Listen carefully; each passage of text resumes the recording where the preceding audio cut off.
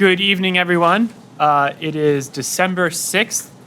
This is convening of a regular meeting of the Brattleboro Selectboard. It is as close to 6:15 as possible. Patrick, has this meeting been properly warned? It has. Excellent. Thank you very much. So we're going to move right into chair remarks.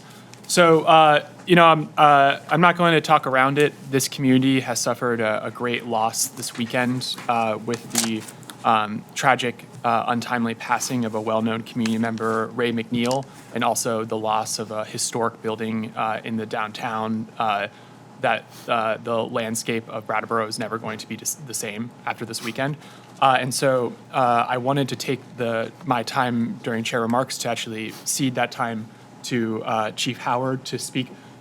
Chief, if you could speak a little bit to what's happened this weekend. The town, we put out a bunch of press releases in a row, and I want to make sure that community members know kind of what's happened in case they missed any of those. If you could speak to that, the decision-making that happened this weekend, and then also just where we're going and what the current status is and what we're going to be looking at in the next week or so. Absolutely. Thank you. Good evening.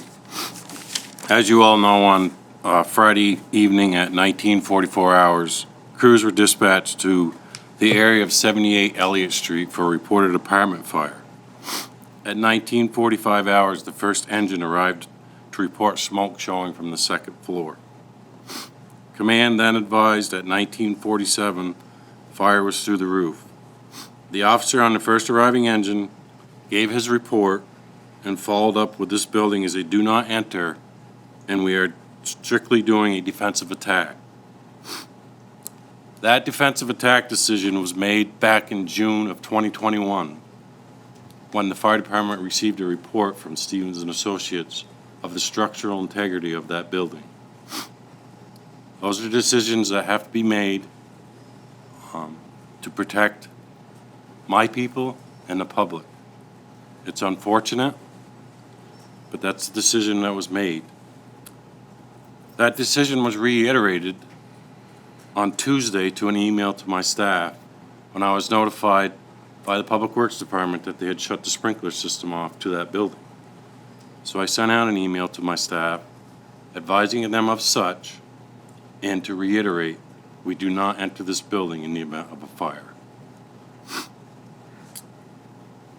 Staff was operating a defensive attack. They did a great job. Our main objective for that fire was to save Kipling's, and that's what we did. Once the fire is extinguished, Assistant Chief Keir was able to go up on the aerial ladder, look in through the second window, and identify that we had somebody in the building. At that point, per protocol, I notified the Vermont State Police, which I'm supposed to advise them that we've had a fatal fire. I talked to the fire investigator. He informed me that he would be down Saturday morning and that I needed to have the police department sit on the scene until he arrived, which they did. Saturday morning, about 8 o'clock, I gathered interim town manager Patrick Mullen, Assistant Chief Keir, Pete Lentz, the utilities and highway superintendent, and Bob Stevens from Stevens and Associates. We met and reviewed the report from June of 2021. Bob explained it to us. In the end, Bob said the best and safest option for this building is to take it down. Me, granted the authority by the Vermont statutes, I advised them that the building needs to come down.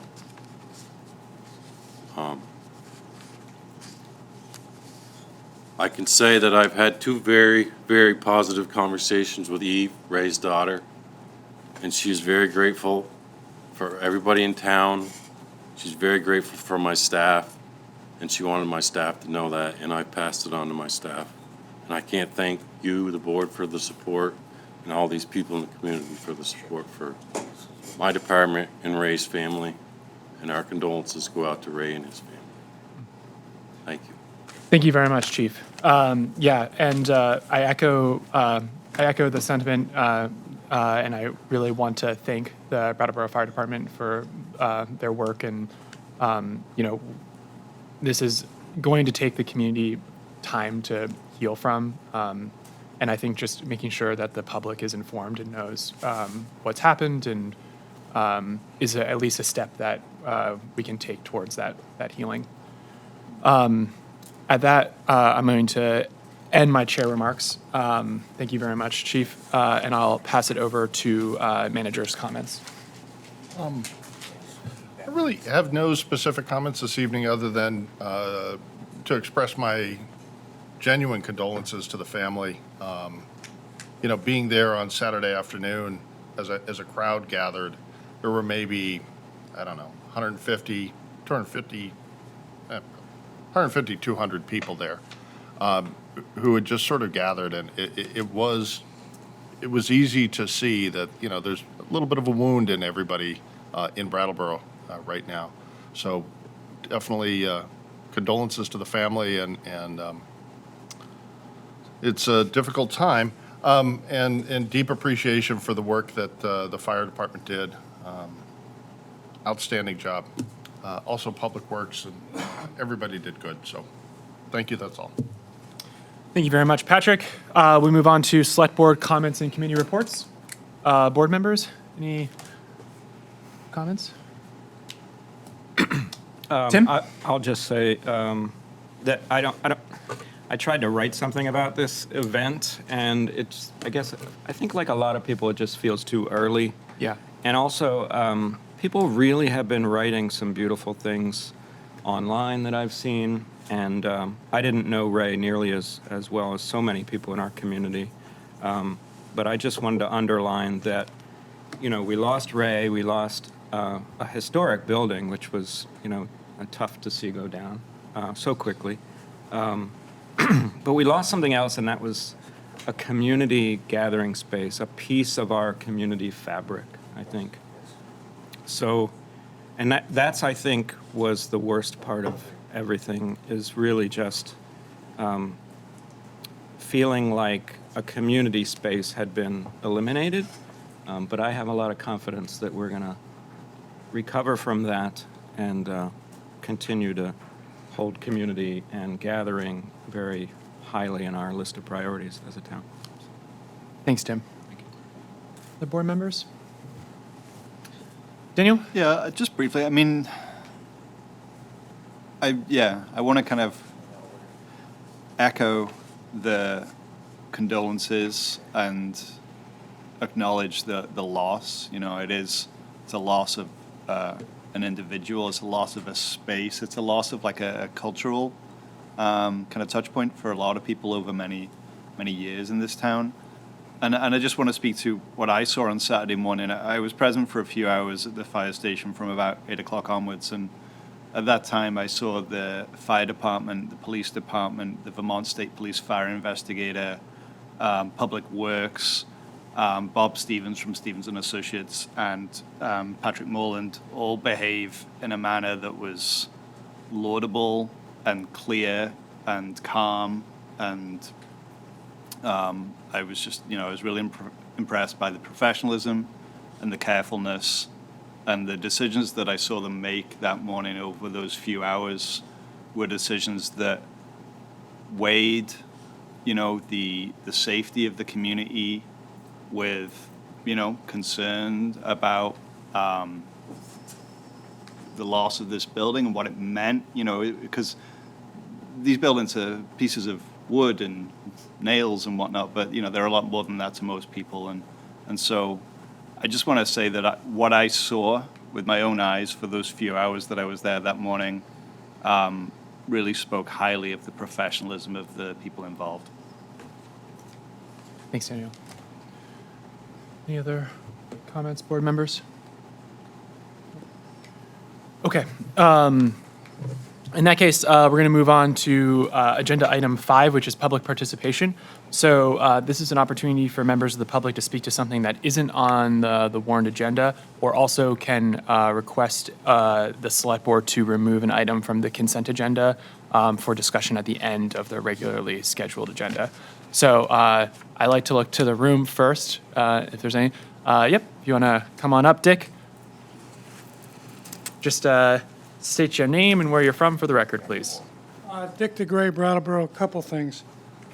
You're right, this week was a bad week, losing Ray in the building, but we also had another fatality on Wednesday. A young lady, 42 years old, exiting Royal Road, collided with a Sosasimo lumber truck. I don't know if the investigation's final. I don't know who's at fault. I can tell you as a resident of Morningside, which there are 166 units, and also Morningside Shelter, and I don't know how many people live up there. That is probably one of the most dangerous intersections in the whole town. And I don't know who the traffic safety representative is. That's currently Liz. And I think you're meeting this Thursday, that you take this issue up. And the issue is that when you are looking north, when you are exiting, it is really difficult to see if anyone is coming down. Now, red is the new green in a lot of our lights in the community.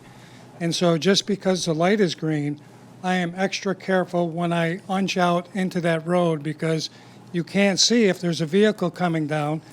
And the heavy traffic that's on that road from Sosasimo's, from Carroll's, the construction, from, the construction companies down there, the trash companies down there, you really put your life in peril because some of those rigs are moving quite along. And, they see the yellow and it switches to red and they don't have an opportunity to stop. So I'm asking if you could get some sort of mirror across the street where people could at least see, right looking south, you have a pretty good sight line, and so I'm not worried too much about the south. But up at looking north, you really have to sneak out there, and a lot of people don't bunch up, and so they just, once that light turns green, boom, they're shooting out, and I think it's a really dangerous situation. There's also a block on that wall that has unched out several inches. I had a conversation with Dan last Wednesday after the accident happened and said they should try to get that pushed in because that obstructs your view. It's right at eye level. But I hope that the traffic safety takes this up and does something about that to improve the vision of people coming out of there so they can see vehicles coming down 142. My second question is for Patrick. I think it's been over a month now when the board made a request for a price on cameras for the transportation center. And can you give me an update on where that is? Patrick, you want to speak to that for a second? Sure. So where that's at, Dick, is that we are actively preparing a request for proposals from camera firms, and when we have hard numbers, we'll bring them back to the board. When you have that? Pardon? Where are you in that stage?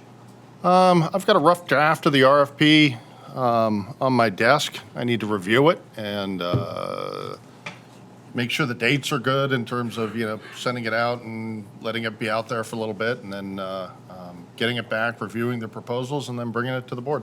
Okay, thank you. Yep. Thank you very much, Dick.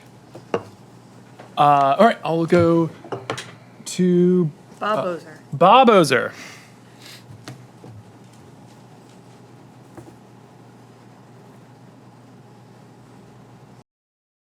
Hello, Bob Ozer, District 3. So, can you hear me? Yes. It's a little quiet. It is a little quiet though, Bob. So I can't say enough that this has been a sad and tragic week. But I wanted to focus a little bit on hope. And that hope came to me when I heard that Peter Case had done a podcast or video, and he had brought Chief Howard together with Director Drew Hazelton. And they weren't in the same room, but they were virtually in the same room. And if you haven't watched it, or if the folks in the audience haven't watched it, it's called Vermontitude, A Path Back. And I think the air date was November 21st. So I want to give a shout out to Peter Case on that. And about 15 minutes into the video, Fish asks Bob Audette from the Reformer if there's a path back for the town of Brattleboro and rescue. And I think Bob's answer is worth taking to heart. He said some of the anger is going to have to be put aside. There's going to have to be a little bit of reckoning between the town and rescue. There needs to be maybe a little bit of therapy between the organizations. They need a mediator to work through these problems. So if that were a motion, I would second that. It should be our plan of action moving forward. And I'm certainly interested in any follow-up from that. But that's at least a hopeful note for the week. Thank you. Okay, thank you, Bob. Back to the room. Seeing none, I'll go back to Zoom. One more hand. It looks like Kurt. Hello, can you hear me? Yes. Hallelujah. I usually have such trouble. Your Thank video you isn't very much. working. Pardon? We can't see you. I don't know if that's intentional. That's it's not good to see me. Okay, that's intentional. Yes. I wanted to bring the board's attention and the public's attention to the rent control legislation that BCS proposed in 2020. That is December 2020.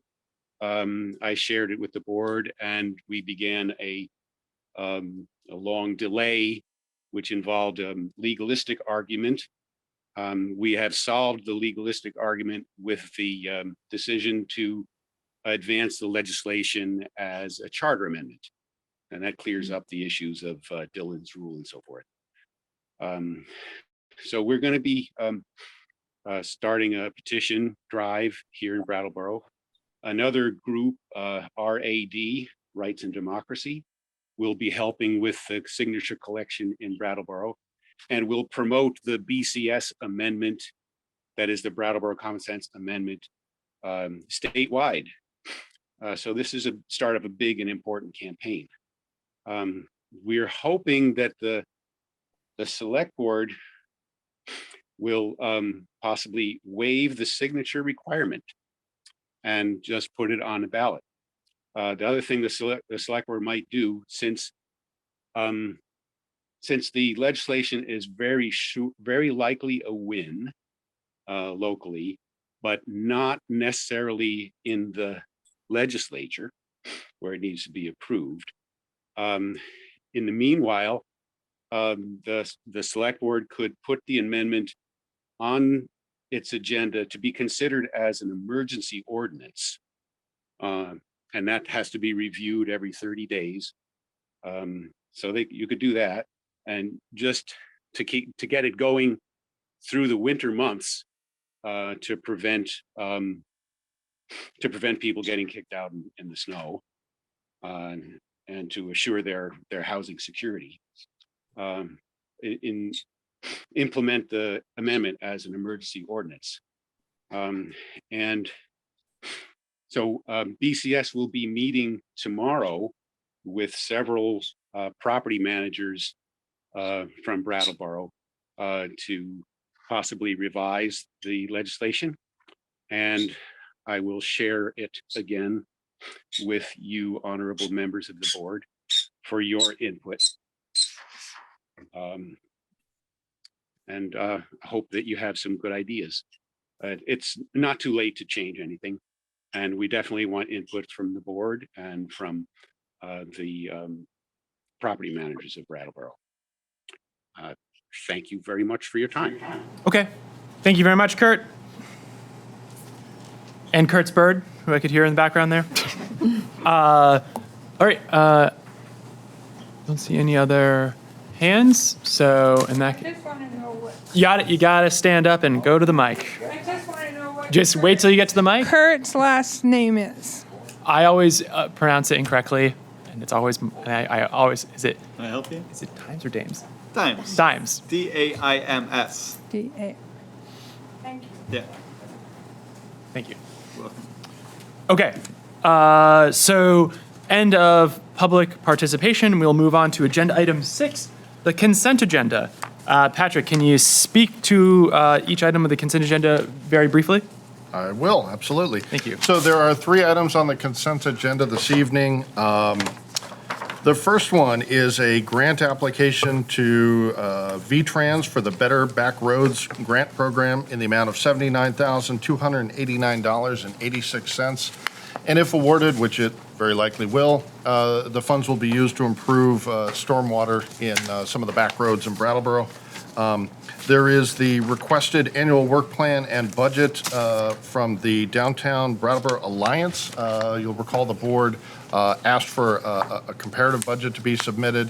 It has been, it's in the board packet, and so that's item 2 on the consent agenda. And then the third item is to accept and appropriate a grant in the amount of $50,000 from the Vermont Community Development Program, and this is to support a water sewer capacity investigation at the Winston Prouty campus.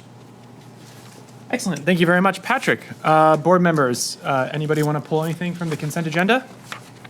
No. Seeing a lot of shaking of heads. In that case, I would entertain a motion. Daniel, I move to approve the consent agenda as, adopt consent agenda as presented. Daniel has made a motion to adopt the consent agenda as presented. Board members, all those in favor? Aye. Aye. That's going to carry 5-0. All right. We're going to move on to agenda item 7, new business A, which is a very exciting agenda item, the new town manager contract. So I'm going to invite Mr. John Potter to join us up here at the special table. And we're going to have a little discussion with the board first, and then we'll probably hear from him for a moment. So, board, this is a item that Patrick doesn't really introduce because it's really an item of the select board with the candidate for town manager that we execute with him, and so it's sort of my honor to be able to sort of bring this to the board and say, we've reviewed this, we've gone through it thoroughly, but this is an opportunity to ask any questions, final questions that you might have, and then also to give an opportunity for the public to also ask any questions that they have about the contract before, if the board is willing to grant me authorization to execute on behalf of the select board and on behalf of the town to enter into a contract with John. So with that, are there any questions or comments from fellow board members? I'll just say welcome. Great. It's a good start. Other questions? Well, Liz? I certainly authorize you to act on our behalf, Yeah, and in doing so, welcoming John. excellent. Thank you. Other, I'm feeling pretty strongly that we'll have a 5-0 vote on this. And I'm excited to welcome John to the town of Brattleboro family, and I think he's going to do a great job.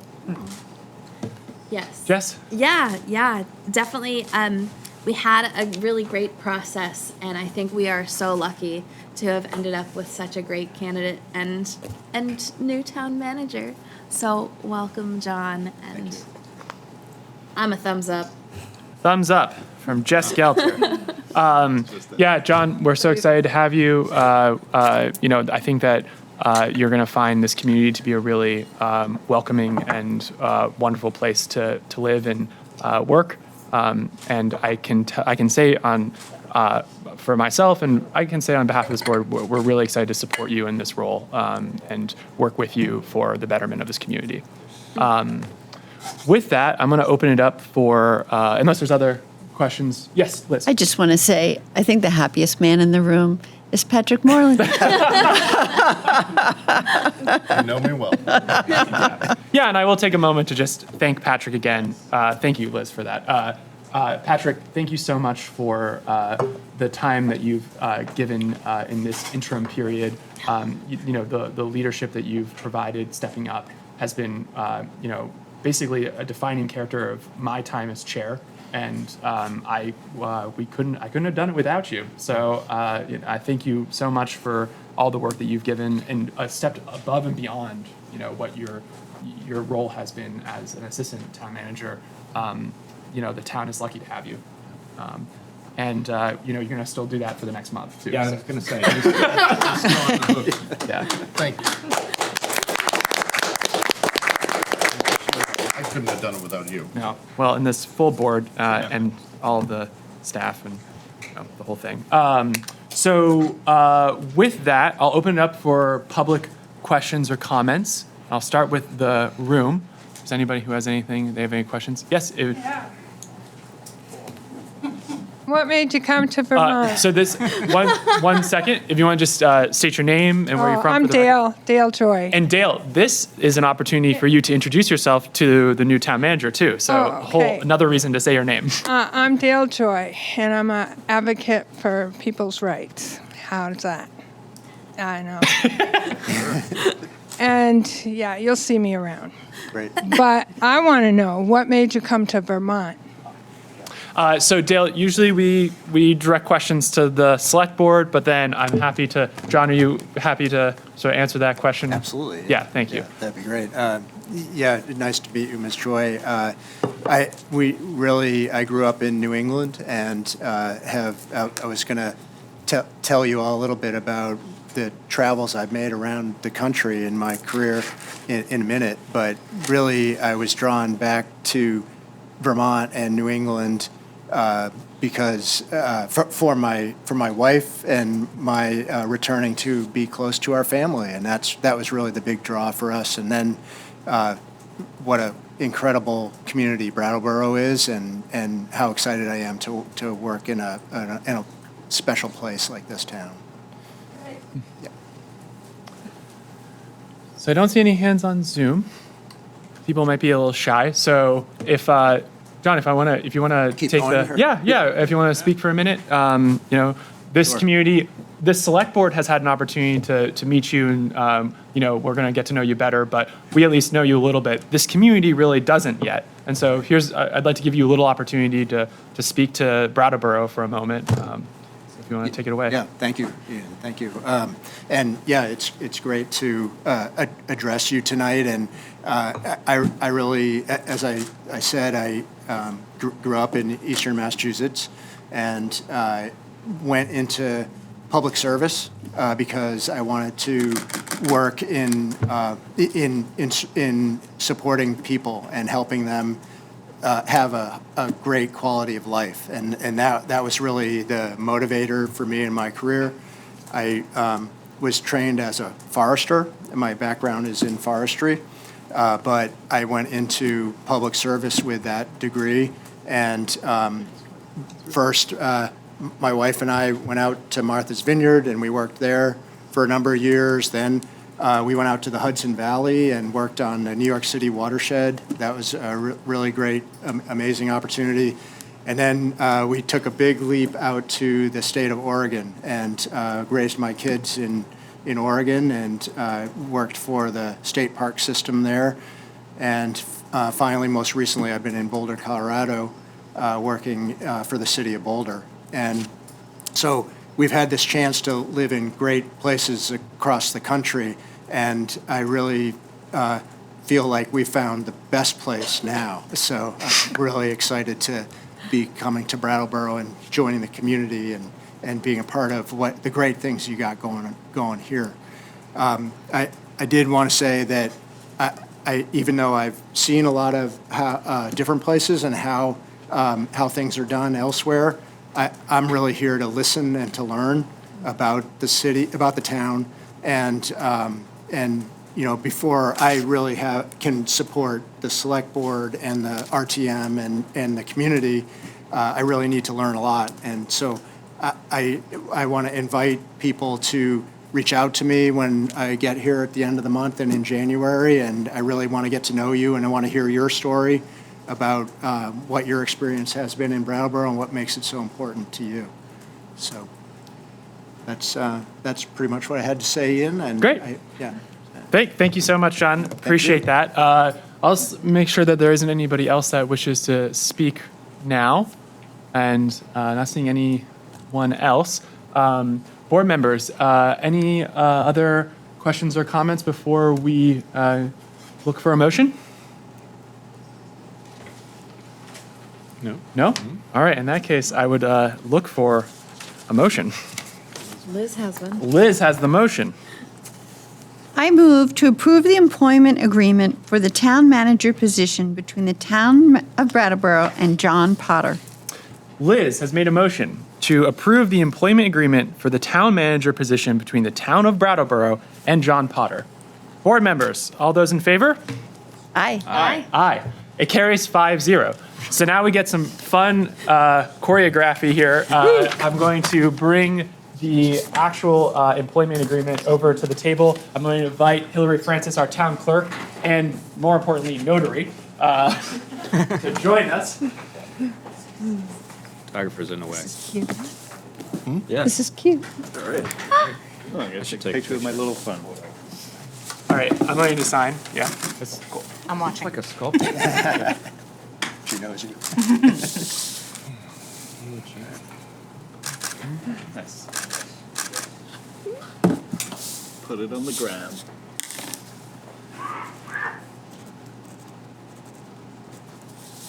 How many pens do they have? One for each letter of their Yeah, name. don't they? Did you use your special signing pen, Ian? It was one that the town made Okay. from town manager. All right.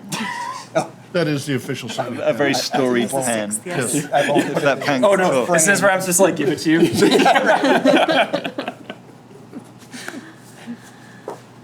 need to pull up my notary number because I don't remember it.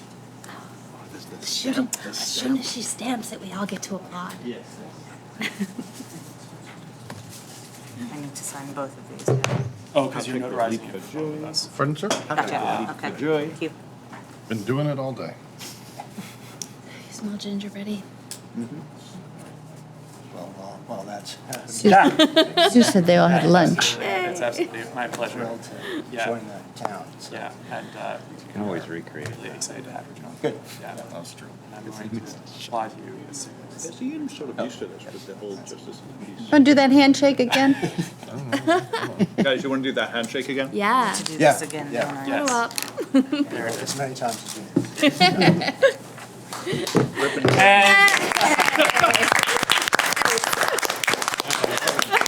Congratulations, John. Thank you so much. And we're really looking forward to you joining us at the end of the month. Yeah. Absolutely. Okay. Okay. Thank you Excellent. very much. Thank you. All right. So we're going to take just a 5-minute recess. I want to let the select board members shake John's hand and everybody have an opportunity to introduce themselves to John if they want to. So we'll be back in 5 minutes.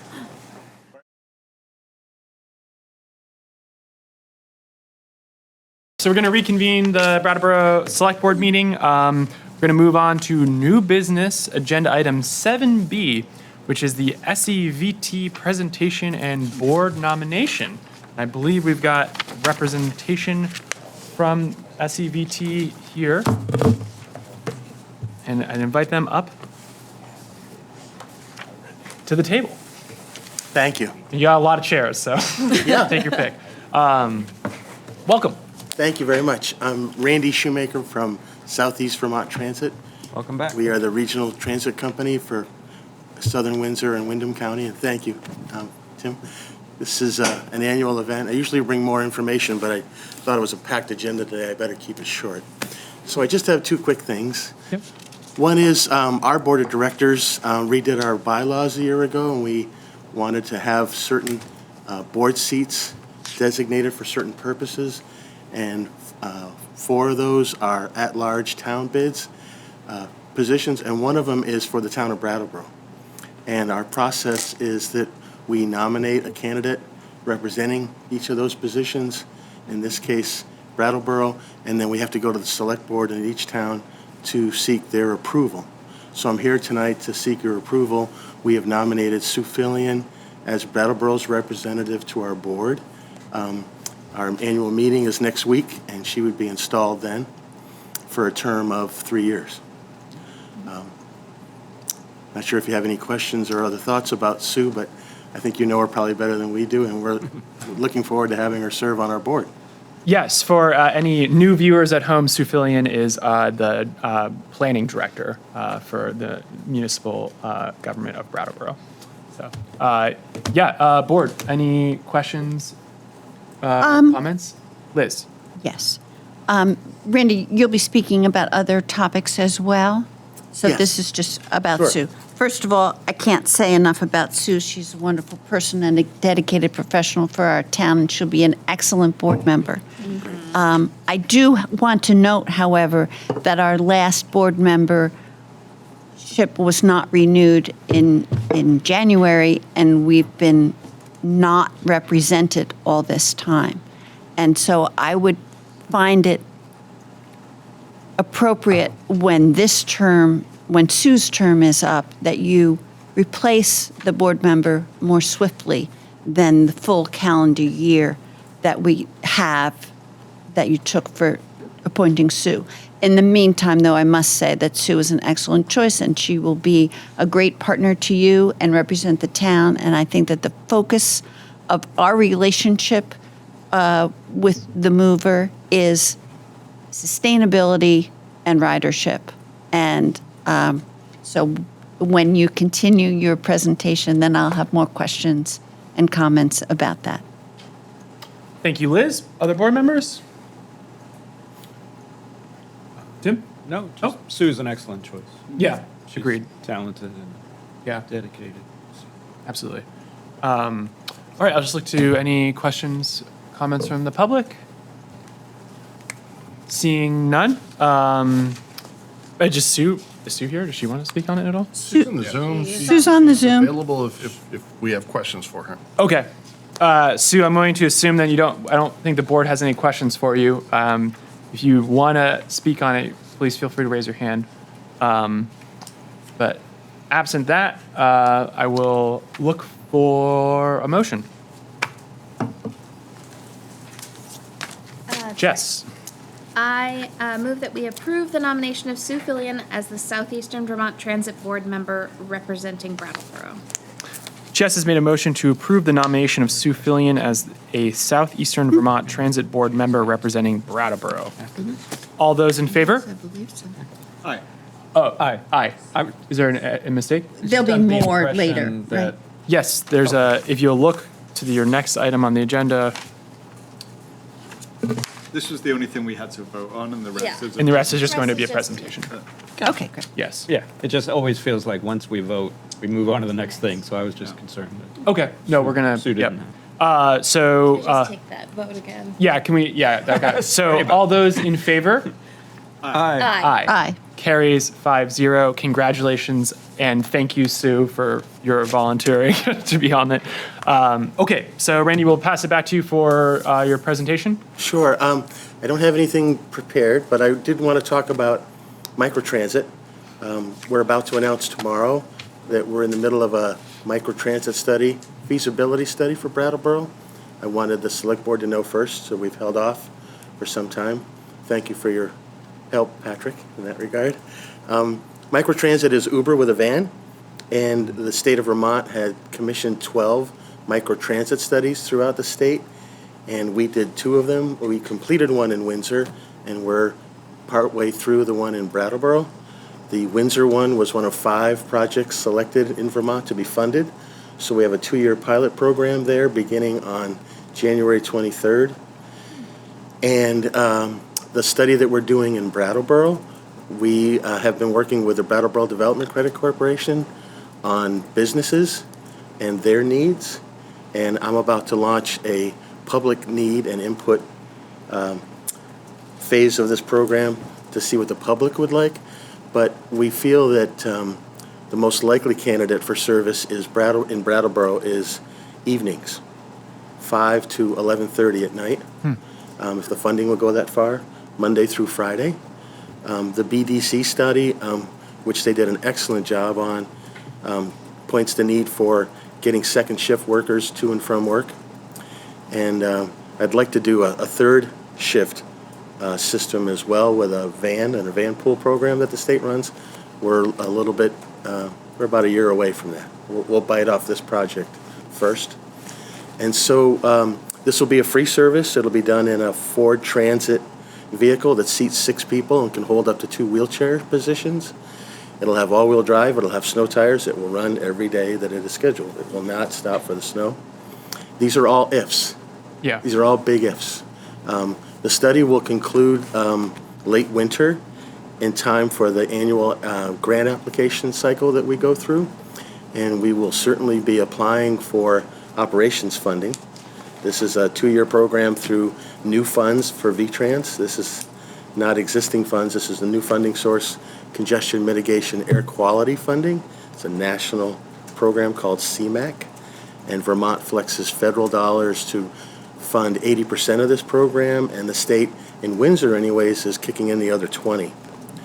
If that funding source continues, we will not be approaching the town for a contribution for that, a match. If they do, if the state does not participate, we would be coming to you to talk about that and start a discussion if it's funded. We'll know in late June if it's funded, and we'll go through a process similar in Windsor that we will fine-tune the program. We will introduce the concept through a series of public meetings and public channels, and we'll launch the service sometime in the fall or early winter of next year, if. We have all new software from a company called HBSS. They're configuring this program. You'll be able to book a ride by calling our number during business hours and speaking to somebody. You can go online and book a ride, and we'll have an app for your phone that you can book a ride. You can book a ride, and we can pick you up in as little as 30 minutes. We'll try to get it to 15, but we're promising 30. As I mentioned, it's free. You can book as many rides as you would like. You can book them up to 21 days in advance. You can book recurring trips in one step.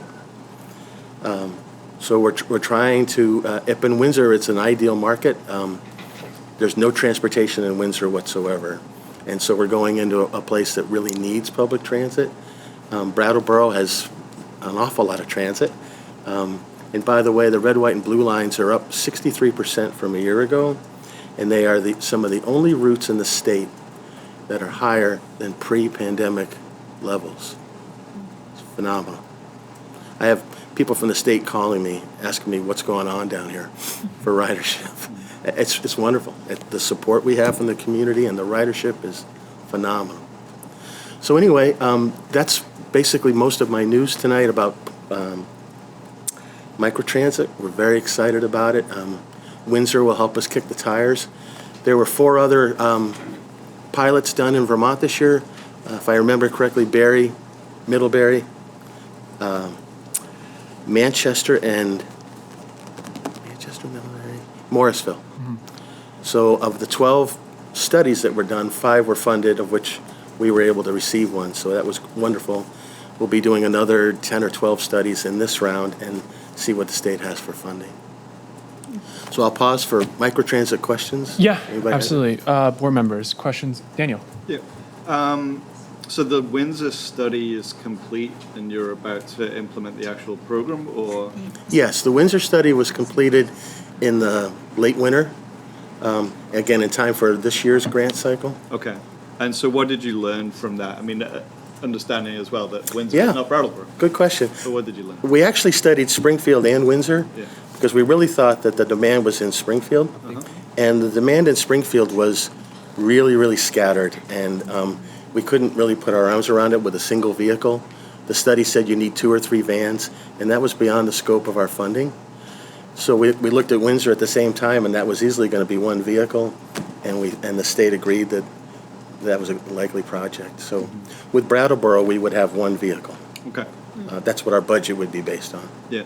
And for somebody getting a ride in Brattleboro, where can they go? Do they have to stay within the boundaries of Brattleboro? Because I'm imagining you were talking about a 30-minute response time with 1 vehicle, so you presumably can't get too far. Yes, it's within the town boundaries. Okay. Borders at this point. What about Dummerston? What about what? Could they go to Dummerston or Vernon? Can't go to or Dummerston, Guilford? can't go to No? Hinsdale, can't go to Okay. Walmart. The way we see the pilot going, that may change. In Windsor, we've said the same thing. But if we find that the driver doesn't have a lot to do there, we'll gently or shortly expand it. But we want to go in there nice and conservative and be able to deliver what we've promised. Yeah. There is a pilot that's been going on since January of '21 in Montpelier, a microtransit, and they've got 5 vans, and they took 3 fixed-route buses offline, and they went with 5 vans. And it started out really, really good, but there's a core of the population there that really likes the fixed-route bus schedule. So they're thinking about going back there. So this is only the second microtransit project in Vermont, and this will be totally different, and we're hoping that we'll make it work. Yep. I guess one other question, and then I'll shut up. So, like, it's a van.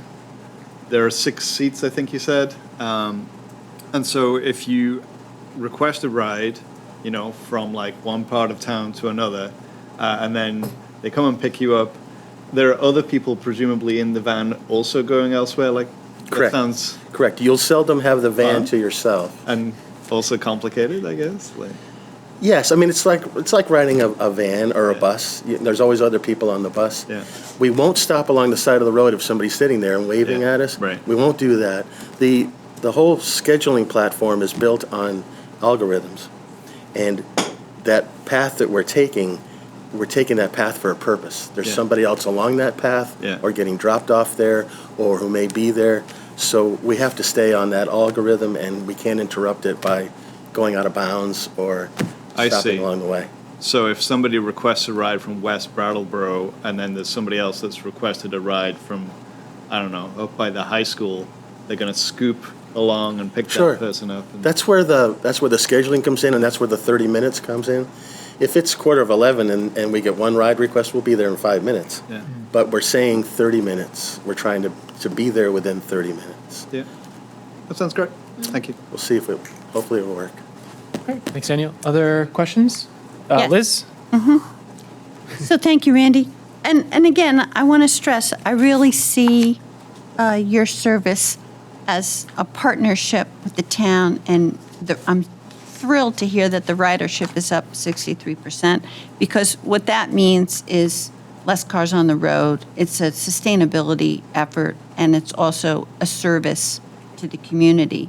And I also applaud the 5 to 11:30 evening. That's exactly what I was hoping for last year when you spoke to us. So I'm thrilled with that. That's really great. I wondered, how is your planning doing? What is the planning about electric buses? Sure. Vermont has a vehicle electrification plan, and it's got 2 phases. One is to bring enough charging capacity to our buildings. And in our company, we have 2. We have one in Rockingham and one in Wilmington. And maybe someday soon we'll have one in Brattleboro, because we have 9 buses parked up at Allard's. And so we kind of need a small facility in town. So we need to bring the ability to charge vehicles there first, and then we need to buy vehicles. And the most advanced technology for electric buses is in a large motor coach, 35 or 40 seats, the kind you see in big cities. And those will go 150, maybe 200 miles on a charge with no heat or air conditioning on and nobody in it. And that's a 40-foot bus, and we're not sure that's meant for Brattleboro, or we don't really even have any routes that would fit that. It won't go all day. So we would have to bring it back at lunchtime or so, charge it for 24 hours, and then bring it back. In the smaller buses, like the cutaways that we drive, they do make 14-seat buses. The ones in Brattleboro that you see driving are anywhere from 22 to 28 seats. But the 14-seat buses that are made now, those will go 100 miles. Those will last about 4 hours. No heat, no air conditioning, no weight. And so the technology for buses is not nearly as advanced as it is for cars. We're hoping for more, but frankly, the research we've done is, if I had my choice, we would do hydrogen. Hydrogen is immensely more efficient. The fuel is harder to get, but we would take any type of non-emission, low-emission vehicle. So we're waiting for technology. There is money available every couple of years for electric buses. There's been a bunch of buses purchased in the state that have never been operating. They're not ready to go. The technology's not there, or they were delivered and they can't get going. That's not the reason why we're not involved with it, but again, it just cries for, we need to advance the technology in the lithium battery market to catch up to what we're doing in cars. Great. If you could report to us every year on the progress. Oh, yes. That would be great. Try to keep me away. Yeah. And then again, that evening shift, I'm also commend you for working with the BDCC. I think that's a great partnership they're as great. well. Yeah. Thank you. So a couple other things. I know that the signage at various bus stops is not as extensive in Brattleboro or the Connecticut River Valley as it is out by Mount Snow. And I'm wondering if you have steps to improve the signage with the route on it so that it's clear to the public Sure. where the buses are going. Based on your input a year ago, we worked with Patrick, and we took care of almost all the signage on the red line until we ran out of materials, so the sign holders on the posts. Sign holders are $250 a piece, the posts, et cetera. So as we speak, the board has asked me, Chris Campany in particular on our board from Wyndham Regional, to come up with a sign and shelter plan, of which I'm doing, and I'll have that ready for the board by our meeting next week. And we have 203 stops. Of about half of them have signs and schedules, and the holders are only 14 to 17 inches deep. And the way that the Brattleboro schedules are, there's not room for a map and a schedule. So we're going to get rid of those holders, and we're going with a metal sign that's probably a little bit longer, that'll have a map and a schedule for every stop, and we will make those with our own sign shop. But I need the capital funding to buy the vinyl, to buy all the metal blanks, to buy the posts, to buy the round signs. So And does the state of Vermont this is so this will be 80% federal, 10% state, 10% local, awarded in late June, and we would spend next summer putting those signs up. They can be done relatively quickly. I've got all the signs on the computer, so we can spit them out quickly in the sign machine. Great. And then also, last year, I think it was Daniel asked that the buses show, I don't know what you call that sign on The the destination. destination. Show the destination on the top of the buses. And I understand that that exists sporadically, that it was done, and then sometimes the buses just say red, blue, or white. And then, so can you make sure that that is done across the board? Sure, can you explain to me sporadically? Is the light out, or is the No, not on? Or? it's Yeah, been returned to blue So, sometimes. I have seen both. I've seen three things. I have seen a nice clear, wherever this bus is going, right? Very obvious to anybody. I've seen, red, blue, or white. And then I've seen a hybrid where it's like red with underneath it's got the destination. And, it sounds like you guys are doing great in terms of increasing ridership. So obviously something is working well. And I think in order to build on that, for people that don't currently ride the bus but see the bus kind of driving around, them being able to see the actual, geographic destination as opposed to a color would give them more of a sense of, oh, that bus goes there, and maybe I'll ride it Okay. next time. Sure, we Yeah, can check so that. it's just, we've seen it both ways, and we were happy to see the destination, Yeah. but we want it to be consistent across the board. Yep. Sure. And the last thing is, I understand you do have service to Winston Prouty, but it's not on Saturdays. Correct. And the farmers market in Brattleboro has moved. Right. to Winston Prouty. What do we need to do to work with you to get Saturday service to Winston Prouty? We spent a lot of time working on this and can't come up with anything at the present time. The Saturday schedule is just 2 buses, the red and the white. And there's no service up to Cotton Mill Hill on the weekends, and there's no service on the Winston Prouty loop. It's all the funding we have. It's all we've ever run. And the red and white lines that operate on Saturday leave every hour, and they meet at the transportation center, and they go back out again.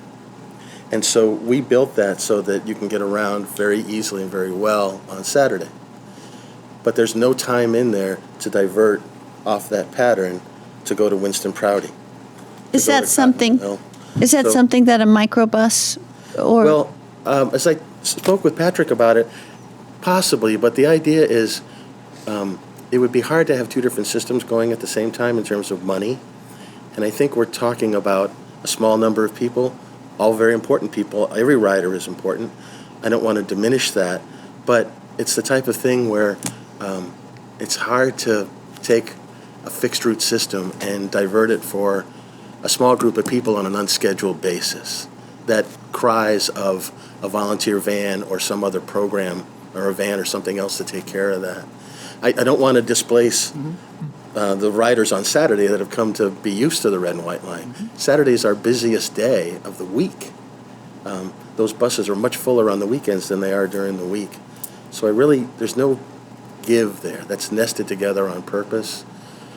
And if somebody can come up with the funding, I'll get a driver in for a couple of hours every week, but we don't have the funding for that. So maybe that'll be something that Sue can work on with being our liaison to your. Yeah, again, I think it comes down to funding. If somebody can come up with the funding, we'll come up with a vehicle in the program. That's not hard. But we need the funding for it, really. And it just can't come out of our existing pot or our existing route schedule on Saturday. And what about that program that you were explaining where you can make a reservation? That's still in the works. It's still in the works. They're going to apply for it for Brattleboro. They got it for Windsor. Right. So We initially thought about weekends, but our priority, I think, is getting people to work. And I'm on the Working Communities Challenge out of BDCC and worked very closely with the Afghan refugees that have come in, and their needs are great. And they're wonderful people, and they are working a lot of second and third shift jobs, and we feel it's our responsibility to take care of as many people as we can. But BDC went out on their own, hired a van, got the funding from the Department of Labor, and moved these people around to their jobs from March until the end of this month. Phenomenal job. They created a transit system. Something like that needs to be done on a smaller scale for projects like the Winston Prouty on Saturdays. Yeah. All right, thank you very much. Sure. 2 quick questions. Sure. First, so an element of the micro transit application that you spoke to was community outreach. Did I hear that correctly? Yes. Do you feel, you guys have done that in the past for other? Yes. Yes. So do you feel good about the level of participation in those outreaches that you do? And if you don't, do you have any plans on how to make sure you get enough input Sure. to the communities speaking to what their needs are? So we redid the Brattleboro red, white, and blue lines back in 2019. Yeah. I And remember, yeah. we spent 16 months in Brattleboro collecting input, and there was no shortage of input. We had meetings, we did surveys, we did onboard, we did non-rider surveys, we did special events. Yeah. And when we started service in 2019, we didn't get a single complaint. We didn't get a single comment, we didn't get a single anything. To this day, we haven't on the schedule. And that's because the people of Brattleboro were very forthcoming in what they needed, and we just delivered what they asked for. So thank you again for that, but we plan to do the same thing for this project. Absolutely. I think we've done quite a bit up in Windsor for that program. We have 2 rounds of public meetings, we have surveys, we have outreach, we have a stakeholder group. But that came about mostly when the grant was awarded. So we're going to do some public outreach for the feasibility study phase, but if we get awarded it, we'll be out in force to Yeah. get everybody's input. Second question. Thank you for Yep. that. Really appreciate it. And I'm really grateful that the mover puts emphasis on that outreach. You know, your role in the community is serving people who have needs, and the fact that you're making sure that their voices are heard is critical. And I commend you on it, and I encourage you to keep that moving as you implement other new projects and systems. Other question was, probably 3 months ago, during public participation, we had a pretty compelling story from a resident about their experience on the mover and kind of their choice to not take the bus because of their feeling uncomfortable with drug use and crime that was occurring. And it was, it was good to hear. It was kind of shocking. It kind of speaks in the face of 63% increase in ridership, which is a really great number. So I don't bring this as an accusation or something like that, but I was wondering if you could help me to kind of understand that and what I've heard tonight. And if you've heard anything about sort of activity on buses in Brattleboro, and if it's been an issue, and if there has been, if you've taken any steps to try to mitigate them? Sure. There are a number of events on the bus every week. Yeah. Every month, every year. Some are more physical than others. Some are what have you. It happens. And we don't like it either. Every bus that we have has between 3 and 6 cameras in it, so we always go to the tape in the instance of a complaint or a question. Mm-hmm. And the police have been wonderful. We've been working with them. We've had no trespassing orders on several riders. We don't like to do that, but we've had enough of instances that have provoked that. The Federal Transit Administration that funds our services, for which we report to through VTrans, says that we have to be open to all riders. So we can't discriminate in any way, and we can't police things like personal hygiene. Yeah. Nobody wants to sit next to somebody on the bus who doesn't smell, or who smells possibly offensive to others, or who uses foul language or whatever. So we have a rider Bill of Rights. We do reinforce negative behavior with constructive behavior, but there's still things that goes on that we can't control, and when it becomes serious, we have the cameras and we do take action. Do you fine line? Yeah, of course, and I appreciate that. Is there? Do you guys keep a kind of a record of number of incidents, and Yes. have you seen is there a pattern, or has there been a rise, or has it kind of been consistent? There's been it's fairly steady, but there has been a rise since we went with no fares. Yeah. In COVID, 2020, because there's more people on the bus, and which is also a great thing. Yeah. So I wish I could tell you, Ian, that it hasn't gone up, but it hasn't gone up a whole lot. It's especially compared to the increase in ridership. So on a per capita ridership basis, no, it hasn't gone up. But the number of incidents, and they just tend to be more serious than they used to. We've had some broken glass. We've had a fight on the bus. We've had a number of instances that are fairly new to us that we haven't seen in previous years. I'm sorry to hear it, but no, thank you. Other questions, comments, board members, before I open up to community questions? Yeah. Yes, please. So in my professional life, I hop across the river for my work, and I'm curious. I know there have been some news articles about a regional transportation plan that's happening in Cheshire County, and the possibility of including Brattleboro, or this, brief side of the river, in that transportation plan with microtransit or potential bus routes. have you been engaged in that process? I will. I'm going to. We weren't invited to the table, but that's not a criticism. The people who are running that and the planning commission over there have worked with us closely on Hinsdale's route. So they're great people, and I think it's just one of those oversights. That's a huge territory that they're biting off, and the Keene to Brattleboro route has long been on everyone's radar. So anything we can do to hook up with them or help them or whatever else, we're all ears, and I'm sure when I reach out to them that we will get that. Yeah. I hope it works. That's a big project, big route. Yeah. All right, in that case, I'll look to see if any community members have any questions or comments. Don't see any hands in the room. I don't see any on Zoom. Great.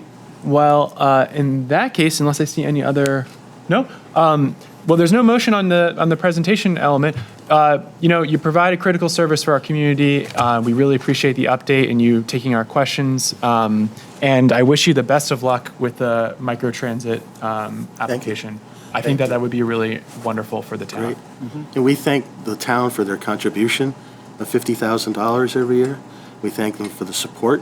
Every time we need something through Patrick's office, they've been more than willing. Sue's office, Public Works. We'd like to think it's a mutually beneficial relationship. But thank you very much. We need to thank you too. Thank you. Yeah, thanks for taking the time, too. Yeah, and thank you for taking the time to be here tonight. Thank you. All right, Randy, you have a great night.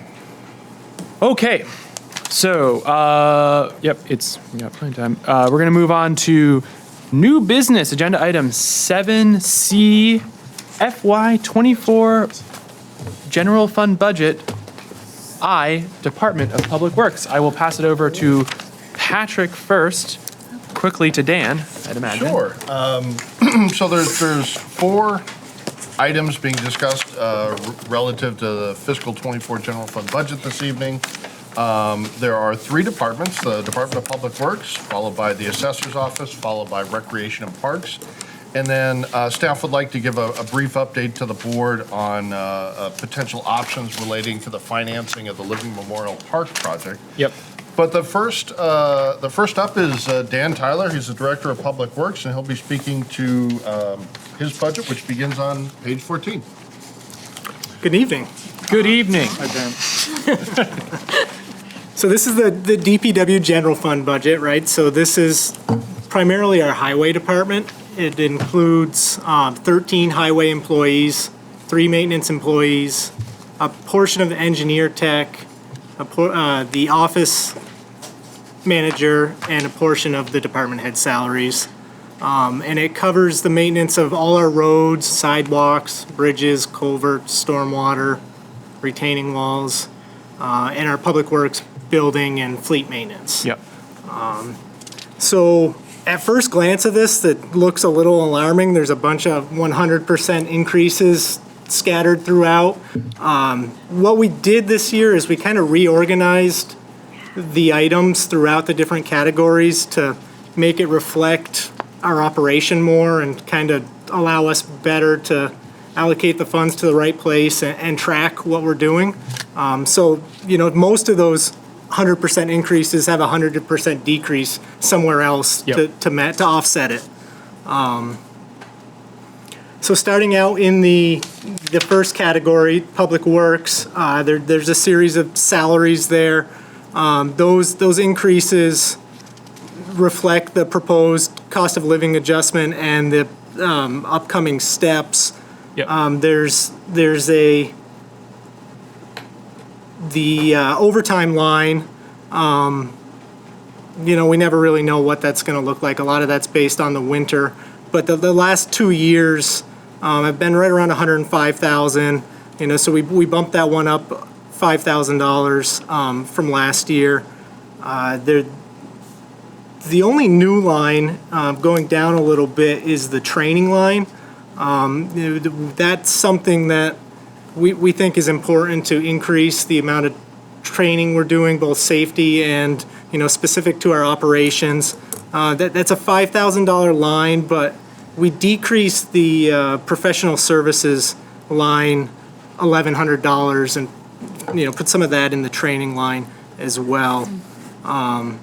There's a clerical line there that is a 100% deduct. That's in the salaries, reflected in the salaries above. Again, professional services, we lowered a little bit for the training. The next big one that stands out is the highway category, the stormwater upgrades. The last couple years, we've really been ramping those stormwater items up based on the MRGP requirements of the state. And they've kind of pushed the deadlines out, and the grant funding that they're offering has been really strong. So we haven't been spending that money. It hasn't been costing us as much as we had thought it might. So we lowered the stormwater and the permits and compliance a little bit to kind of offset some of the other increases throughout the budget. The equipment category, those were all moved around and scattered throughout the other lines. Most of them are in the next category below, the highway equipment and vehicle maintenance. That also has the gasoline and diesel in there. Patrick's talked at past budget meetings about how those numbers were, how we came up with those town-wide. The parts and the tires and accessories also comes from that equipment line up above. Yeah. In the summer roads category, the hot mix, so that's a lot of our patching. The last several years, we've kind of increased that slowly, and the cost of asphalt has gone up. And we've also used some of the pavement preservation work we've been doing with the milling and filling and the bigger patches throughout town. We've used more mix than we had in the past, and we feel like that's valuable work that we're doing, and it seems to be making a difference. So we're proposing an increase there in the hot mix. Gravel is one that we tend to spend all of every year and then some, and the cost of gravel has gone up. That's where that came from. Guardrails, again, is another cost thing. The cost has really gone up for guardrail installation and materials. Is that putting in new ones or replacing ones that get damaged? Most of what we do is damage, Yeah. repair work. We replace some, like we just did Cotton Mill Hill that as part of the paving project. yeah, We yeah. replaced those, but a lot of it gets hit. If we can run it through insurance, we do, but sometimes you can't. Yeah. Thanks. Line striping, the cost of paint has gone up a lot in the last couple of years, so that increase is reflected there. Where was that before? Highway miscellaneous. Highway. In the miscellaneous, yeah. Oh, I see. Thanks. Yeah, wow. Although, looking at the actuals for 21 and 22 on line striping, that's close to 40. So maybe just the FY23 budgeted figure was just, I think we were a little behind, and it's been creeping up. It went up, yeah. yeah. Okay. Small tools, that was moved from the public works equipment. Right. Property repair, that, I lied, so that's a new line as well. That's like small repairs that don't qualify, they're kind of under the deductible, so maybe a plow hits a mailbox kind of thing, and We don't do that ever. Right? Never happened. once in a while. Broom material was moved to the summer roads category. Roadside rubbish removal, that was in the yard expenses previously, and I think we renamed that. It was refuse removal prior. Again, line striping. Tree removal and tree care. There seems to be a lot of it in the last couple years. It's removal of dead trees, dangerous trees. The tree committee has really encouraged us to do some pruning, so we've done a lot of pruning downtown and of public trees. And is the expense to that mostly like getting the equipment out? And, A lot of that's contracted through tree companies for the removal. yeah. It's like trees that require cranes and Yep. bucket trucks sort of things. Yep. Winter roads, salt and sand has been increasing over the last several years. And I think we've been behind a little bit in our budgeting. So we bumped those up to try to get closer to what we expect we might spend.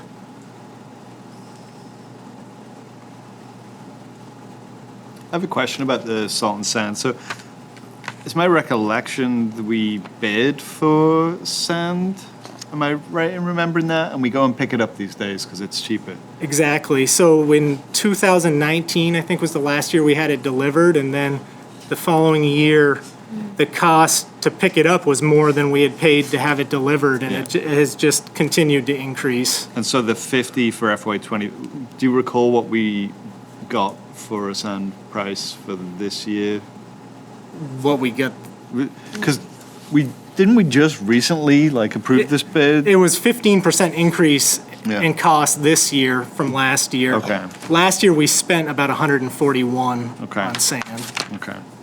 And these sand and the prices cost went will, up 15% from that. So that's where we came up with that number. Okay. And these sand prices are largely inflation related, or? There's a lack of sand as well. Yeah, okay. Some of the suppliers have reached a point in their pits where they no longer have the material, so there's not as many people that it's available through. Okay. All right, thanks.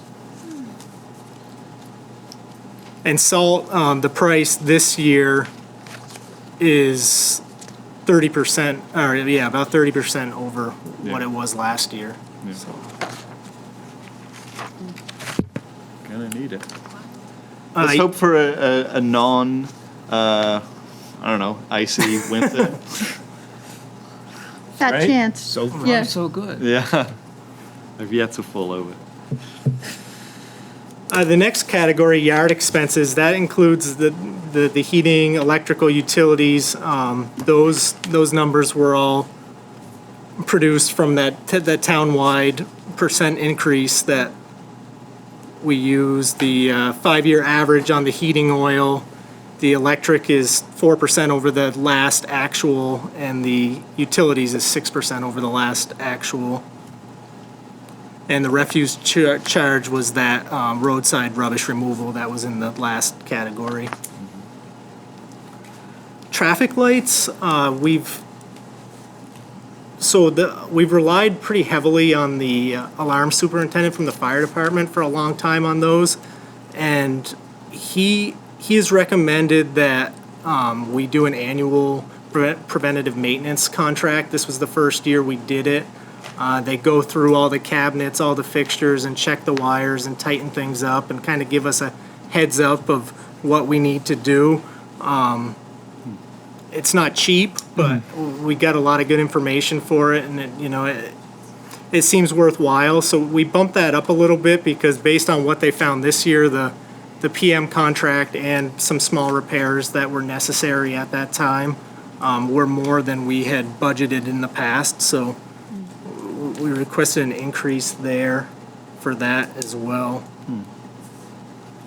And I guess that's the end of what I've got. If anyone has any other Great. questions. Actually, Patrick would like to ask the first question. You're gonna ask a question? If that's all right. Good heavens. Cool. So Dan, thank you for diving right in. gonna look at my walking rules. the board through the Public Works budget.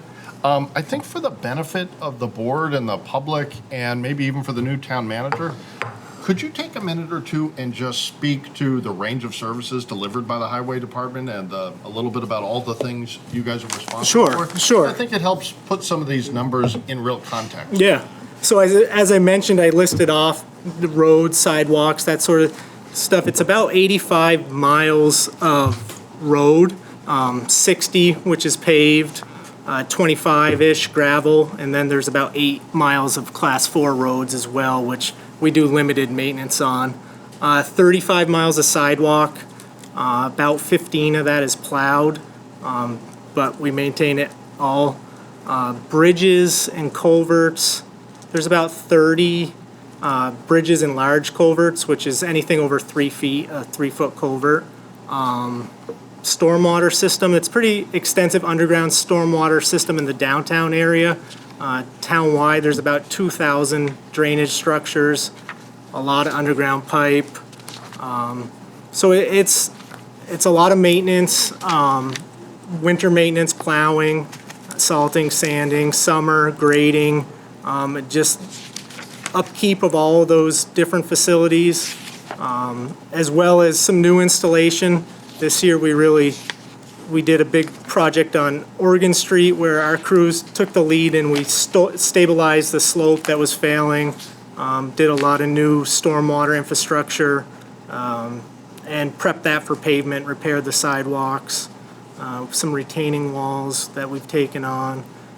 The sidewalks, we do a lot of smaller projects in-house, repairs where they're short sections that we may do a couple 100 feet or something of sidewalk. It's not the big project that we put out to bid, but we do a lot of smaller ones throughout town. It's a lot. Yeah. Yeah. There is. Daniel? Yeah, a bunch of small questions. Okay. Let's see. So the one that I was kind of about to ask was about the traffic light kind of repair line, right? So I see, it's a pretty weird line. There was like nearly $7,000 spent in FY 2019, and then, a much smaller amount under 2020, and then nothing in 21 and 22.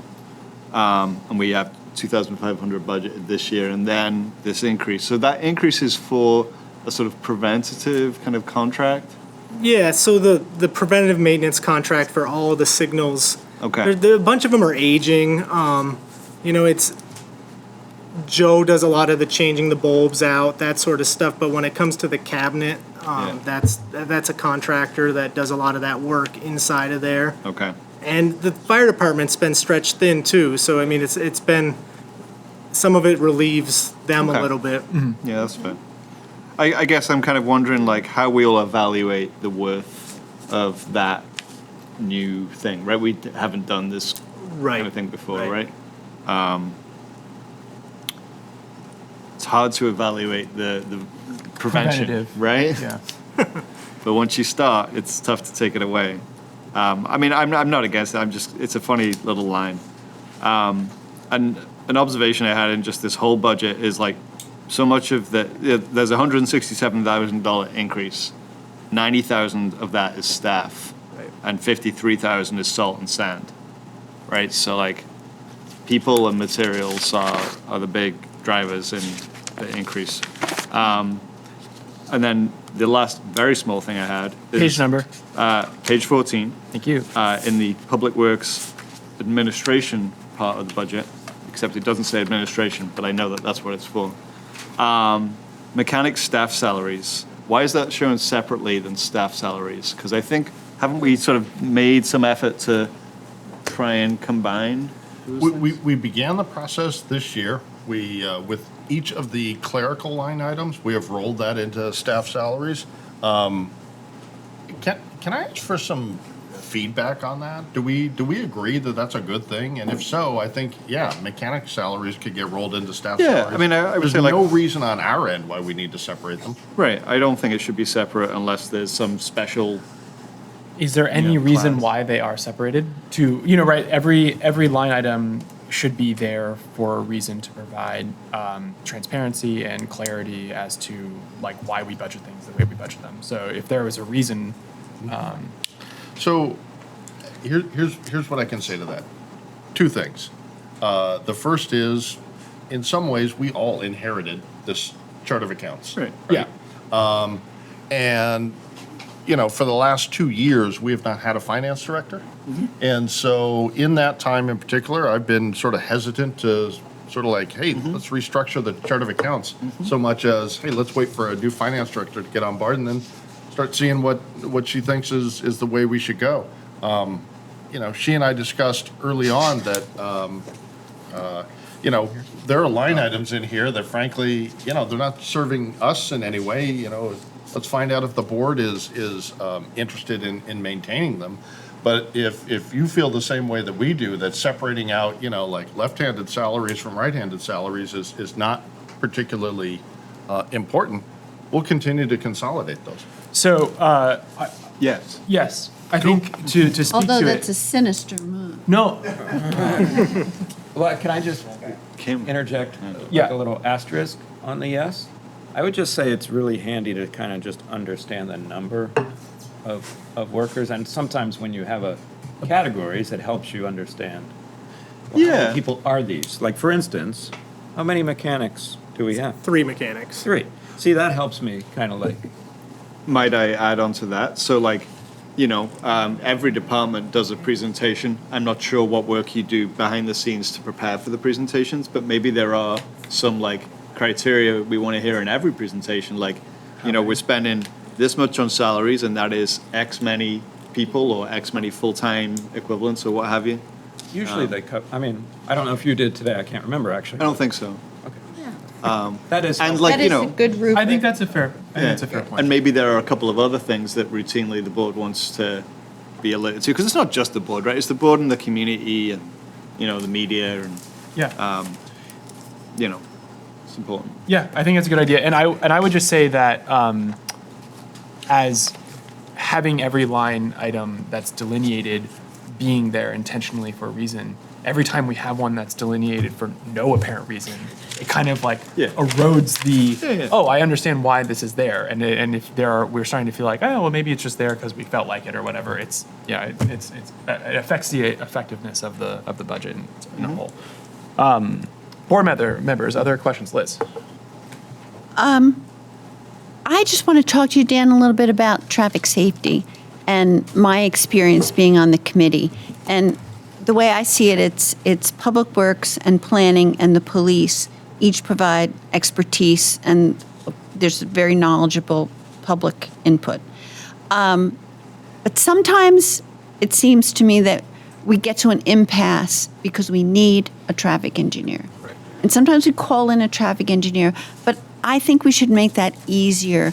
And I would think that I would ask for select board support to have a line item in the budget to have on-call traffic engineering services so that, I don't know whether it's you or Sue, would put out an RFP to have a traffic engineering firm that you respect be on call for, 3 or 4 intersections a year, or however many you think it is, because we get to the point where somebody suggests an action and we need expertise to review whether that's valid. Right. Okay, let's put a flag in it. I think. Put a flag in that, and then, but I think it would take either Dan or Sue to come back to us with what that would entail. Yeah, and so kind of just to synthesize that for a second, it would basically be like, what would it cost for the town to have like on retainer or like have a relationship with like a Traffic engineering. yeah, and we could put it in a line item as like a Consultant. research something or something. Yeah. Yeah. Tim? Because Daniel and I might be about to say the same thing, but we're not No, sure. I'm curious what you're going to say. Okay, I just wanted to, I acknowledge what you just said. I was hoping Dan would just chime in. Do you think that's a thing? Is that? I think it's or a is that thing, perception I think perhaps of the board? there's certainly areas that come up over and over again, and it's, there's a lot of good ideas there, but we don't necessarily know what idea is appropriate, and, how do we bring it to the next step? I think the cost could be, Yeah, that's my concern, of course. Well, yeah. But I'm and that's just what we need to wondering- find out, Yeah, right? yeah. I mean, we have the traffic safety line. Traditionally, that has been used for the purchase of RFBs. It's not a line for that committee, but that's how the RFBs around town have been purchased. They're to the point where they're about $10,000 a piece, so that's one a year. We also increased the professional services line. Originally, we had requested an engineering line. Engineering's a professional service, right? So we increased that line $5,000, which, is small. Yeah, and I think it could also be, sometimes you might have a a question or a quick overview, whereas sometimes you might then later need some sort of engineering plan. So, using your judgment to see what was be appropriate in each instance and having a variety of services available. Sure. I'll let Carl. Daniel? Yeah, as the other former Traffic Safety Committee member, I was on it for 2 years, I think. I don't recall a time where we specifically said we need to engage some traffic engineer. I just don't. And maybe I'm like misremembering. It's 8 a.m. on a Thursday. And I'm not saying you're wrong. I'm just saying I'm trying to remember my time on the committee, and I think one that recently has come up is the Canal and South Main Street intersection. It's come up over and over again. So we're currently working with a consultant on the bike ped action plan. So we asked them to take a look at that intersection, or give us a proposal to take a look at that intersection, and it's $6,700, I think. $6,500. $6,500 for that one intersection.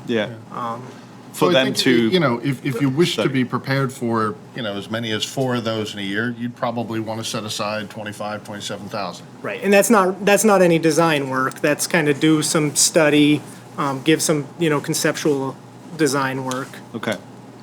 Yeah, I mean, I'd be curious to hear more about it, and I'd like to hear the kind of the cost benefit.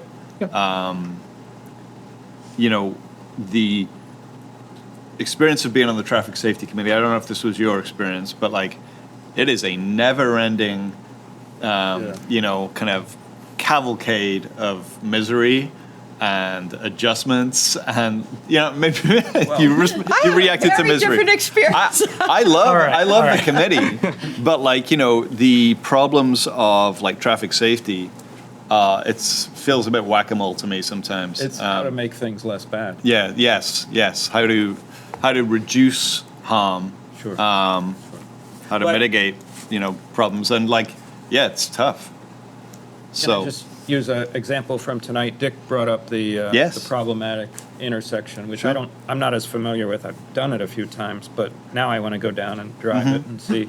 But something like that might be solved very simply, hopefully, and might not need a study. So I certainly don't want to think that studies are the answer to solving problems necessarily. And that's the cost benefit you were speaking. And what I've seen on the committee is that the committee is pretty well placed to understand where their knowledge can solve the problem and where they need to go for elsewhere.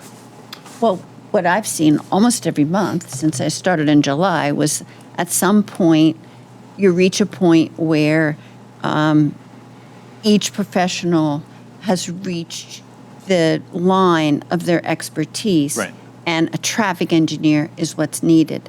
And I'm not saying it has to be a full-fledged report, but somebody to go to would be appropriate because, people in the public, Dick, for example, proposed a solution. Is that the best solution? And so that's what we're looking for. Yeah. So, and it just seems normal to me. For next budget. So let's put a flag on it, and we'll hear back. And I think it's a very good question, and this is a very appropriate part of the budget to put it in. If we were to consider asking staff to report back for this budget season? Yes. And that counts as a flag? And because it's basically absolutely that's the whole. That's the process. That's the whole process. Feels like it needs a vote. And also, to wait. I'm sorry. It needs a vote for them to come that's- back and just discuss it additionally. We have a lot to address with this budget. So, just like every year. Every flag necessarily doesn't have to turn into a report.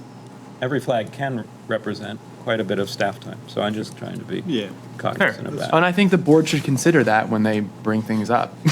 Don't bring up things you don't really consider being an important part of. I haven't brought this up in a willy-nilly fashion. It's an nor do I think you example did.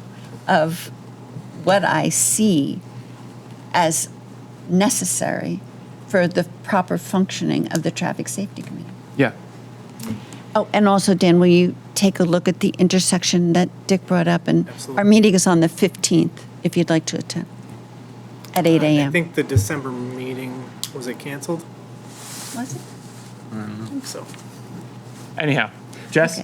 Well, that'll give you more time to look into it. Sure. 2 comments, 1 question. First comment. I drive my child to high school every day, and I love the sign outside the public works yard there. Always a wonderful, funny, fun kind of message. I really appreciate But serious. that. But serious. Extremely serious. Very serious. Just that.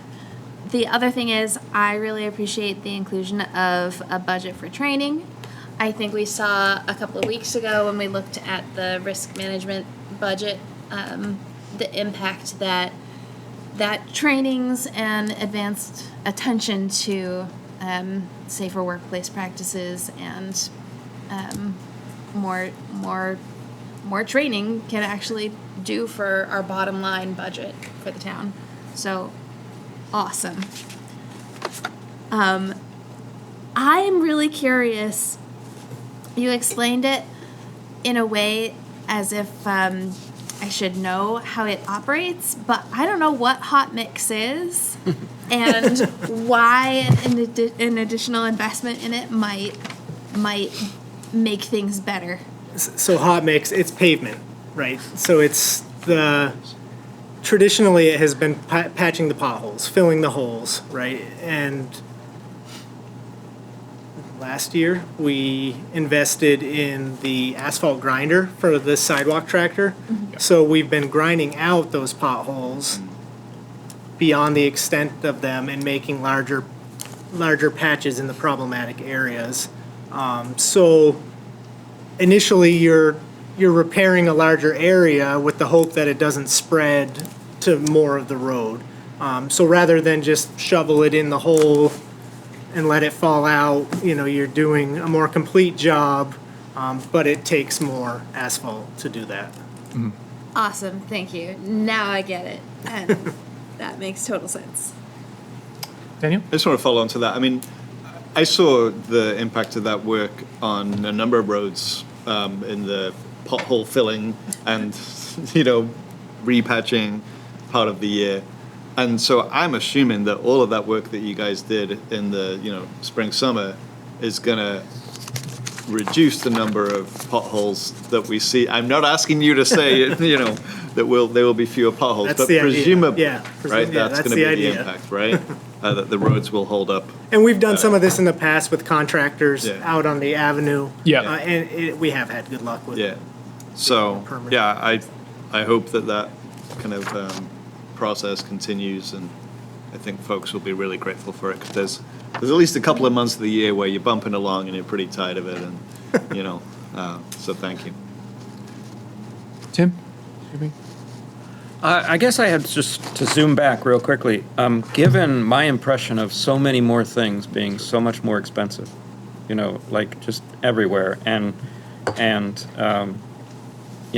oil, gas, all of those regular expenses, I'm kind of surprised that the overall line item hasn't gone up that much, 7.6%.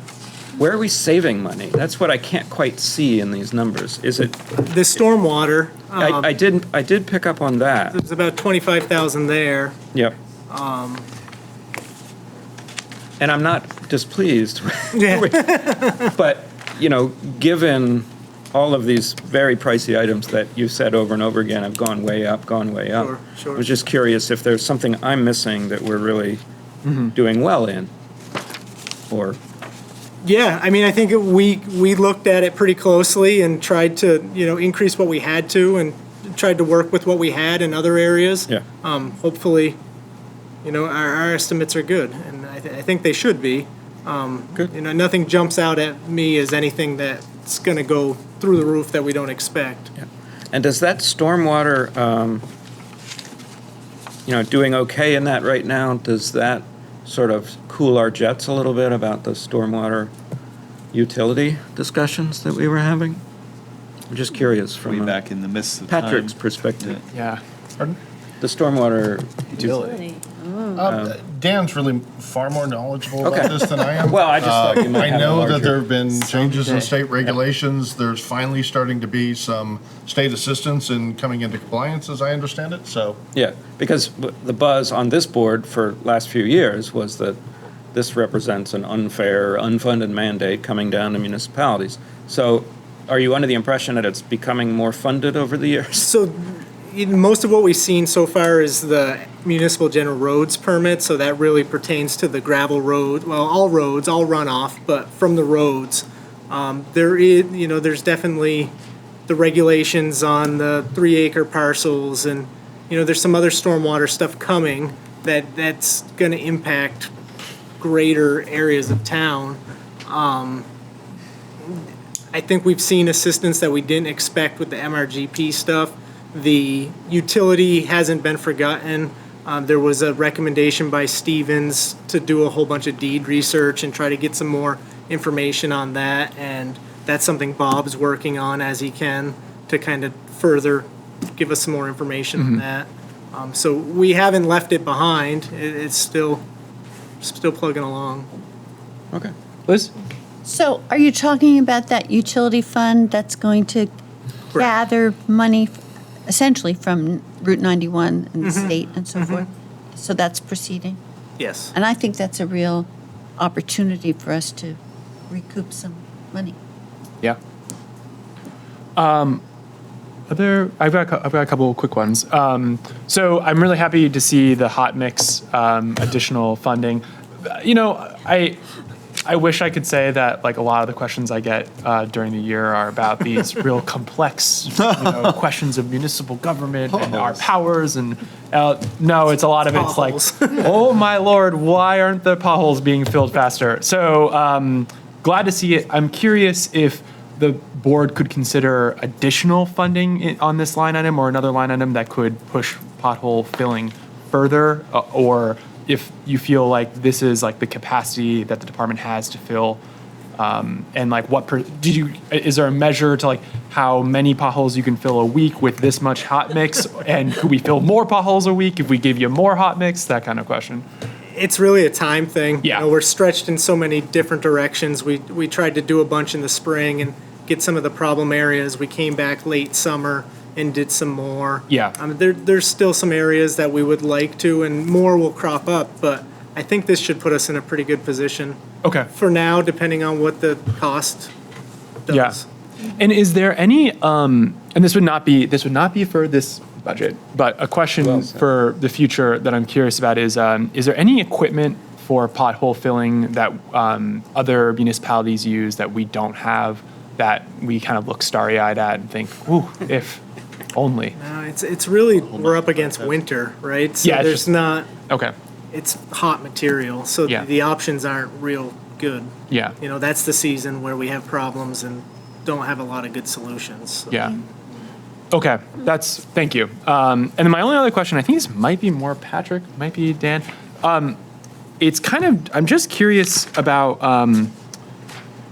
so looking at the overtime and then our staff salaries and seeing how like the percentage of the overtime to staff salaries, I imagine at some point there must be a nexus where the town and the taxpayer would save money if we hired more people to have less overtime because their like yearly salary would be less than. I'm actually, this is kind of a question. I don't know if this is true or not, and I'm wondering, is that true? And if it is, do we approach that nexus at some point with an overtime like this, or is this kind of just the nature of it? You said it's specifically plowing. I think a lot of this overtime is driven by winter maintenance. Yes. So, it's the duration of the storm. Yeah. More people isn't Wouldn't- going to shorten the storm. I right? see. So it wouldn't matter how many more we had. Yeah. Okay. That. I mean, you might get the cleanup done a little faster, but, then you're adding more equipment for those people to run. Because you only have so many trucks and so much equipment to clear, and okay, that answers my question. Liz. Dan, didn't we get some sort of a additional mechanism to the sidewalk plow that allows you to pave patches better on the road? Yes, that's the grinding that we were grinding. talking about for Yeah. the increased hot mix. Well, I think that was the thing that we were looking at starry-eyed, and now we have it. Right. I just assume there's always like the next toy. Oh, it's gotta be. Yeah, there's got to be like, the like big, fancy. Walpole probably has something. Woodstock's got like. Okay. Other questions from the board before I open up to the public? Okay. So Ricky, I've seen your hand up for a while. Thank you for your patience. I don't think Dan expected this grilling. Oh yeah. Well, I love this department. I Should love expect the grilling. So I would appreciate patience with me as well for, I have a lot of questions that I would like to ask at my own pace and not be muted until I say that I'm yielding my time, because as a District 8 representative, I have a lot of concerns that I prepared for this meeting. This is the only agenda item that I intend to respond to. So I would just appreciate being allowed to have the comfort to not rush myself during this conversation. And Okay.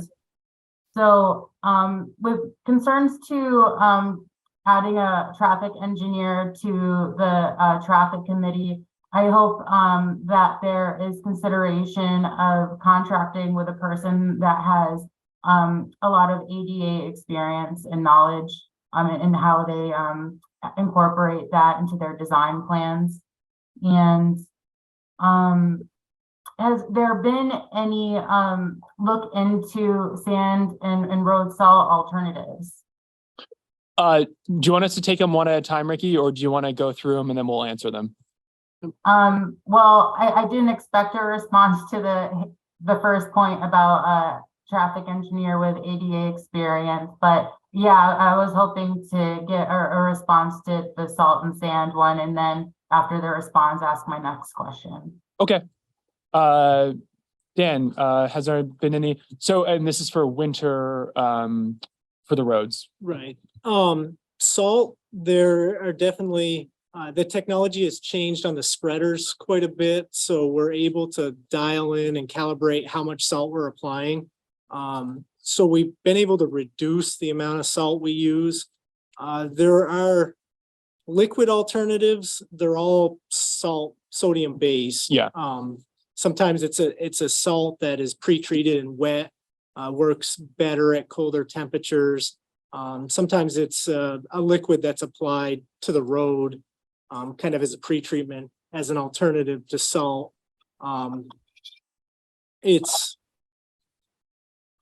It's additional equipment on the trucks. I believe it's been piloted in the past. The technology's probably gotten a little better. We don't have trucks set up for it. Mhm. You need a generator to make the liquid and a separate building for it, and it's got to be a heated building, and it's pretty complex. With the idea that you're going to reduce the amount of salt you use. So there's some stuff out there. It's getting better, but it's not, it's not there. It's not an easy grasp. Yeah. Sand, there's not really a good alternative. The sand is used on the gravel roads primarily, and it's sand, really. So from what I'm hearing you say, it sounds like the salt and sand supplies are also like not an easy grab, because like we're running out of them as natural resources. And so thank you for looking into how to start developing into alternatives. Is Stephen Dotson helping you with that at all? I haven't had any conversations with Stephen about this, no. But an interesting, it's an interesting thought, Ricky, to have the sustainability coordinator pulled in, because I do know that with the cooling for the proposed generational improvement at Living Memorial Park, the sustainability coordinator was pulled in to discuss a more green way of doing that. So yeah, absolutely. Next question, Ricky.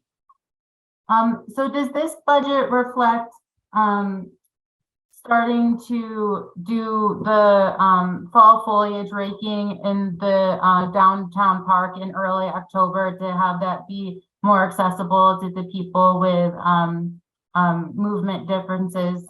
Because like I asked about like the Parks and Rec's schedule for that, and I was told that they try to get it all done in November, like throughout all of Brattleboro, but it's really hard to navigate that downtown Malfunction Junction Park in early October for people with walkers and other movement devices. So it sounds like that's a Parks and Rec budget question, and we can make sure that Carol's speaking on Parks and Rec tonight. We'll make sure that she speaks on that question.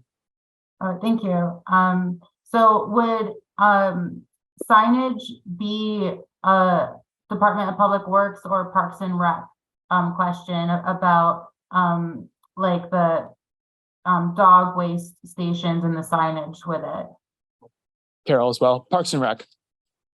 Okay, so I'll wait to ask her that. Thank you. Okay, thank you very much, Ricky. No more hands there. It was a toss up. Oh, yeah. Joy first, I think. Come on Literally up. both went up at the same time. Miss Joy, sorry. Okay, I haven't been here in a while, so I want to ask if that $26 million roundabout project is still a go-ahead or not? Because that was roundabout. Putney Road project. Putney Road, it's 2.5 roundabouts, right? So the state project for Yeah, doing, but okay. it's what? Four roundabouts. Four roundabouts. Or But I can answer the question very quickly that heard- yes. Peebles and down at the marina. Where's the fourth one? It's probably not the place. This isn't like, but Yeah. the answer is yes. It's not our project. Okay, so it's still going forward. Yes. Yeah. So then you can cut out all those lights, because you were talking about lights. You've got to start replacing lights. That will be a lot of money. Just getting rid of them up there. That's a lot of money sitting up there that you got to replace about every 10, 15 years. So, Dan, to speak to that just. okay. Yeah, so those lights are actually, that's all state highway north of Vermont Ave. So the state maintains the lights on Putney Road. Oh, so we don't have to. So we're not even paying for them. No wonder they want to get those roundabouts. They're trying to save their own money. Yeah, which is our money too. It's kind of, yeah. Okay. Yeah. Dick.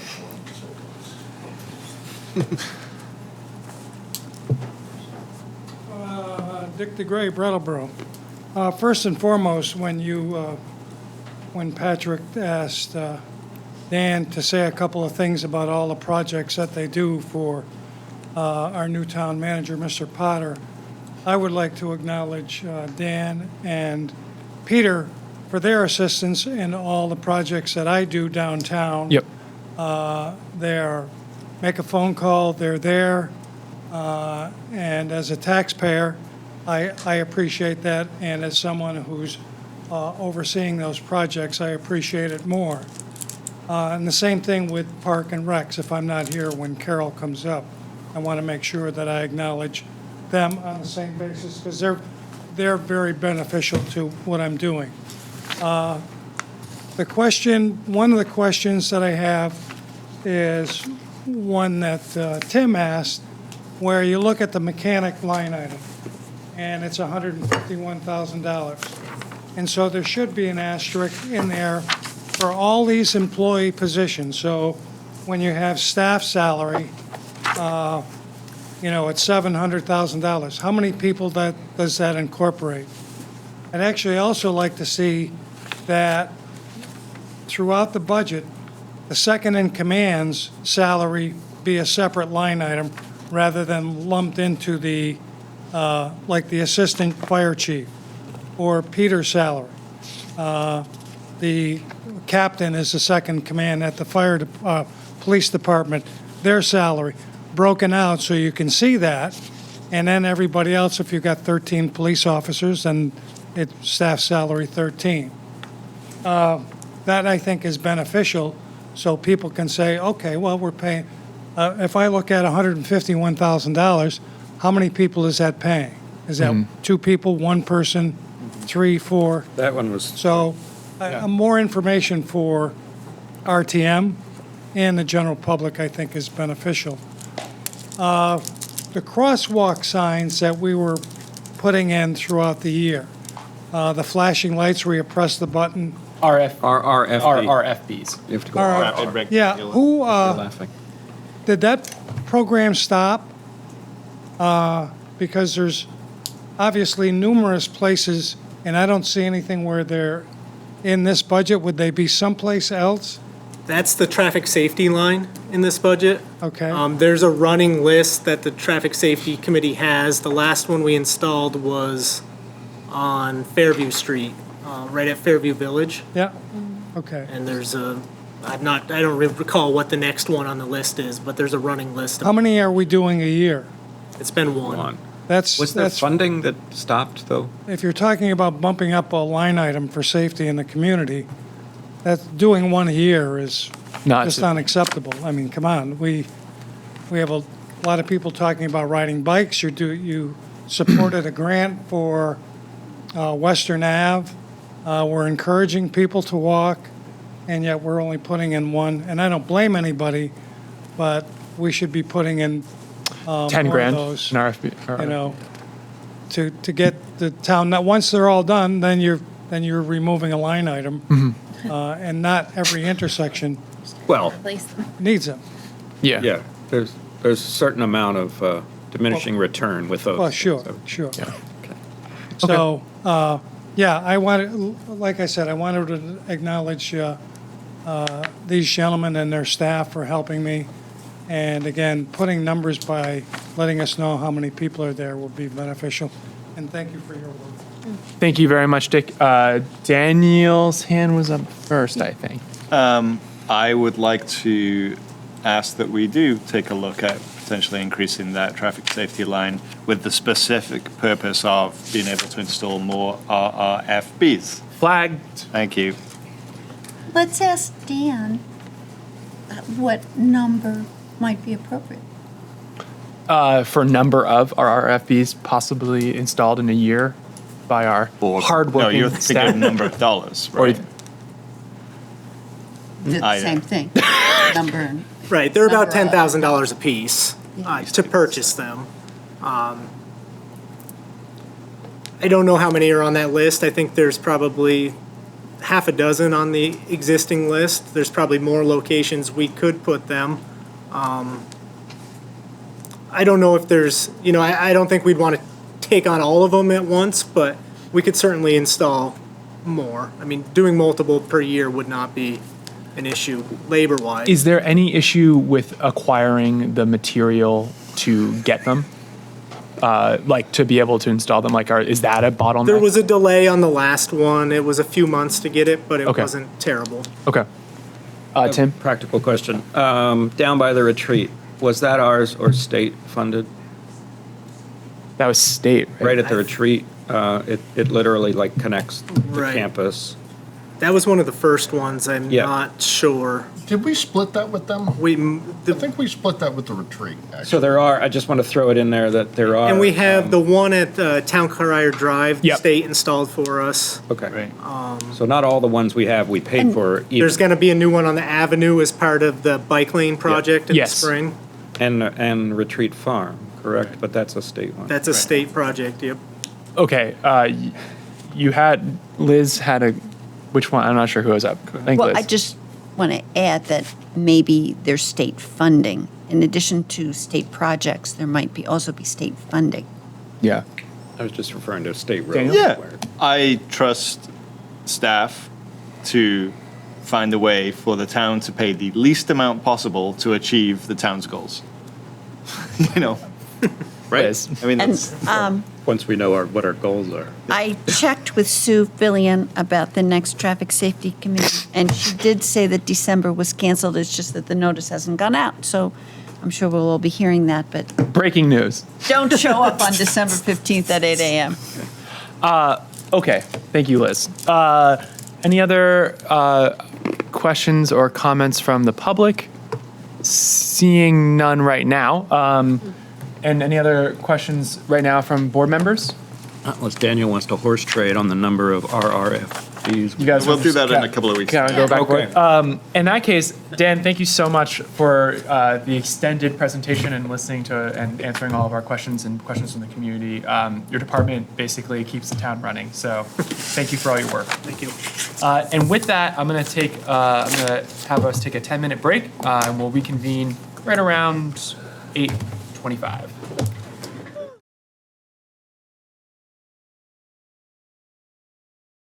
Okay, so we're gonna reconvene Brattleboro Select Board meeting. We're gonna move on to new business agenda item 7C2, which is the Assessor's Office. Patrick? I have nothing to offer other than to introduce Jennifer Brunel, the town assessor. Jennifer, welcome. Thank you. Thank you, Patrick. Thank you, Ian, and Select Board members. I am here to talk about the budget, but I first would like to give a little introduction of my office. We are a staff of 3 assessors. We are responsible for assessing the real and personal property.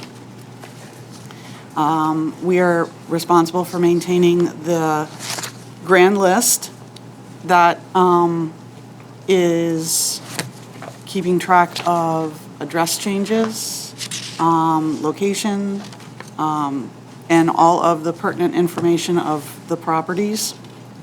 We manage the business license program.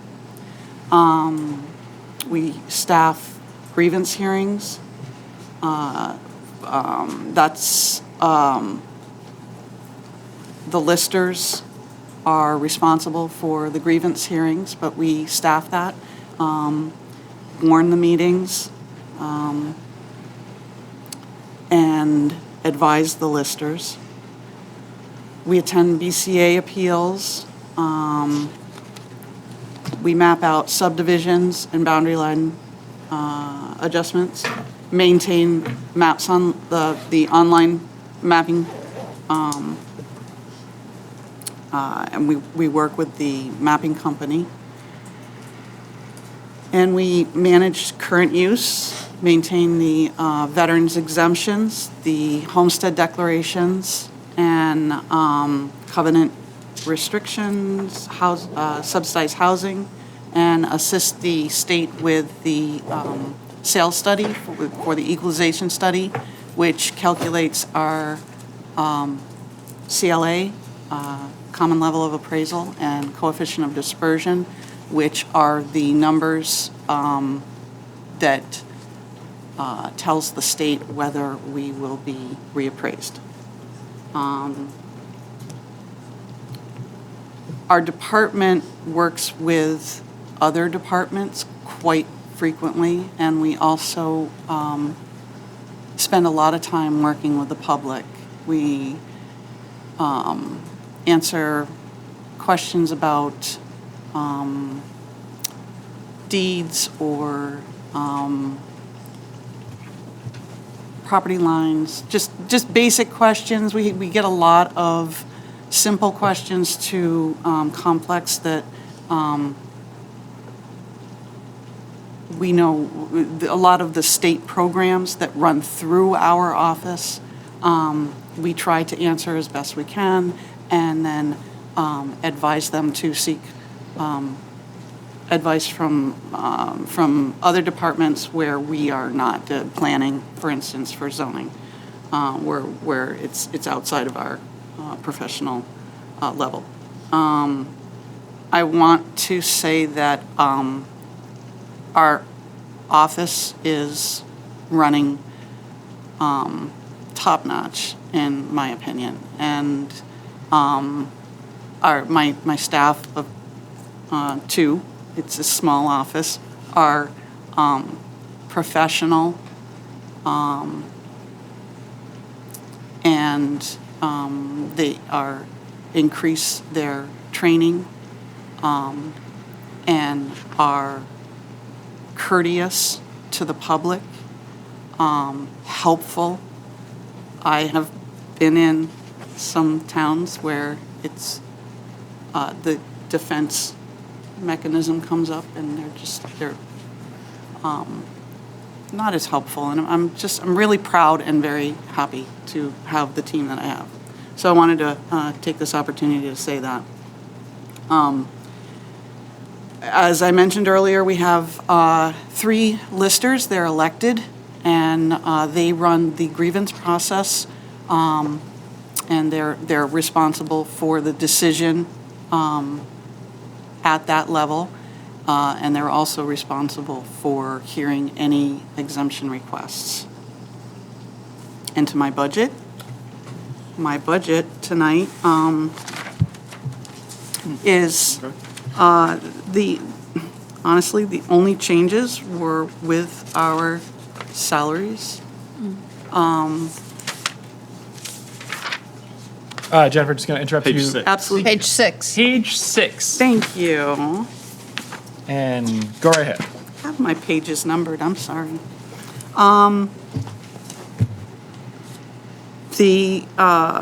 I didn't feel that there was a need to really change or adjust the budget from, I feel like I'm not looking at the right thing here. My glasses are fogging and I can't clear them up very well.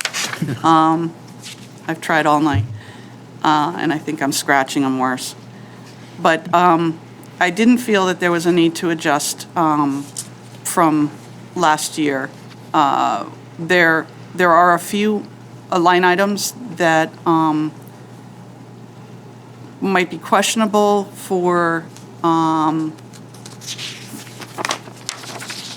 the actuals to budgeted item. And I welcome your questions if you have any. The one line item that that you may not understand, board salaries, that's for the listers. Yep. Okay.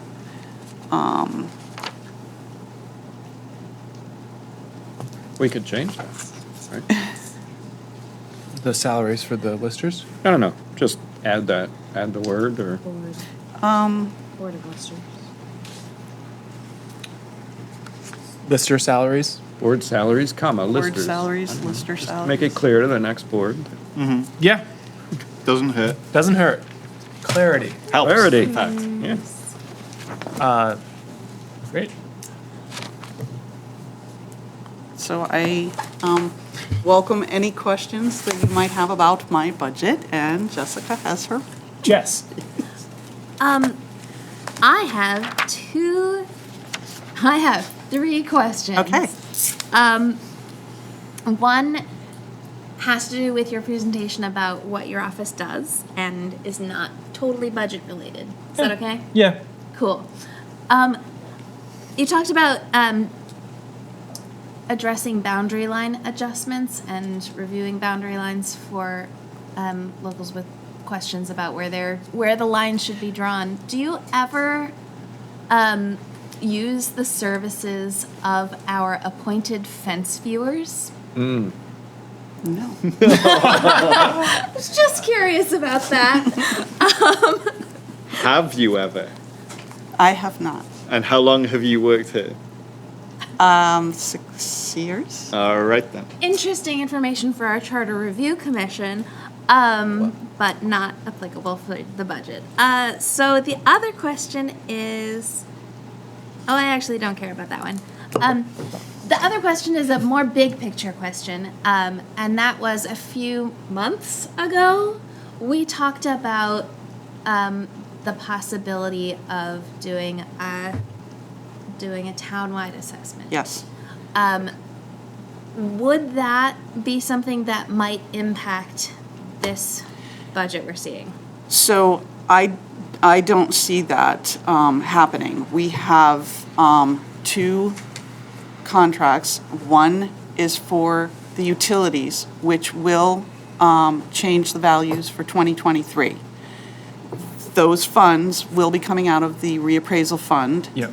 And I don't see that our office will take on any extra load. There are 5 utilities, so our mailing won't be increased. printing, I don't see our office taking on anything extra. Where we will be the budget for fiscal 2029? Fiscal 29? So with 27 is the, Ian's eyes are really big. We don't usually talk FY '29. Flying cars. Our, I think I have that right. Our reappraisal will be completed in 27. Yeah. So we will focus on, the timeline will be around the 24, that they'll start work, and it'll take that amount of time to complete the reappraisal. So we may be inching up some mail, some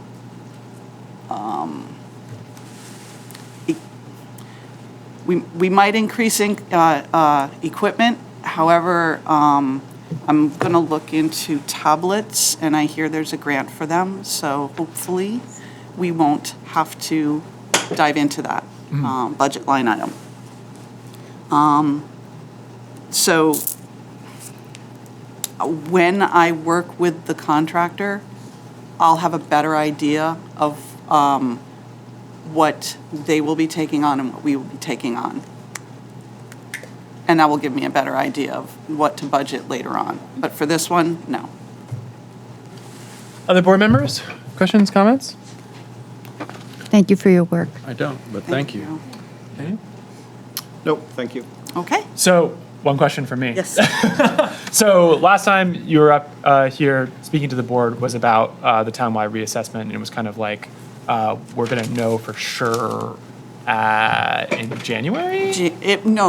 January 1st, the Yep. state is required to publish the CLA and Yep. the COD And numbers. those are the two numbers that determine for every town whether we have to, by statute. One or the other Yep. will determine. Yep. So our COD, which if it's at 20, but then we will receive an order in June. Yep. If our CLA is 85 or less, that will but it doesn't have to be both. Yeah, and when you presented to the board a couple months ago, as Jess referenced, you and Attorney Fisher both sort of spoke to your confidence that one of those two is going to push us over.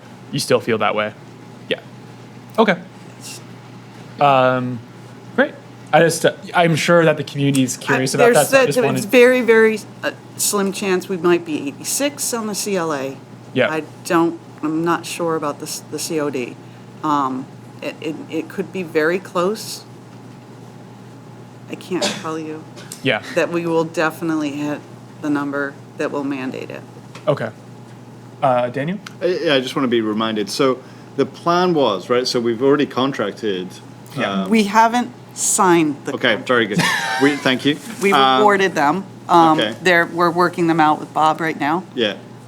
And so the plan was to get a contract in place because there's, there like, are very so few. few people that and are able to do that. one of the reasons that the one we chose is out till 2027.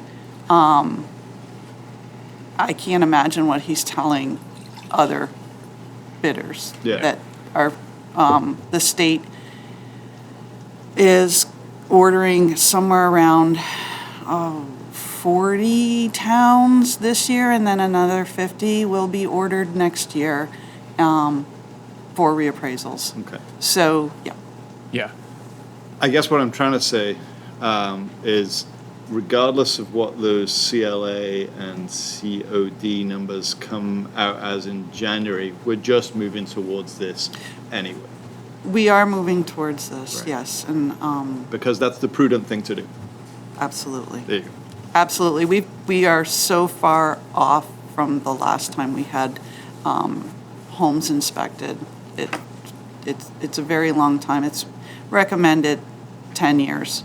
You shouldn't go beyond 10 years before you have a townwide reappraisal.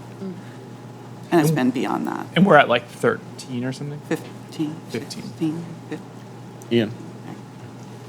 14. Oh, I thought you were doing the 4. Patrick has a question. I have a reminder, actually, if it's all right. So we'll be paying really close attention to those state numbers that get issued in January. And you'll recall that our charter provides that representative town meeting can call for a townwide reappraisal. I forget the language specifically, but for expediency's sake.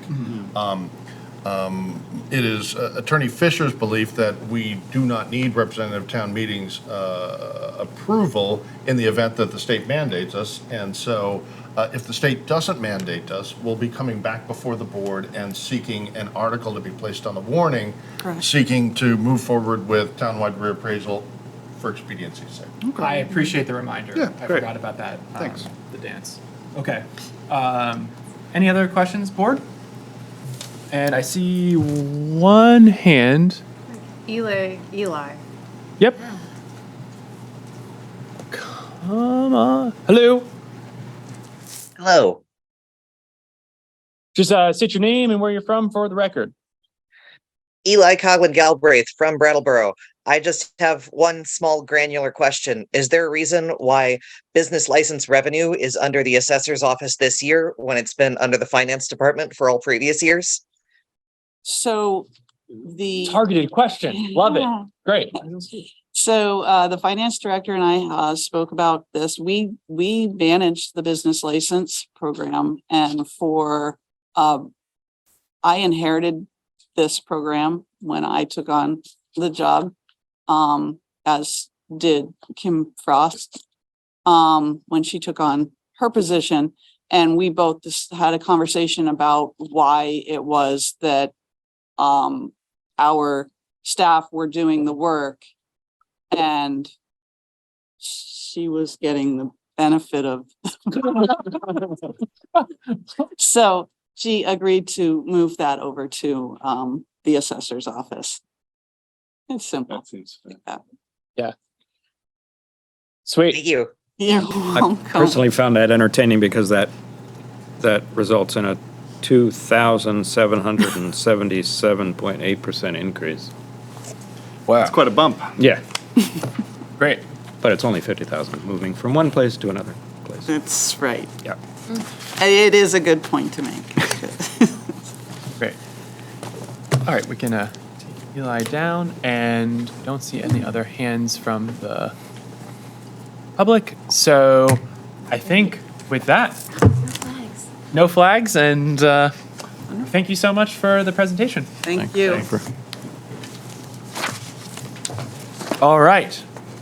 So we move on to new business agenda items 7C3 and 4. We're going to kind of tackle them both. We're going to do both the last two items kind of together, or you want to do In one? sequence. In sequence. Great. So we'll just do 3 first. So we'll just do FY24 General Fund Budget Recreations and Parks. Invited up is Carol. All right, good Welcome. evening. Yeah, thank you. So, 16. Page 16. page 16 at the very bottom. Great. I'd like to start out with giving the board an overview, along with the viewing public and those on Zoom this evening. A little bit of what Recreation and Parks does and, what we're made of. We have 8 full-time employees, including myself. That's inclusive of an assistant director, a program coordinator, an administrative assistant, park supervisor, and 3 park maintenance staff. We have 40 seasonal employees. That's inclusive of the pool staff, the rink staff, the seasonal park maintenance staff, summer program staff and day camp staff, and evening supervisors. The department utilizes hundreds of volunteers to help make our programs happen, not only as youth coaches, but also volunteers for the senior center and miscellaneous volunteers for various programs and special events that we offer. The department has 9 youth sports leagues, over 20 after-school programs, over 15 adult leagues and programs, 15 special events, and 30-plus programs and special events for senior citizens. In addition, we coordinate and schedule 13 different community organizations to use our facilities, and we reserve 16 different various facilities and rooms throughout the Rec and Parks programs, indoor and outdoor program.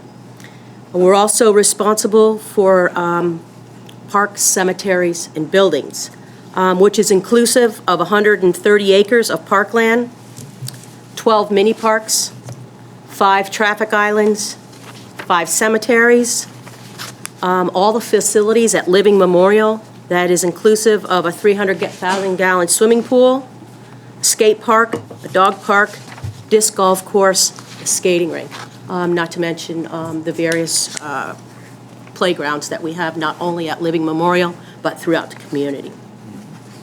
In addition, we're responsible for the maintenance of the inside and outside of the Gibson-Aiken Center. To break those numbers down a little bit smaller for you, of the cemeteries, the 5 cemeteries, we're talking about Prospect Hill, Morningside, Glen Trailer Park, Barrows Road, and Hamilton Road. The traffic islands that I'm speaking of are the mini parks and traffic islands, the Brattleboro Common, West Brattleboro Common, Estyville Common, Wells Fountain, Elliott Street Park, Kroll Lot, Pine Street Park, South Main Street Park, Plaza Park, Canal Street Greenway, Stockwell Drive Playground and Community Gardens, 5 traffic islands, and Union Station Park. We have several community organizations that we contract with that use our facility. That's the Brattleboro Hockey Association, the Figure Skating Club, BUHS Boys and Girls Hockey, Men's and Women's Softball, Men's and Women's Hockey, Men's and Women's Basketball, the Brattleboro Senior Meals, Living Memorial Park Snow Sports, and the co-ed doctors program that uses the skating rink. We have over 30 senior center activities. And as far as special events, we have 12 different special events that we offer throughout the year with 4th of July activities, bowling, vacation weeks, Easter egg hunt, family pool parties, Grand Day, Horribles Parade, Santa's Visit, the annual ski skate sale, mini camp, Super Bike Day, Winter Carnival activities, and last night activities. In the spring, we have 5 youth sports, girls softball, small fry baseball, t-ball, and boys and girls lacrosse. In the fall, we offer field hockey, kindergarten soccer, and youth soccer, grades 1 through 6. We've got 18 different programs for adults and children through the winter months, everything from aerobics to yoga to badminton to a basketball clinic to co-ed volleyball to skating lessons, gymnastics and gymnastics team, indoor soccer, kindergarten basketball, kung fu, little people's, men's and women's basketball, open gym and game room, public skating, speed skating, Tai Chi, youth basketball, pickleball, and ping pong. Pickleball is the big one these days. Gotta try it. As far as our rentals that we're speaking about, with the 16 various facilities, we have the Kiwanis Shelter, the Brattleboro Common, Plenty Park, field rentals for tournaments, the Whetstone Pathway, the Rotary Theater, birthday parties, meeting room rentals at the Gibson-Aiken Center, a skating facility.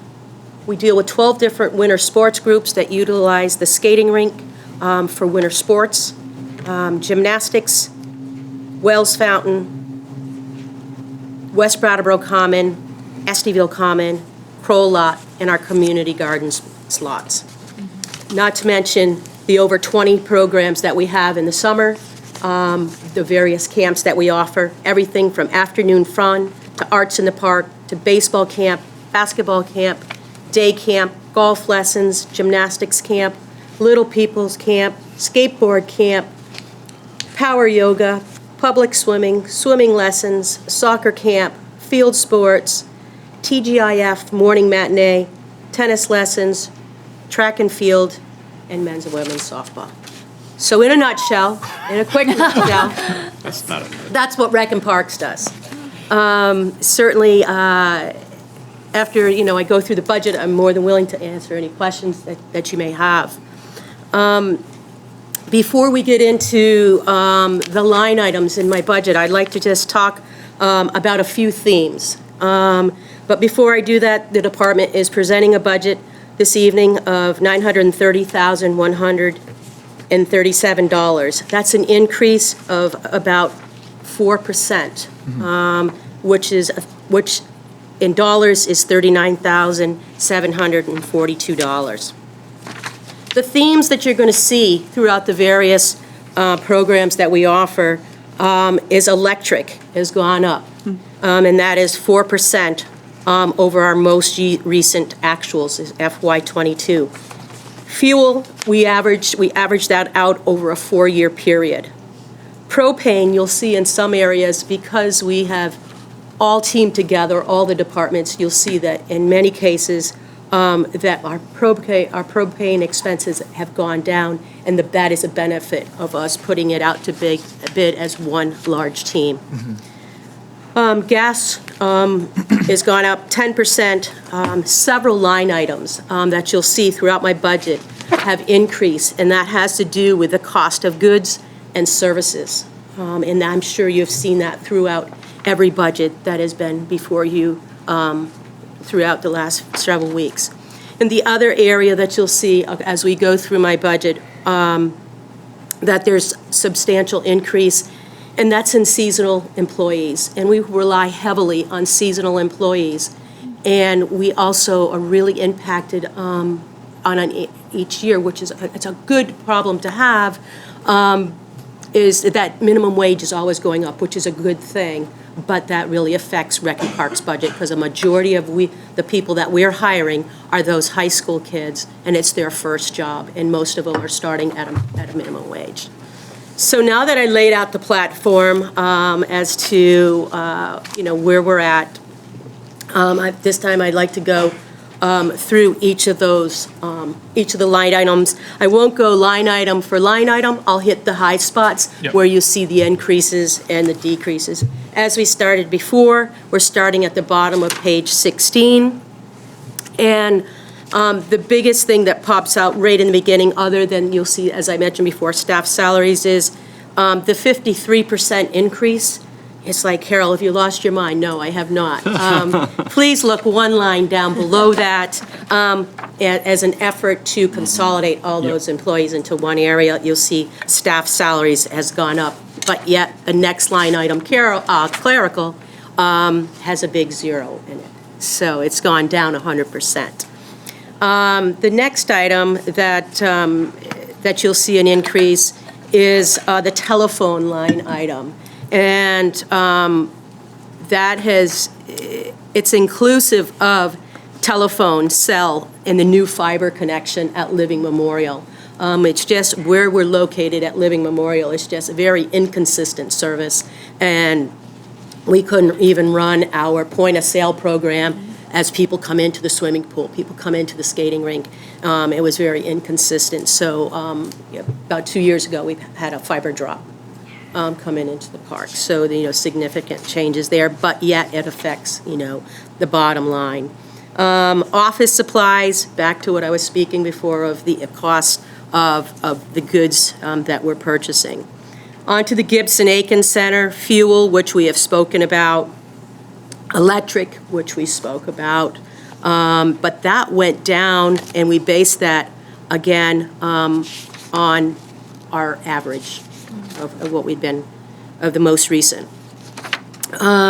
Building repairs and maintenance, we left maintenance supplies as is, but building repairs went up. Again, it's a cost of the service that we need to, electricians, plumbers, as needed when we become issues within the facility. As we move on to parks, salaries, which we spoke of, again, we have the overtime and weekend a weekend call. That is a notice that one went down, the other went up. It's just as some changes have taken place within the union contracts, I'm trying to make balance it out is what I'm trying to do. So you'll see down in one, up in the other. As we move down through, there's a small reduction in propane. Again, that's based on what we spoke of before, that advantage of working together and putting it out to bid. Gasoline has gone up. The electric went up a very small amount. Building repairs, utilities. Boy, my eyes are getting younger on me. Okay, here we go. Building repairs. Okay, sorry about that. A small increase for electric. Utilities, we're going with the trending of that as our spending trend. Building repairs went up by $1,000. Again, back to what we're speaking about, the cost of goods. Program supplies, that went up, has a lot to do with the fireworks. And so as as everything else has been going up, the minimum that we have been able to spend was, prior to COVID, was $5,000. Now that minimum, last year was 10, is now 12.5. So, yeah, and we do some fundraising to help offset that. Prior to and at the event, the evening of. And I don't think you're going to see another change until you see a decrease in lube and oil, and it went down just based on the trend of our spending. Lawn and tree went up, again, based on the cost of contracted services. The cemetery maintenance account, that went up $1,000. And the reason for that, that's a request from the cemetery committee. For us, last year we put in $2,000 to go towards a headstone repair. This is, the goal was to get to 5. And when I spoke to them about in the original, let's work our way to it, not do all in 1 year. Yeah. So it's that's what that $1,000 is. The next change that you'll see is when we move to skating rink. There's a small change in the staff salaries. Now we're start talking about those seasonal employees. Propane, there's a decrease there, again, based on the spending trend and the advantage of working together. Small increase on electric. Utilities, again, based on our spending trends, I think we're seeing the benefit of some of the improvements that we made 2 years ago, pulling the new water line into the park, and because it was part of the old original system that we had there, and I think we're starting to see the benefits of. We might have been losing a little, but not enough that it raised a flag, but it obviously is making a significant difference. Same goes with building repairs and operational supplies, that same theme that we spoke about throughout this budget. So as we move to day camp, same thing, the staff salaries. Not only does a minimum wage come into play there, but also offering an attractive wage so that we're getting, yes, we hire a lot of high school students, but we need some of the college students to come on board as well. So having an attractive salary, so that we're able to hire qualified staff to, help us run summer programs. Same thing moves into the pool regarding the salary comment that I just gave regarding day camp. Again, the electric that we have spoken about. The pool, yes, we know there's a problem at the pool. We know we're lose water at the pool, and you're seeing that utilities go up, because the water that we are losing there. We kept the building repairs stable, and again, operational supplies back to those, again, cost of inflation and supplies of goods and services. So we have marched through our, the department budget, and I'm here to take any questions that you may have regarding the operating budget at this time. Excellent. Thank you very much, Carol. Board members, questions, comments? Daniel. Observation. Observations. The description that you gave of the work that you do and the sites that you operate was remarkable, and is all for less than $1 million, you know? And that's a good deal. Like, if you look at this department and what it doesn't actually, cost the town all that much as compared to some other parts of the budget. So I just want to thank you for that. Thank you. And then I'll get into my really boring granular questions. Yeah. All right, boring question number one. Let's see. That's not really boring. So Page. 18. 18. Thank you. So the skating rink, during the summer this year, you tried a pilot program with roller skating. I wonder if you want to tell us like how that went, what your thoughts are on it. I'm curious to know what the future is. I'm personally interested in that continuing, but I am not knowledgeable enough to know whether it worked. So. Okay, so we offered it in the spring, and it started with a bang. We started the program in April. We ran it April and May, and I think we ran it a little bit too long. I think maybe 5 weeks. We ended up running it 8 weeks as a pilot program because the first 5 were successful. Then once we hit week 6, 7, and 8, the weather got nice. The people didn't want to be inside. So I think April, early May, when there's, what can I do? You really can't get outside yet? I think it was very positive. I would say we had 20 to as many as 35 people. It was so popular that, during the summer, my, email would blow up, and you're going to do it this fall, you're going to do it this fall, you're going to do it this fall. And we did try it again in the fall, and it wasn't as successful as it was in the spring. Again, kids and parents are just getting back to school. So we were getting like 10 to 15. So it didn't prove to be as successful in the fall as it was in the spring.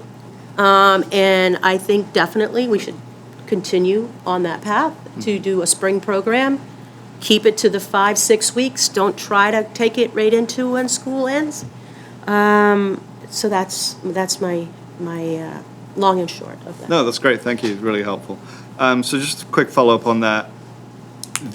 One of the things that prevented folks from accessing it is the lack of rental equipment available. So you got to have your own equipment. So people who are curious about trying it but don't have their own skates or whatever and safety equipment weren't able to. And I understand that, there have been efforts to source equipment at a reasonable cost. Is there, in your mind, is it worth having something in the budget? I mean, it's still at a pilot phase, right? But I personally would be interested in helping that program kind of establish itself if it's proven to be beneficial to the town. Right. I don't think this is the time to buy skates yet. However, I have been looking into areas into organizations that have skates. Believe it or not, there is a municipality in New Hampshire that has several pairs of skates. And once our program wrapped up and we had a meeting with the league, the Vermont Leagues of Cities and Towns, our biggest challenge when I found them was we can't do that, New Hampshire, not Vermont, but New Hampshire, because it's also a municipality. We had an issue with insurance going from New Hampshire to Vermont. Okay, since then. So weird. Yeah. Yeah, so nobody was like, not my responsibility, it's not my skates. So since then, Patrick has been very instrumental in connecting me with an individual with the league, and who also knows the equal counterpart in New Hampshire. And so when we do it in April, we intend to through the winter months here, set up a contract where we can get Troy, I believe it's Troy, New Hampshire, will come over here to Vermont. They load it up. It's a fundraiser for Troy, New Hampshire's Rec and Parks Department. So they load up their trailer, bring it over, they park outside our facility, and what they charge us is the cost of the rental. So it's not gonna cost the town anything. It's just, we're gonna pass that cost of the rentals to the individual. Yeah. And I think once we are like, hey, we're getting 100 people, hey, okay, this is worth it, now it's time to buy some skates. Yeah. But I don't, you're probably talking, the skates are gonna cost you in the ballpark of $150 to $200 a pair. And you gotta have A lot of Enough. a lot of them, Yeah. yeah. So I think we need to see, is this gonna be a viable program? And, is it just a one-off in the spring, and boy, that was great, but then nobody's come back. So I think we need, before we invest, I think we need to bring the rental fleet in first, because that doesn't cost us any money. Yeah, sounds great. Thank you. Sound like a medium compromise? Yeah, I think so. Yeah. Thanks, Makes a lot of Carol. sense. Other questions, comments, board? Liz? Hey, Carol. Hey, Liz. Is there a way that you can promote lifeguard, getting lifeguards and having them certified? Is there a way I can promote it? Well, it seems that it's difficult to get lifeguards. And so is there something that you could do ahead of time to make sure that, I don't know, who certifies them? Like, does the Y have lessons? Right. So what last year I did a lot of legwork as far as, I would dare tell you, I called every single high school within about a 20 to 30-mile radius of Brattleboro, not only public, but also private. I also reached out to colleges just to get the applicants to come in the door. Once we get the applicants to come in the door, there are opportunities for them to, there's an individual in town, Beverly Wright, who teaches the lifeguard training class. The Greenfield Y offers classes. The Keene Y.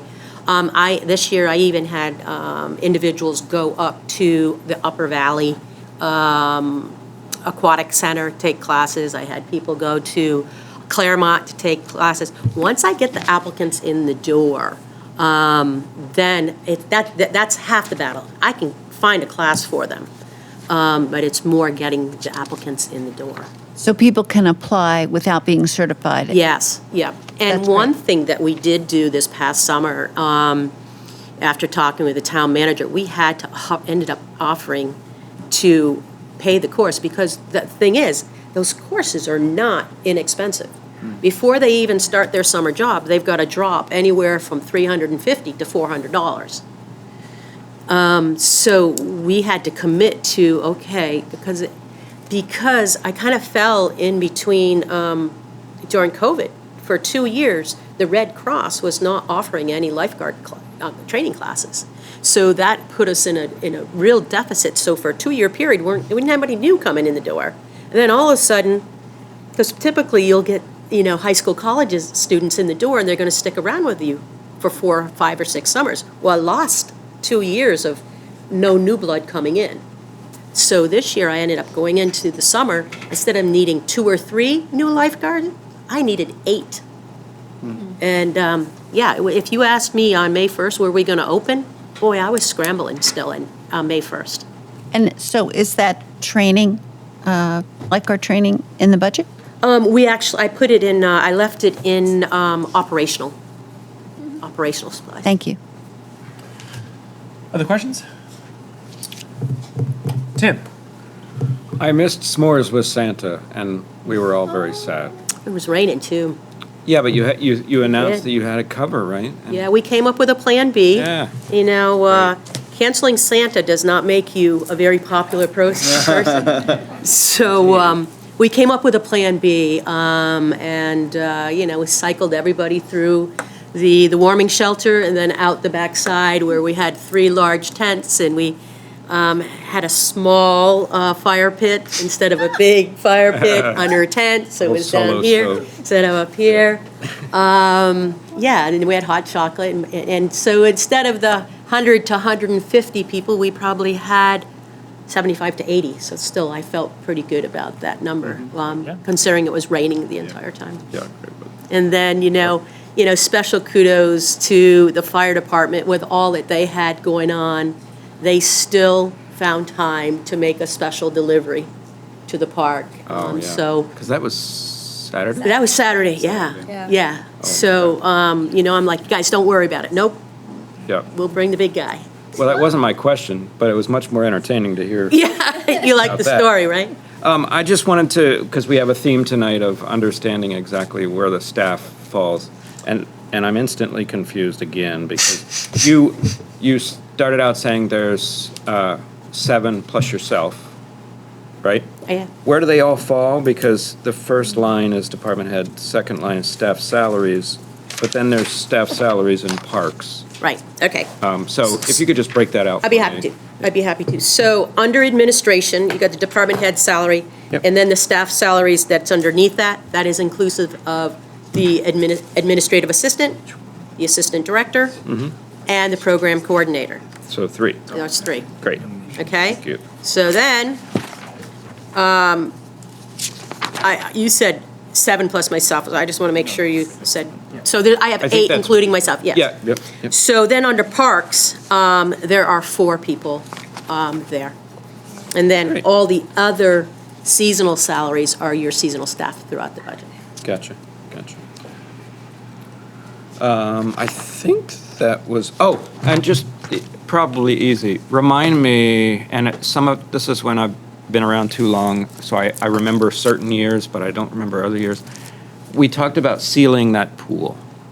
Or more recently, we talked about sealing a border of the pool. Can you just remind me the whole sealing saga of the last few years? Do you recall yourself? Yeah, oh yeah.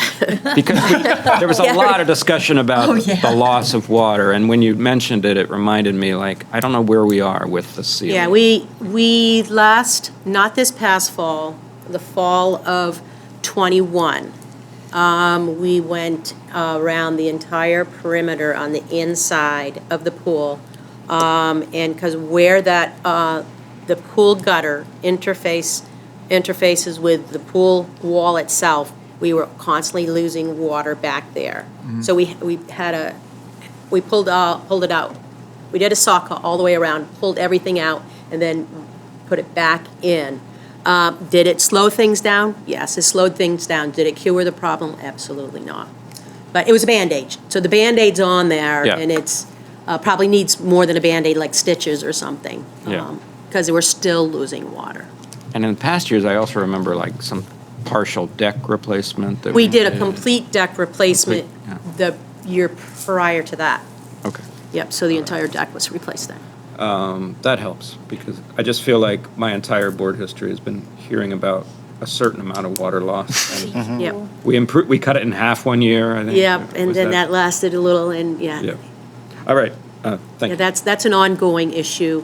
The pool was built in, 1956, Yeah, and then renovated in the late 80s, Yep. and just has, from that point forward, has had several patch jobs. I may reference that later Yeah, tonight. okay. I was renovated in 86, too. Oh, nice. Born in 65. 56. I'm not gonna even, yeah, all right. Any other questions from the board? Daniel? Last budget cycle, we had some sort of fanciful notions, and one of mine was like a vision for a year-round pool. And hearing about, I'm not saying the FY24 budget, needs that, but like hearing about generational improvements, at Living Memorial Park, and hearing about the challenges with the pool keeping water inside it, which, for a pool's pretty important. Was there any consideration of like lumping in some kind of pool work to? I know that look, let me be straight with you. I know that asking for this amount of money for these generational improvements is a big deal.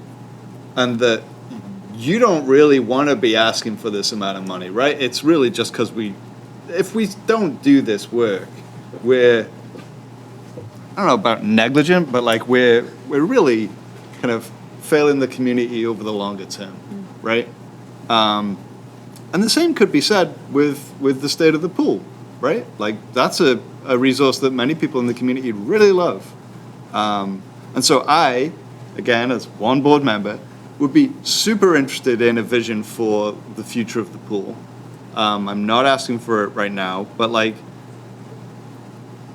I guess I'm saying like I would love to hear the Rec and Parks Department's dreams for that facility. I would love for it to be a facility that's open year round, you know, and maybe as part of that, you know, like it's at least shoring it, at least knowing what it would take to make that pool less leaky, I guess, you know, is the non-fancy way of saying that. Right. So with My pitch. to answer that question, it is in the capital plan. And Patrick and Kim and I had this very discussion during budget preparations. You know, capital plan. It's off the page. You know, because we pushed it so that I'm not asking for money this year, then turning around in 2 years asking again. And Patrick, I know, but that's how you get, I mean, sorry, I think I just jumped in there, but like, we have this capital equipment replacement plan, which is great when it goes out to like, you know, when I'm dead or something. We don't have the same for capital facilities and projects, right? That is correct. Yeah, and You're something to think about. You're also mixing two different ideas, right? At Yeah, this moment. sure, go ahead. So an indoor pool is an enclosed pool, which is a lot of money. Yeah, a lot of money. You're mixing that with neglected upgrades / maintenance, a little bit. I mean, Yes. are you talking about Yeah. maintaining the type of pool we have now? At Or are minimum, you talking yes. about Improving. your dream? I, So, and it is bleeding into the next. It is bleeding maybe. into the next thing, and I think kind of if I were to sort of like, I hear from Daniel, and I'm not going to put words in your mouth, but like from my perspective, it's like the generational improvements to the Living Memorial Park that was proposed to the Brattleboro Select Board 3 meetings ago, touches like every other part of the park except the pool, right? It like looks at the lighting on the ballpark, it looks at the parking at the Kiwanis shelter, talks a lot about the ice rink. And the pool has, in my whole time on the select board, also been this thing that we've talked about being like totally not neglected, but has like a lot of deferred maintenance. It's built a really long time ago, which is exactly the justification for Yes. this large proposal for a massive bond to do these other works. So yeah, I am kind of curious why we didn't loop the pool in to. Obviously, I understand that any amount of money that we're talking about it has to be very well considered. But I am kind of curious why it wasn't a part of the generational improvement, the Living Memorial Park proposal. So let me take a stab at that, and then you correct me, Carol. So I guess, what would I say to that? Prior to Peter's arrival, we had a capital project in the plan that was a wholesale pool facility, project that included not just, renovations of the pool, but the bathhouse and the pump house and the whole area, right? And at some point in time, it was determined that, ooh, that's really expensive, it's big, and maybe we should find a way to phase this. So it got broken down into phases, right? And then we didn't want to pay for the phases.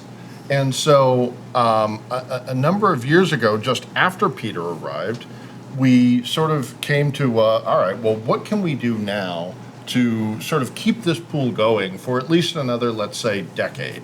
And that's where the deck project came in. And then a year after that, that's where the little gutter, replacement thing, I think that was actually quite small, but. Yeah, pretty small. That was like 15,000 or something like that. But, are there some improvements that we could do that would buy us, let's say, a decade and then we could get back to this pool project. So because we bought ourselves a decade or so, we didn't redo the engineering and in order to be have that body of work consistent with the generational improvements. Was Is that about right? You nailed it. Was that about a decade ago? I was going to say, yeah. It was probably 5, Yeah. probably about 5 years ago that we had that discussion in that ballpark. But before Peter. But It Okay. occurred more or just less trying to- just before Peter and then just after Peter. So- Got it. Just after I got here for a couple of years. So Liz, happy to hear your point, but we're straying into the next topic, Yeah, and I want to yeah. hear from the public on just the budget. So if you want to speak to it briefly, no, cool. Yeah, Let's come back to this We'll conversation. I think we can bring it back up as we. Yeah. And this is also like can be discussed again when we get the flags. Yeah. Okay. So in that case, I'll move to community questions. Look into the. Actually, Ricky's hand's been up for a while, so I'll go Ricky first. And Ricky, anticipating bouncing those questions that you had before from Public Works to Parks, correct? Yeah, so does the budget that is proposed include raking the downtown foliage in early October instead of waiting until the end of December? Carol, do you feel good about? I'd be happy to Yep. field that question. Ricky, can you repeat your question? Liz wasn't able to hear it. So does the budget as proposed include the cost for additional raking earlier in October for the downtown parks to increase accessibility there for people with mobility devices? Thank you. Carol? So to answer that question, we do, we, once a year, we take care of the leaves. Yep. And primarily the reason for that is the month of October, staff is stretched in many directions. So the leaves are falling and we're trying to make ice for a facility that opens the 3rd week of October. Over the years, we have not had complaints. This is the first that we have had that complaint. That certainly would be a change of service to do that. I think it was mentioned that we don't clear the leaves until the end of December. We actually clear the leaves about the end of October. And I think if we did it in one park, it would be important to be inclusive of all downtown parks, not just one. So I don't, hopefully that answers your question. I think no is the answer, that the budget you proposed does not include earlier raking for the requested accessibility to that park, because it's a very central park that has a lot more traffic with a lot of people with disabilities, with service dogs that live in that area. That's why that request was made. And so my next question is about signage and the dog waste stations. And did you have any statements you want to make about the budget for that? Is there a question about it, Ricky? I have a lot of questions, but I would like to give her a chance to make her presentation about the budget for that this year and in the coming year. About the dogs? Signage? Dog waste stations and the signage. Do you want to speak to it before or? I'd be happy to answer the question. This past spring, we purchased 5 dog waste stations that were put up in West River Park, the Brattleboro Common, Crow Lot, Canal Street, and Prospect Streets Prospect Hill Cemetery, sorry. And we chose those areas to put the stations up in because those are our high traffic areas, if you would say. And that's in addition to the ones that we had at Living Memorial and in and around the dog park.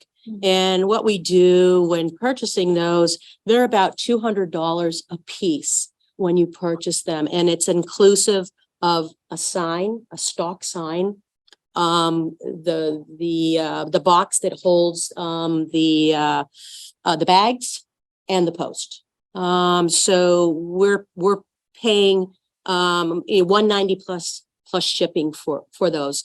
That was not something that we had in this year's budget to for any additional. We've talked about it at staff on where's the need and is there need elsewhere. I'm certainly open to hear if you have different thoughts as to where they probably should be, but that is what we recently have done.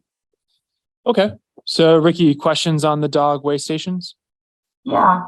I just had asked Carol to meet with her and to speak with her for like the last 4 years about this. And I just feel really disappointed and really disrespected that she would dismiss me on all of these occasions to try to prepare for in advance to this meeting and rather only have this as a public meeting. Why was that necessary for her to do? Why would she not talk with me privately about this? I'll be happy to Are you answer that sure? I question. mean, Yeah. okay.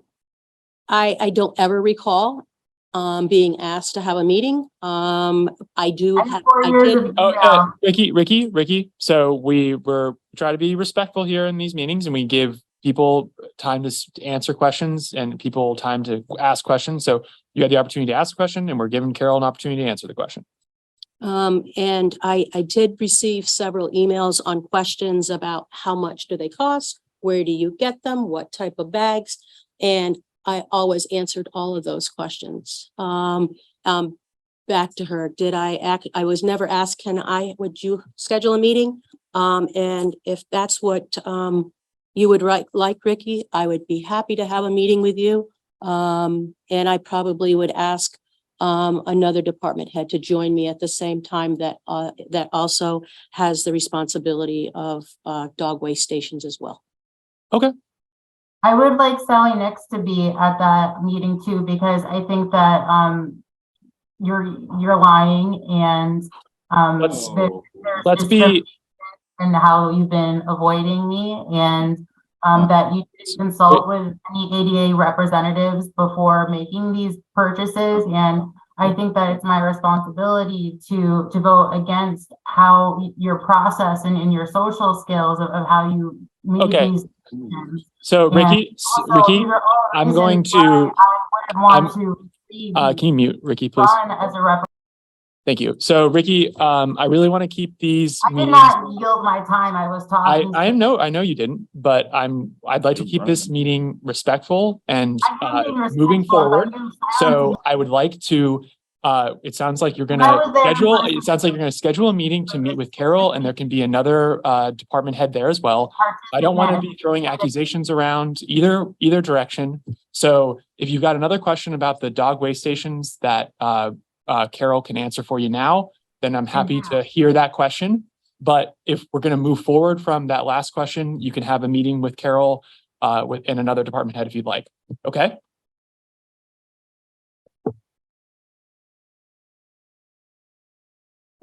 Okay.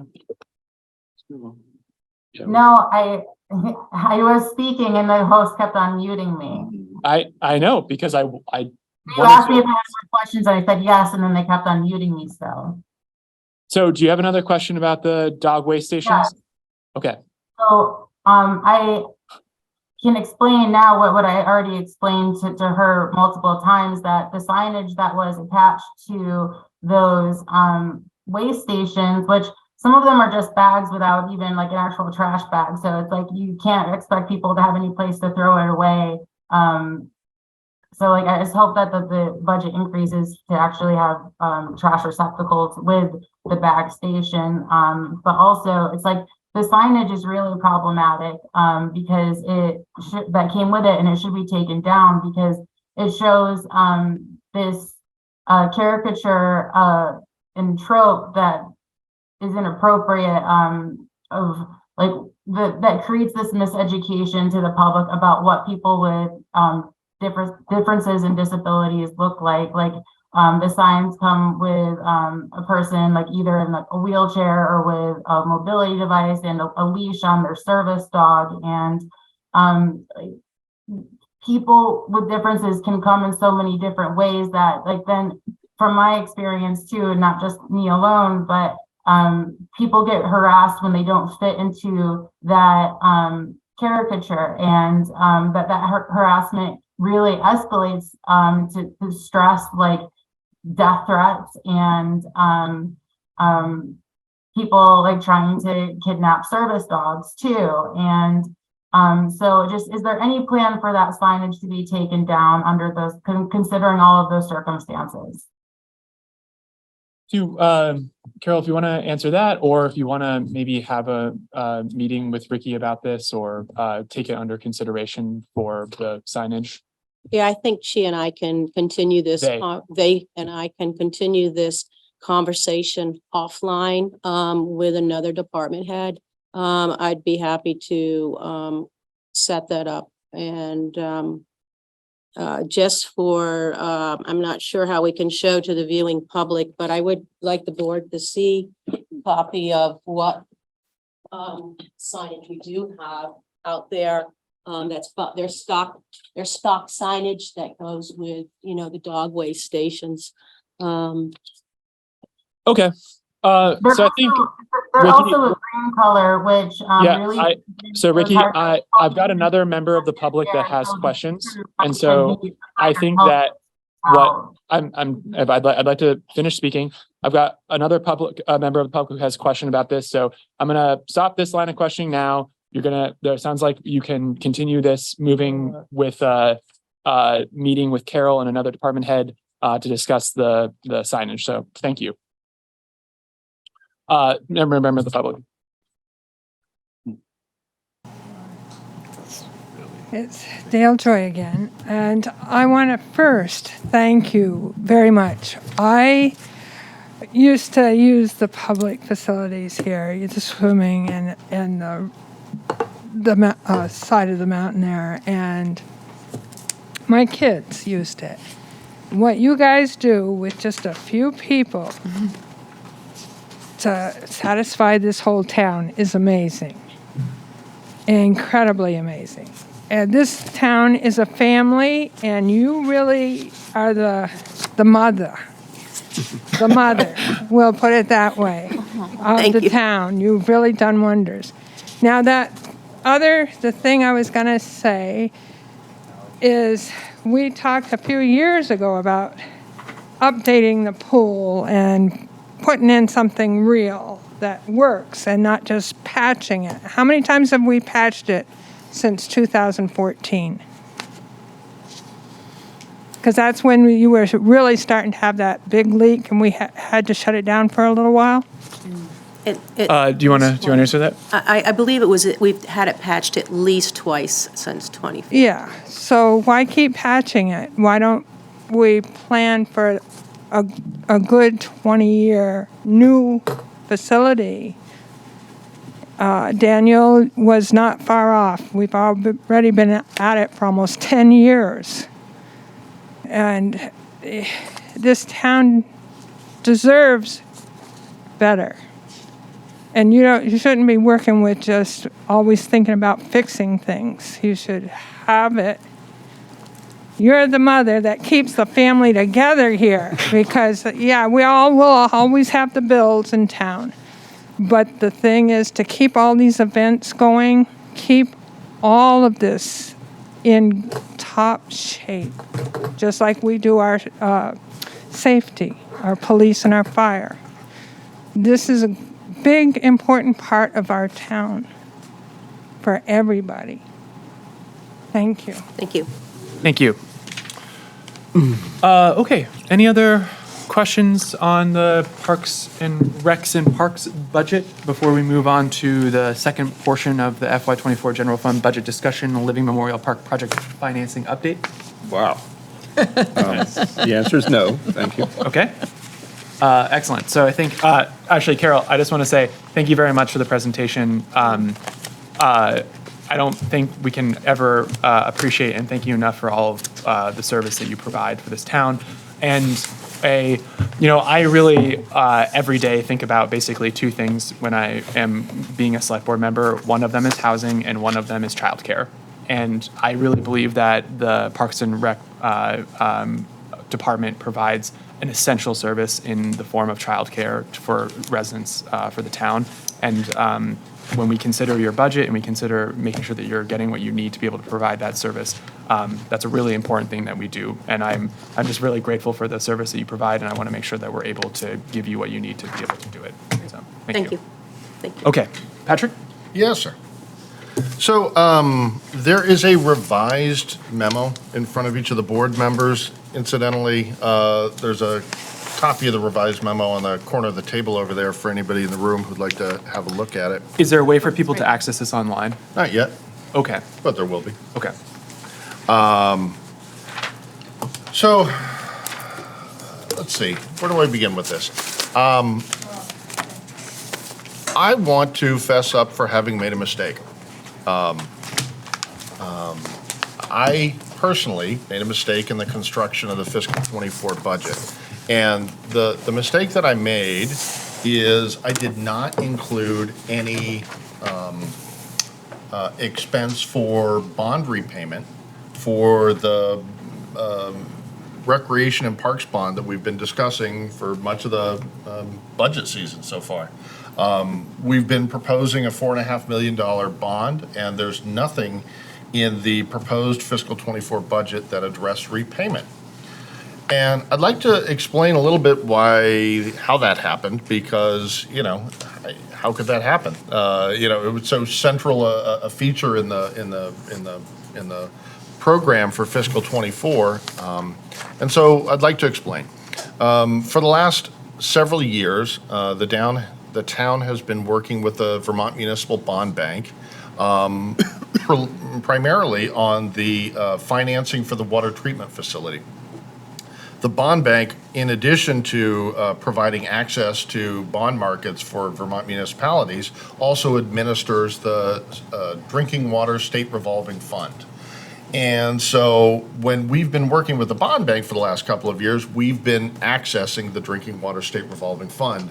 And the way in which that particular program works, you receive your bond authorization by traditional, vote of representative town meeting, and then you begin to construct your project, and you wait till your project's done.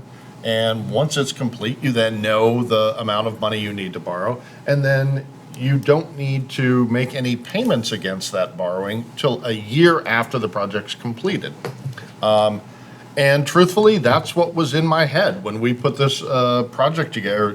When we put the project together, when we put the budget together, was this is something that's going to come into play in future fiscal years and future budgets. Unfortunately, that's not the way a traditional bond works, and it's really my fault for failing to remember that when we put this. When we put the budget together. In a traditional bond, as opposed to the drinking water fund, the money's available for you right up front. If you're gonna borrow $4.5 million, they say, here's $4.5 million. And another component of that is that you need to begin repayment of that bond right away in the same fiscal year in which you borrow it. And so there's nothing in the bonds and notes that provides for repayment of a bond. So that's my fault, and I apologize for the inconvenience that poses to everybody. I will say that the new revised memo that's in the board is something that Finance Director Kim Frost and I worked on. And if she'd like to join us, she'd certainly be welcome. Kim, come on down. And the purpose of this particular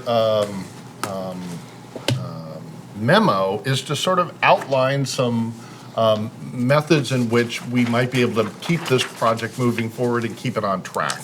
And so I'm going to ask Kim, if she wouldn't mind, is there a question? I just wanted to interrupt for a moment because in several of the past meetings, our interpreters have had to have a hard stop at 9:45.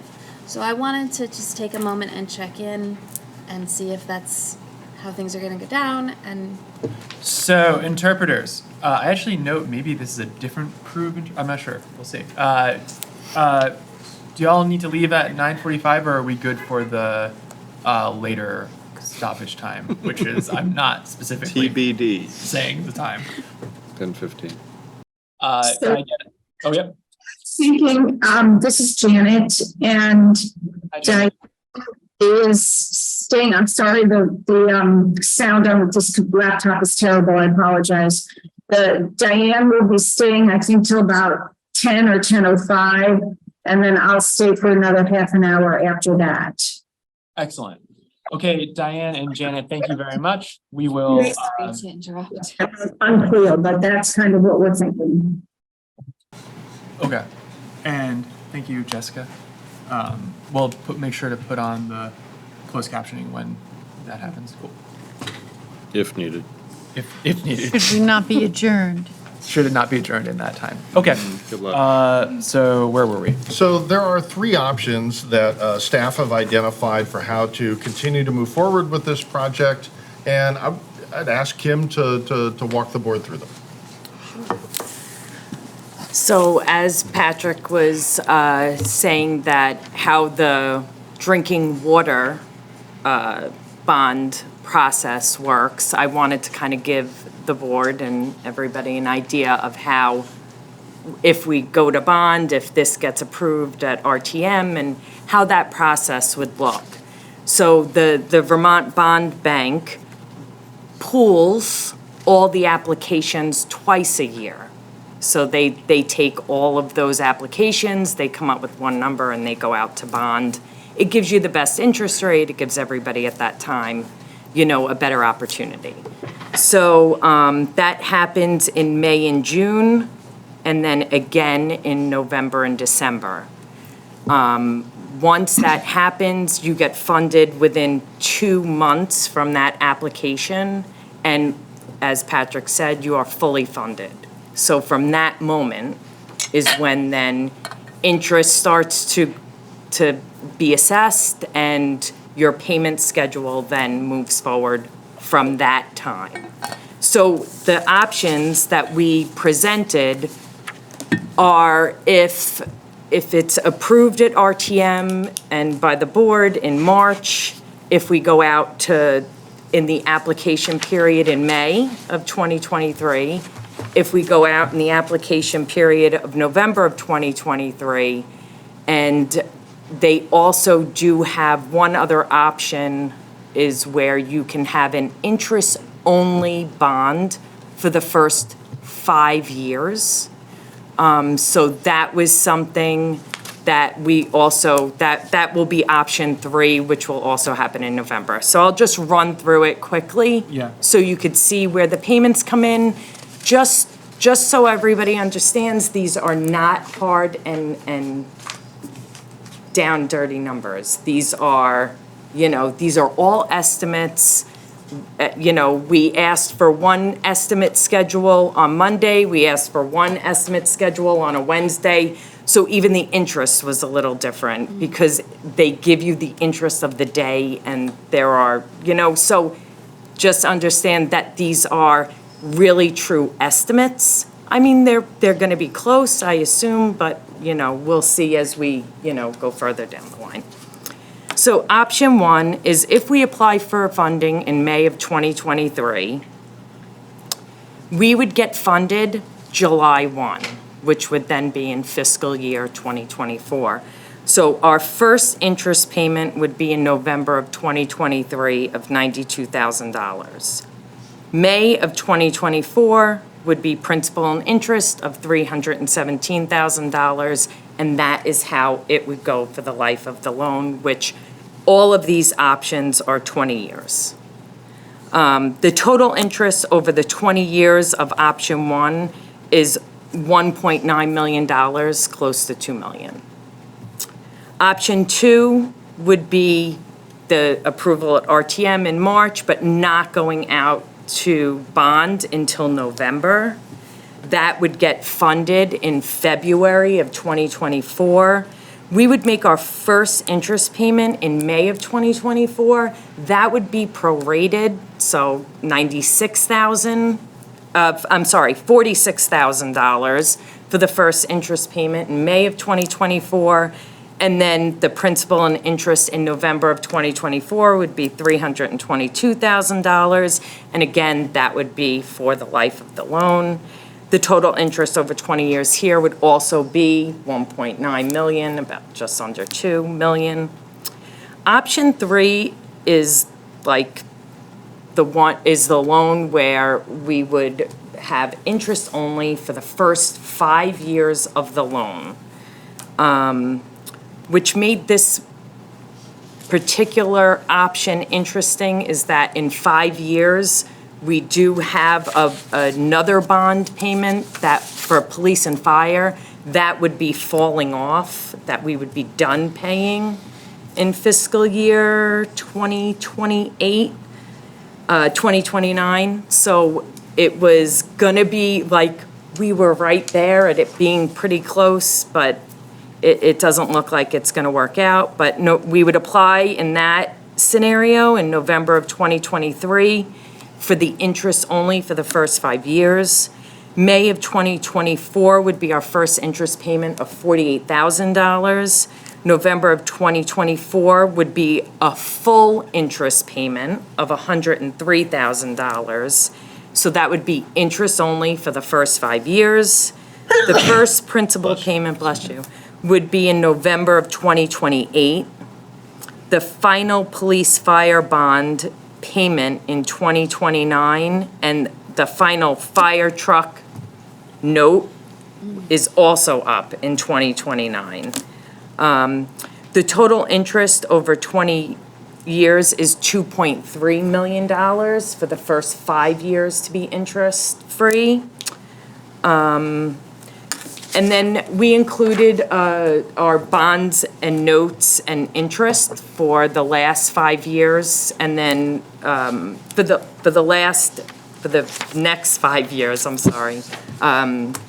So you could see kind of where I'll just draw your attention to budget 2029 and budget 2030, where you can see where bonds and principals go from $768,333 to $435,000 in 2030. That's that one 15-year bond for the fire and police. And then the $50,000 note, which is for the fire truck in 2029, that would be the last payment. So 2030, that would be done. And when you go down to option 3, you could see where in budget 2029, that is where the first principal payment would be. And this is why it was revised, because originally, the first time that the bond bank sent us back one of the schedules, it had said that it would be 2029 would not be the first principal payment, but it ended up that they had made an error. Yeah. And we found that out, Monday morning. So we didn't have an option, an opportunity to fix it until we got the news that it was not correct. So. You have more? Yeah, just one quick thing. So I really want to thank Kim for doing some quick and aggressive work with the Vermont Bond Bank. We had initially hoped that there would be the police and fire bond dropping off right at the point in time when the principal and interest would be coming on. As you can see, when you look at option 3 for fiscal 29, there is a bump up because there is overlap between the two, but beginning the very next year, it drops back down to actually a debt obligation, which is less than we're proposing for 24. So other than that 1 year where there's overlap, this looks like something the board may wish to consider. The only other point I would make to the board at this time is this is not being asked to make this decision right now. We're just trying to propose some options, and we think that's one that is well worth considering. Thank you very much, Patrick. Thank you very much, Kim. So, yeah, board, let's we can kick this around a little bit, but this is a little of a different situation where we've already had initial conversation and consideration of this. We flagged it. We're going to talk about it again. It was updated because of it needed to be updated because of an error. So we've kind of talked about it some. So I'd like to keep it a little briefer so that we can move on because we're going to consider this again at the end of the budget cycle as well. So Liz? I just have one question based on what Patrick said about when we get the bond, we get all that money, and then we don't expend it all. So that's getting interest somewhere, I assume. It could, yes, And so definitely. that interest Yes. could be calculated in some way to offset the interest that we're paying on the bond. Yeah, that's a very good point. Huh. Yes. The police fire bond earns interest, quite a bit, actually. Yeah. Yeah. Well, that's an interesting situation. Yeah. Oh. Yeah. Other questions, comments, board? Tim. Is this comments on this only, or another piece of what Carol provided, which was additional requested information? Or how do you want to take it? Yeah, you're right. We didn't actually have any discussion on that. Do you guys, I don't really know how we want to do it. Because I know what you're talking about. We got the additional information that was. I have a short comment on this thing. Okay. Which is actually overall comment, I say. But then I have some questions about the actual info provided. So I can do it. Yeah, Carol, do you want to give a little presentation on that additional information you provided at some point, or was that just for our consideration? I can do with Either. the board's pleasure. Okay, we'll hear both from you and. Okay. Yeah. Okay. I want to reassure Patrick that this mistake and, extra issue we're dealing with the bond interest payments doesn't change my mind, because I continue to not be sold that this is the time for this generational. Is that reassuring to Patrick? It is, because it doesn't matter. That's what I'm saying. Because I wasn't sold before. I wasn't sold before. And we'll return to this later, right? Yes. But do you want the nutshell? Sure. Now? The nutshell relates a little bit to Daniel's comment earlier. I don't think we have looked at the entirety of what this town needs and looked at the priorities to which we should be serving our constituents. I don't believe that putting so much money into one facility, which is used by a small segment of our town, and arguably a more well-off segment of our town in many cases than the pool, for instance, if you were to compare it to our pool. I think we haven't properly prioritized when it comes to, we're talking about taking a bond that's double the expense than it was last year, and the fluctuation, I don't have that thing you provided the board with the history of the bond bank, but it fluctuated generally in the last 5 years between 2 and 3%, I think, or dipped below 2 at one point, and then 3.1 or something like that. It's now projected at this point to be about 4.1, 4.2, I think, if I recall. That's a lot of extra money, okay? So it's not only, in my opinion, not the right time, it's not well examined enough from, I would love a true generational improvements looking at, as Daniel pointed out, the entire, Living Memorial Park and how our citizens use it. When I see the people that use the pool, I think that, and I go to the pool myself, I look at the pool house, I find that's like one of our highest needs. I really feel like that needs our upgrading much more than our fully functional roof on the skating rink. Our functional, albeit, not ideal way we create ice. And I'm looking at the gestalt of everything. I don't think that we've fully examined the need and are prioritizing correctly in our community when it comes to improving the way we recreate and the way all of our community members recreate.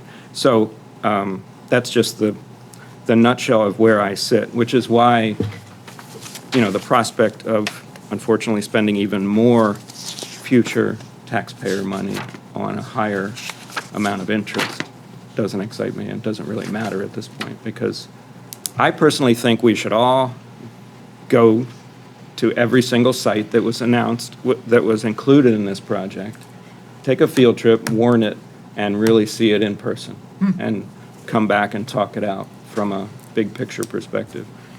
But There's one thing you've said I agree with. which is going to see it as a group? Sure. Well, I'll take it. I'll take it. Yeah, no, I think that's actually a great idea. If we're I'll take it, considering but such a I- large thing, we should probably go. Yeah. I do want to urge my fellow board members to think about what we're spending our taxpayer dollars on and who benefits. Oh my God. I have literally. Do you think we don't do that every time?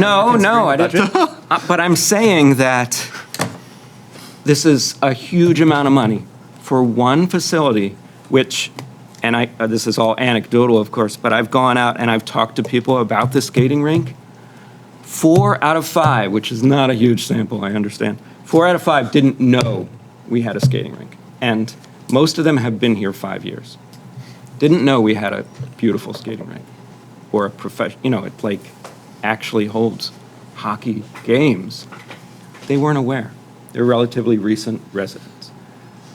That's not a communication issue either. They don't do the hockey thing. They're not seeking it out. Because if they were a hockey family or whatever, they would know, right? But I want us to think a lot about how much money we're spending at a terrible time to borrow money and who we're spending it on. That's it. Okay, do you want to ask your other questions? Yes, about the- yes. Carol, sorry. You provided us with a very helpful. Actually, well, I guess board members want to respond to what you've said. Yeah. Why don't we do that, and then we'll come back to your questions. Okay. Is that okay? Yeah. I don't know which of the. And I promise not to respond to anything because we can Yeah, do that no, I another think day. this is good to talk about for a minute, but then we're going to talk about this again. And Yeah, maybe that's we'll why do a I'm field saying, trip. So, like- Liz, please. Yeah, I just recall that when we did talk about the pool a number of years ago, that a study was necessary to identify its needs, an engineering study, and so it necessarily has to lag behind what we've proposed now because one is ready to roll and the pool is not ready to roll. So we need an engineering study about pool improvements before we can offer to do those improvements, and we're not there yet. There's just a necessary lag because one is ready to go and one is not. Okay. Daniel? Thank you. I actually think Liz's point sort of raises the question of, well, because what I was trying to talk about earlier was, the rationale for the generational improvements seemed to me to also fit what I heard about the swimming pool, right? And so if the swimming pool could be included as part of that improvements, but what's needed is engineering work in order for that to happen, perhaps, that could happen, the engineering work could happen in the coming year, and then we could be talking a year out from now. That's not necessarily what I want to propose, but that follows from what you said, I think. I just want to say that, from a kind of what value these facilities provide to the town, one metric for that is the revenue that they generate. And so the actual revenue from FY22 for the skating rink was $104,000. The actual revenue for the swimming pool was $23,000. And then another large actual revenue line is $52,000 for day camp. Where does day camp occur? In the skating rink. In the skating rink, thank you. I rest my case. All right, well, attorney quip. That's your All right. Okay. on, you get my point, sir. Any other question? Any other responses to Tim's And I should know that. soliloquy? Or do we want to move on to I would your? just like Carol to respond to my study questions. Is that correct? With that, we would have to have an engineering study, and as you know, Kim and Patrick and I spoke during the budget preparations, we have that out year, I think we kept it 6 and 7, 6 years out, 7 years out. Because 1 year we have, you know, just a study done. But I also think something like the skating rink, we need to have community involvement. Much what you spoke about, Tim, you know, all of you spoke about is what, if you're making such a change. At the skating rink, we're talking about a roof, and we're talking about R22. At the swimming pool, we're talking a wholesale change. So I think that really is imperative to get community involvement and input from the ground level, you know. You know, what are we looking at? Are we looking at a splash pad in an area to swim, or are we looking at, you know, diving pool? You know, there's so many different options that we need to look at, and it's not what I want, it's not what Kim wants, it's what the community wants, and I think we gotta have their input. So And it's so not that would just be engineering, but it's really public input. Exactly. Thank you. Okay. Your questions on specifics? Yeah, unless Jess said. It was on. Specifics of the. Okay, so let's move on to that. Actually, yeah, let's do that. Let's get the board done, and then we'll open it to public comment. Yeah. So what we're referring to now is additional backup material that came with the Rexon Park second budget item, kind of providing us with additional information that we requested at the last meeting that we discussed this. And Tim is referencing material in that, correct? Yes. Cool.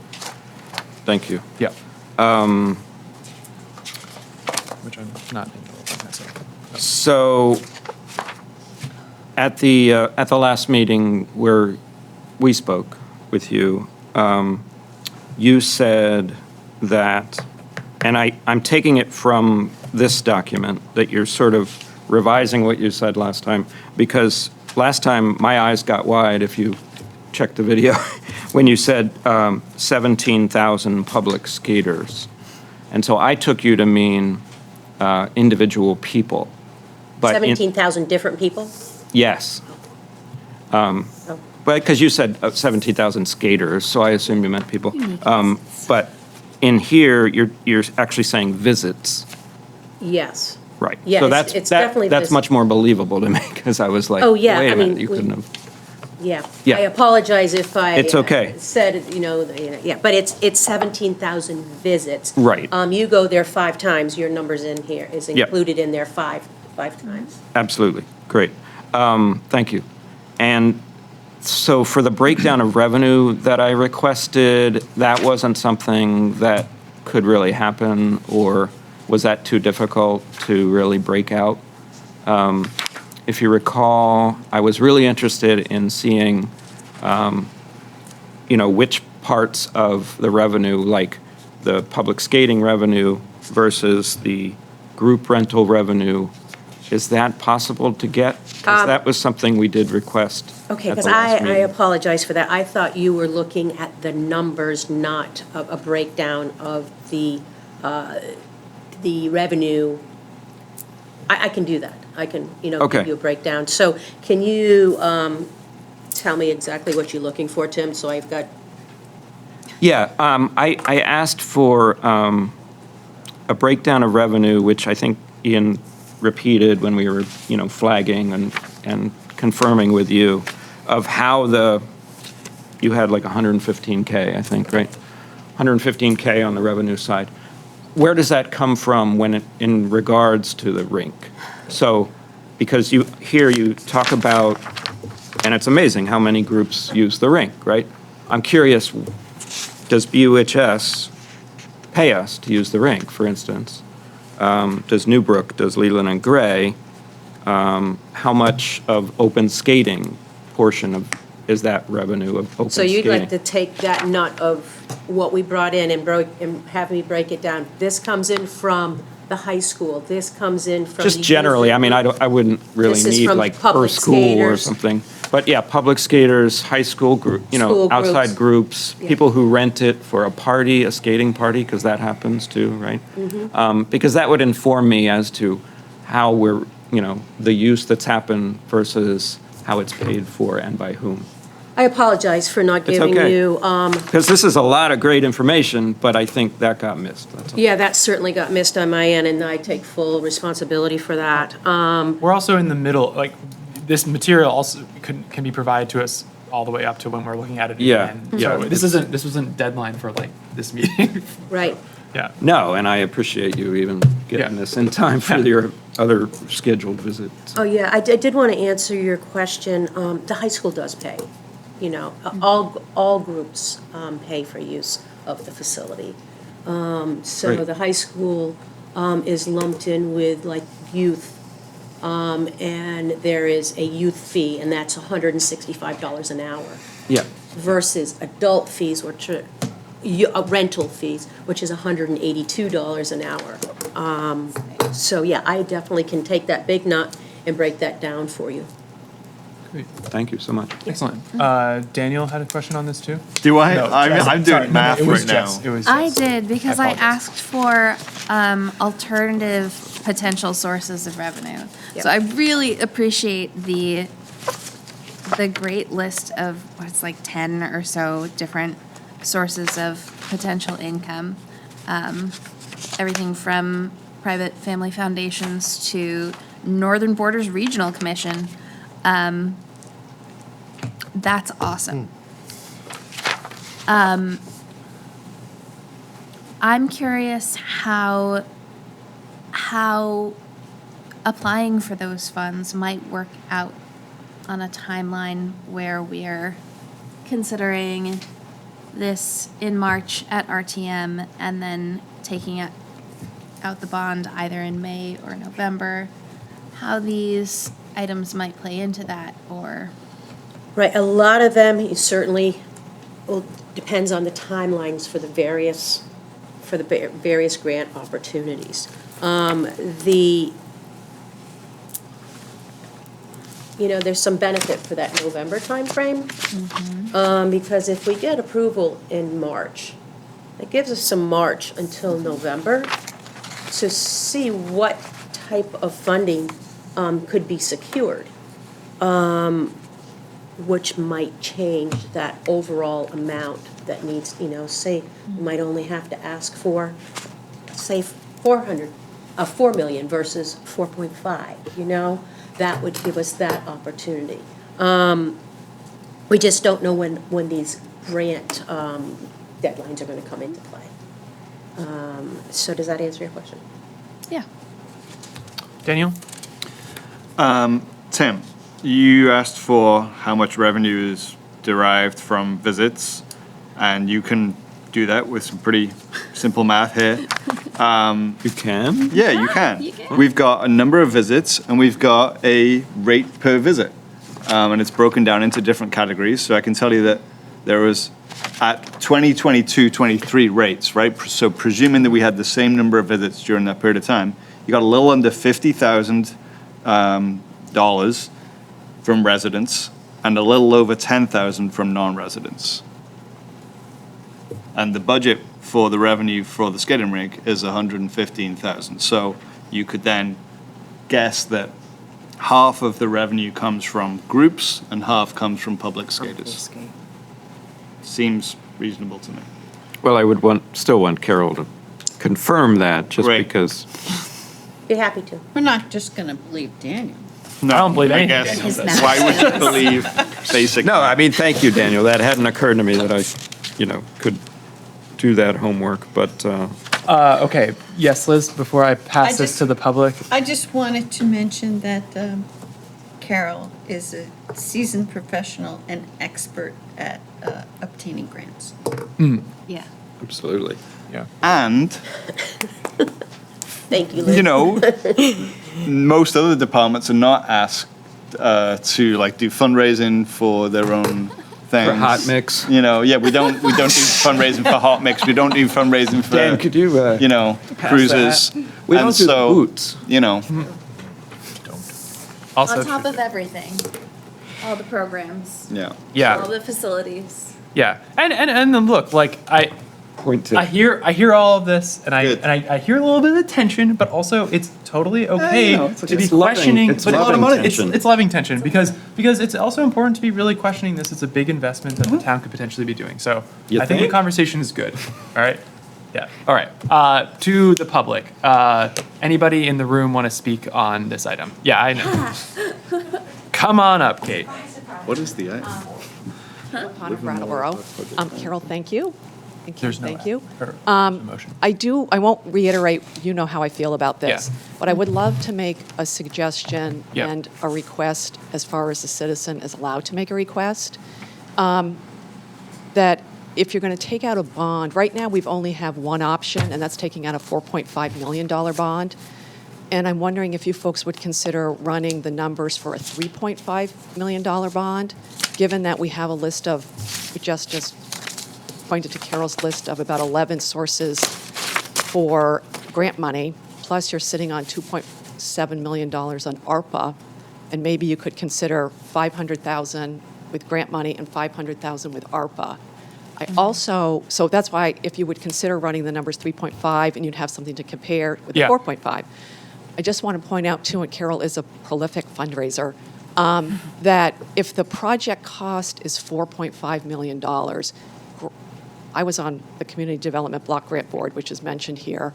Funders don't usually want to pay for the debt service, for the interest payments, which means if you fill out an application, you say project costs $4.5 million, how much money do you have? $4.5 million. We're never going to get any grant money.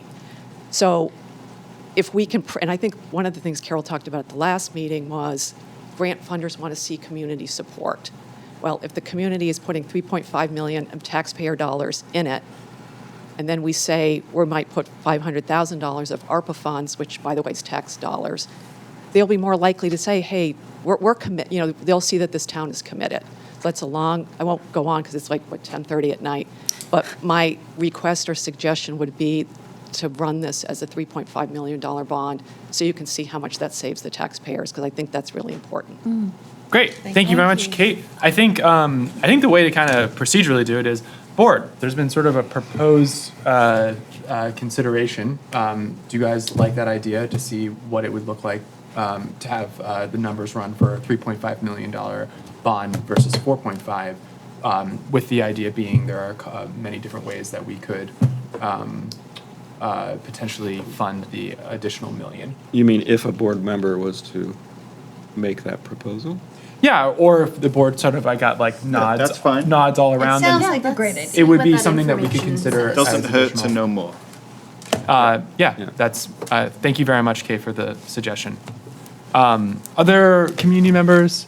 I don't see any hands on Zoom, and I don't see anybody else in the room. Okay, so is there anybody else that wants to speak on this before we end on Parks and Rec? Patrick? Yes, sir. Just, seeking a little feedback from the board. Do we have any preference either way on the, 5 years interest only, whether it's a 3.5 or a 4.5? Is that something we see as desirable? Do we like that? Or is that just, Do you need to have that? Nope. Okay. Just- I'm not prepared just- to speak on it personally, okay. but Liz? There's a certain almost symmetry in having the police and fire bond expunged before we start. But otherwise, I think we're all just examining the options. Other board members on the Keep it in the mix, Patrick then. question?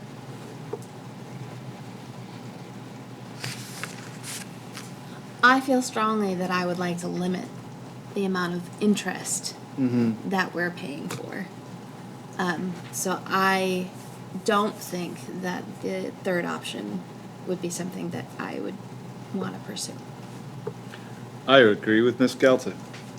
Excellent.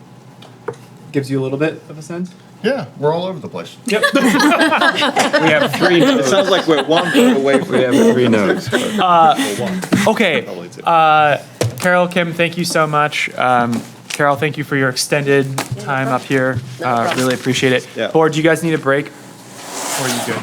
Let's just go. Let's just go. Come on. Okay. There's 2 more. 2 more. One more We thing. got this. So we're going to move on to, oh gosh, I've moved all my things around. We're going to move on to new business agenda item 7D, the fossil-free facilities.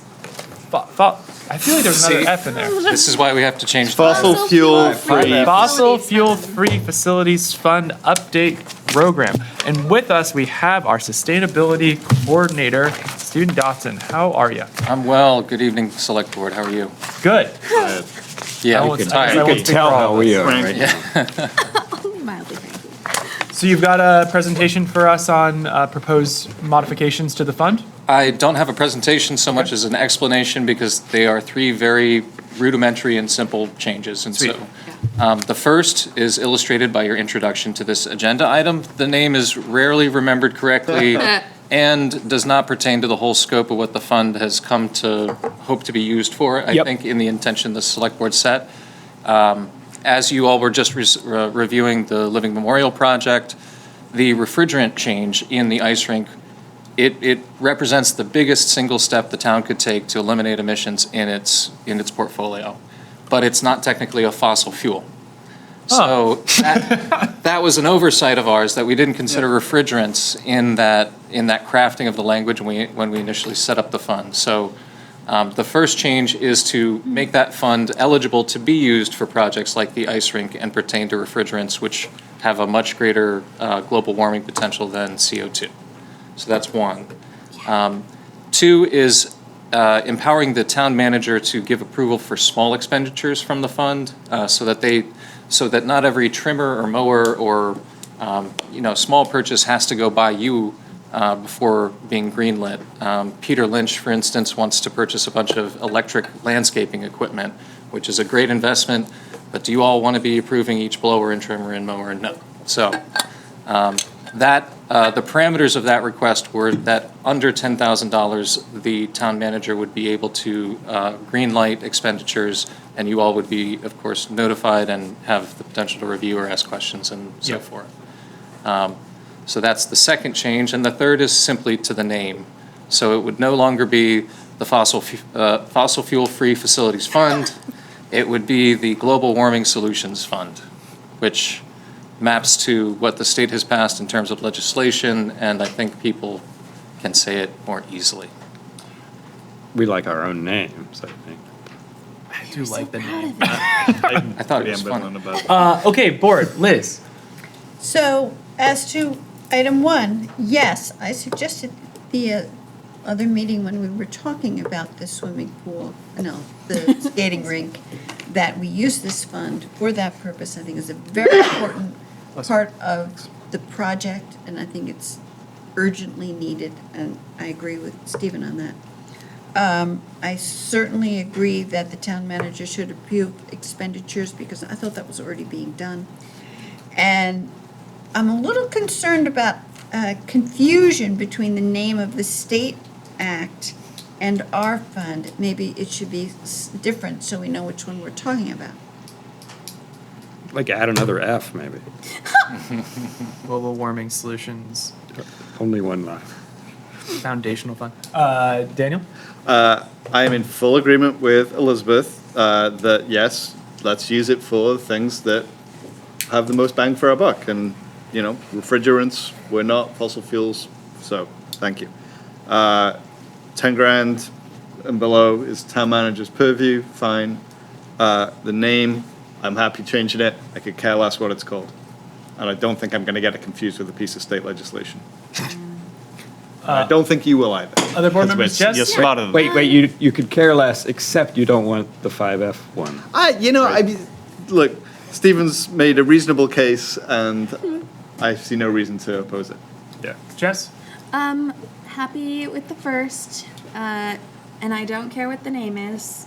I'm not married to it. I wasn't on the select board at the time of its creation. right? It came in like a meeting before I did. Interesting. It was part of the cow power situation. Sure was. Sure was. We should call it the Cow Power Fund. Just a question about the town manager. Sorry, Jess. Great. Please go ahead. The question about the town manager expending 10,000, things that are under 10,000. Absolutely see that working for like, oh, we want to get a leaf blower that's an electric leaf blower. But what if we want to get 12 leaf blowers? Not that this would ever happen. What if we want to get 12 leaf blowers? And they're each under $10,000, but together they add up to $12,000. Thank you. So what's like, is there a point at which we say, oh, you've spent $50,000 of the whatever it is fund? Can we get a check-in or can we get a ratification? So to me, that's the one thing that I see as a challenge to number 2. Okay. Do you want to respond? I guess I would say, I would put on the record basically the spirit of this modification to allow for the $10,000 expenditure by the town manager, as I look to who the town manager is going to be soon, that the spirit of this would be one-time allocations where they're below. And so if you were to want 17 electric leaf blowers, and you decided to buy them one at a time every week and to get around it, that would be not within the spirit of this change, and there would be strict and strong words passed along. Would that be kind of the way to sort of address that? Mm-hmm. Or is there more to it? I can only share with you how, if I was green-lighted for this, how I would approach it. Yeah. Right? I would look to, I would say by department. So for example, I know there's a good number of string trimmers, leaf blowers, that kind of thing that are used by rec and parks. And if we wanted to do a bulk purchase up to $10,000, I'd say go for it. I'd say the same thing to Department of Public Works, but I'm also all ears. I know we have a large inventory of all those items, right? And they're all gasoline burning, right? We got chainsaws and trimmers and this and that and the other. We hear complaints from the community that these things are noisy and we don't like them. Yeah. And, Stephen will be the first to tell you, why are we using gas-powered machinery at this point in time when there's a perfectly viable electric alternative? And so we'd like to be able to sort of move on these things a little more quickly than, that particular chainsaw is not going to get replaced for 5 years, and let's keep running some gasoline through it. And you see what I'm saying? Yes, Yep. I do. And potentially, like, just a good way to stay aware of this would be including the Fossil Free Facilities Fund, or whatever it's going to be called, in the financial report, and just being aware of where it's going. And we could just be like, oh, it looks like there was some use of this, Kim. How exciting. Well, and we didn't approve it, so it must have been something under 10 grand. Yeah. What was that? Or yeah. Or it could be, 5 leaf blowers under whatever amount of money would be in the consent agenda. Also true, too. Yeah, Okay, so I'm just hearing a little bit of disagreement then on this one item then. If we were to go the consent agenda item, I'd say skip the $10,000 cap And we would just put them on the consent agenda instead. Board, what do we feel? Daniel? Remind us how much is in this fund. That was my question. Yeah. Kim, do you recall? I do. $154,011. That's more than I Oh my gosh. Okay. Down to the dollar. I think that, yeah. Any pennies? Yeah. No. Okay. So until midnight. The reason why I asked that is because spending $10,000 from this fund,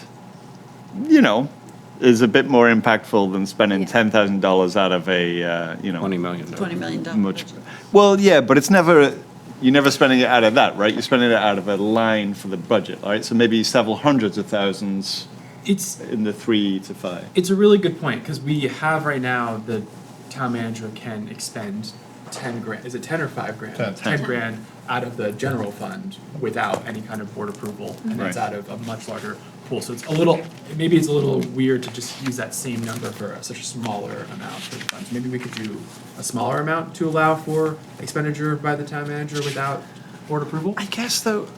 Sorry, I'm The taking purpose space. is Go ahead. not, I mean, the purpose of the limit is, well, I should probably not speak to what the purpose of the limit is. Oh, the limit on the 10 grand for 10,000 the is general about fund? it's really about the manner of procurement. Yes. So, a more involved manner of procurement for, larger items. Should go in the public and have. Right. Okay. I see. No, I appreciate It's not so the much the size of the fund itself, it's the expenditure. Yeah. And anyhow. Yeah. Okay. I didn't do, Tim first, then Liz. Tim? I didn't say anything on this yet, so I don't care about the name. Oh, Okay. oh, you didn't do this. That's right. Okay. I don't care about the name.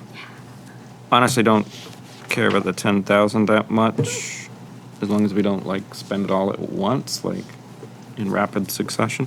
I had a question about number 1, because no one else has questioned that statement you made. I agree that certainly we should modify this so we could cover that purpose that Liz suggested. But you made a statement, I don't know if you could repeat it, about this is the one thing that is so important. I don't know what you said. Sure. But I don't, at our last meeting, that was not established in any meaningful way. Really? Because we couldn't figure out how much we're losing. We don't know how much we're losing and what that means. Oh, well, I was estimating the total potential of the refrigerant if leaked into the atmosphere, right? Of all the refrigerant. Yes. Yeah, but Carol said we're losing like less than 50 a year. So I don't even know what that means. 50 pounds? 50 pounds is, I could do some math for you and get you the leakage rate, Yeah, but the real yeah. concern is that charges are lost over time. Sure. And we've lost an entire charge before. So when I say it's the single greatest step we could do to eliminate emissions, I mean, it would eliminate the equivalent of roughly 106,000 gallons of gasoline being burned from our operations. So that's concerning. But Carol did say, definitely, but Carol did say that we lost the whole thing and then we repaired the thing, right? And now where we're at is 50. So how concerning is the 50 if we're losing 50? I don't know if it's per year. It's just that we never got those numbers, and Franz had a question about it, wasn't really answered, so I just wanted to Sure. flesh that out. 50 pounds times 1,820 equals the CO2 equivalent of what that represents. I could translate that into something that we can think of more easily, like gallons of gasoline. So 91,000 ton CO2 equivalent units, basically. Okay. How does this sound? Because this is not really on topic of this. You're talking about the skating rink now, mostly, right? No, I'm talking about elimination of chemicals such as refrigerants. Oh. His first. Yeah. His first thing. That was the one that.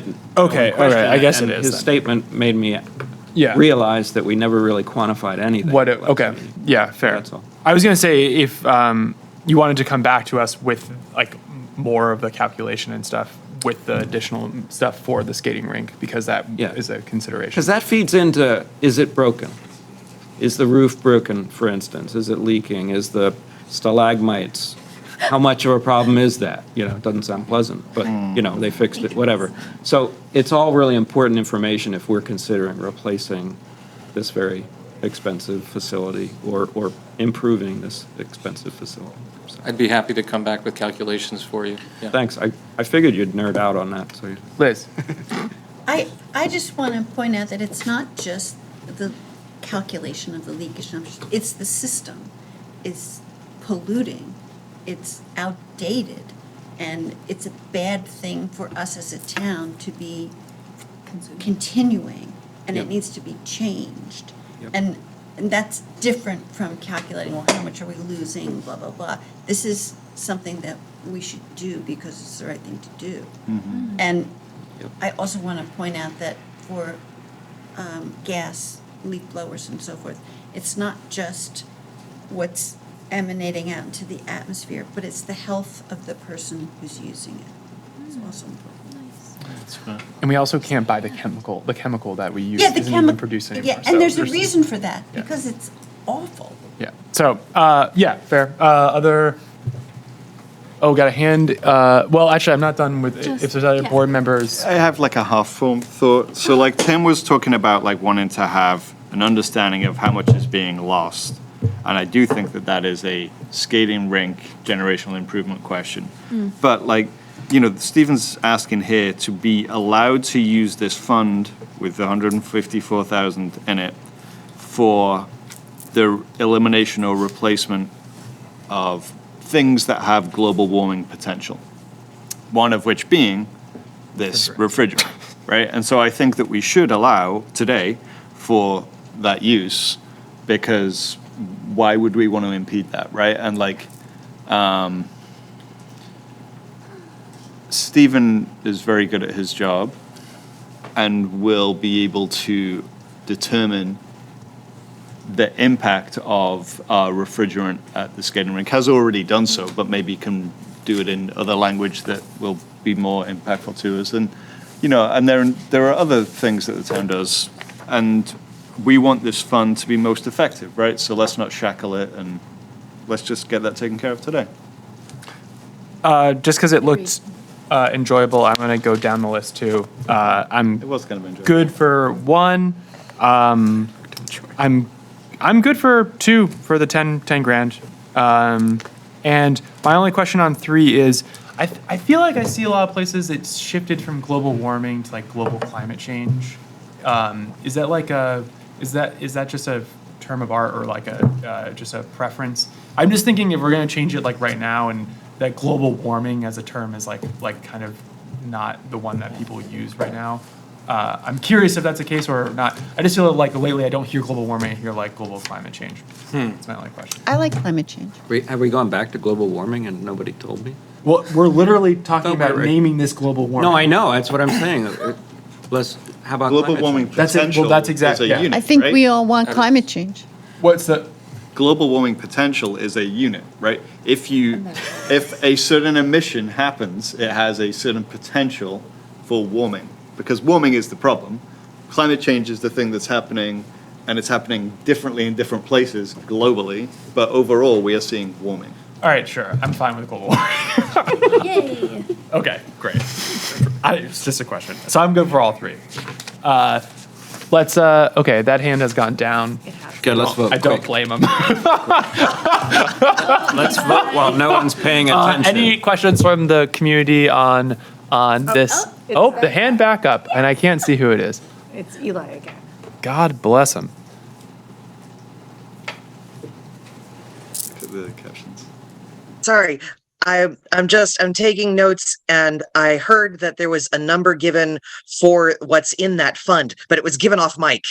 So I've got a hole in my notes. What's in the fund? 152 11. 154.11. Yes. Thank you.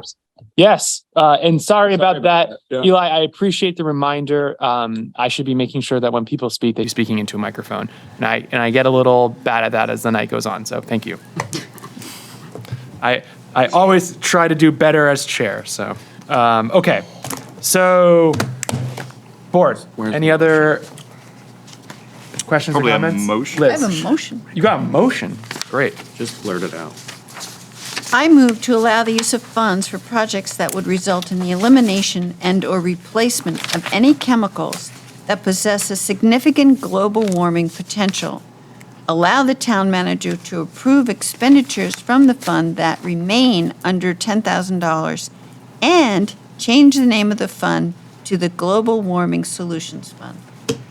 Liz has made a motion to allow the use of funds for projects that would result in the elimination and/or replacement of any chemicals that possess a significant global warming potential. Allow the town manager to approve expenditures from the fund that remain under 10 grand and change the name of the fund to the Warming, right? Yes. Okay, Global Warming Solutions Fund. Board members, all those in favor? Aye. Aye. That carries 5-0. Thank you very much. Thank you, Selectboard. Yes. and have a great rest of your night. Oh my We're going to move on to the last new business agenda item, 7E, ARPA fund discussion.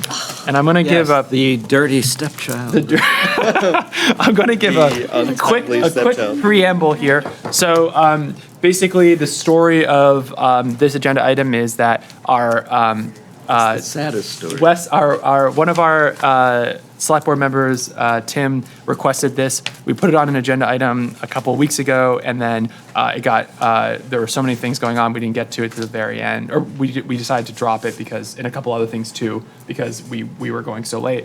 And then this was the next meeting we thought that was that we could actually get to it, and we have some time now. I asked the town manager, the interim town manager, to prepare a brief memo for the select board and for the community to kind of just take a snapshot of ARPA and just the money and what we've done with it so far, so that we can use this as a reference for any kind of discussion tonight. And then besides that, I wanted to just sort of ask Patrick to maybe just speak to the highlights of this, basically the funds we have left, what we've expended so far, and what the timeline is before the board starts a discussion. And then I'd like to just open it up, a little bit of a select board sandbox. So You're not Okay. going to, never mind. What's that? Go ahead, that's fine. So I'm just going to quickly go through the memo that was included in the board backup. The town has received a total of $3,401,701.68 in ARPA funds.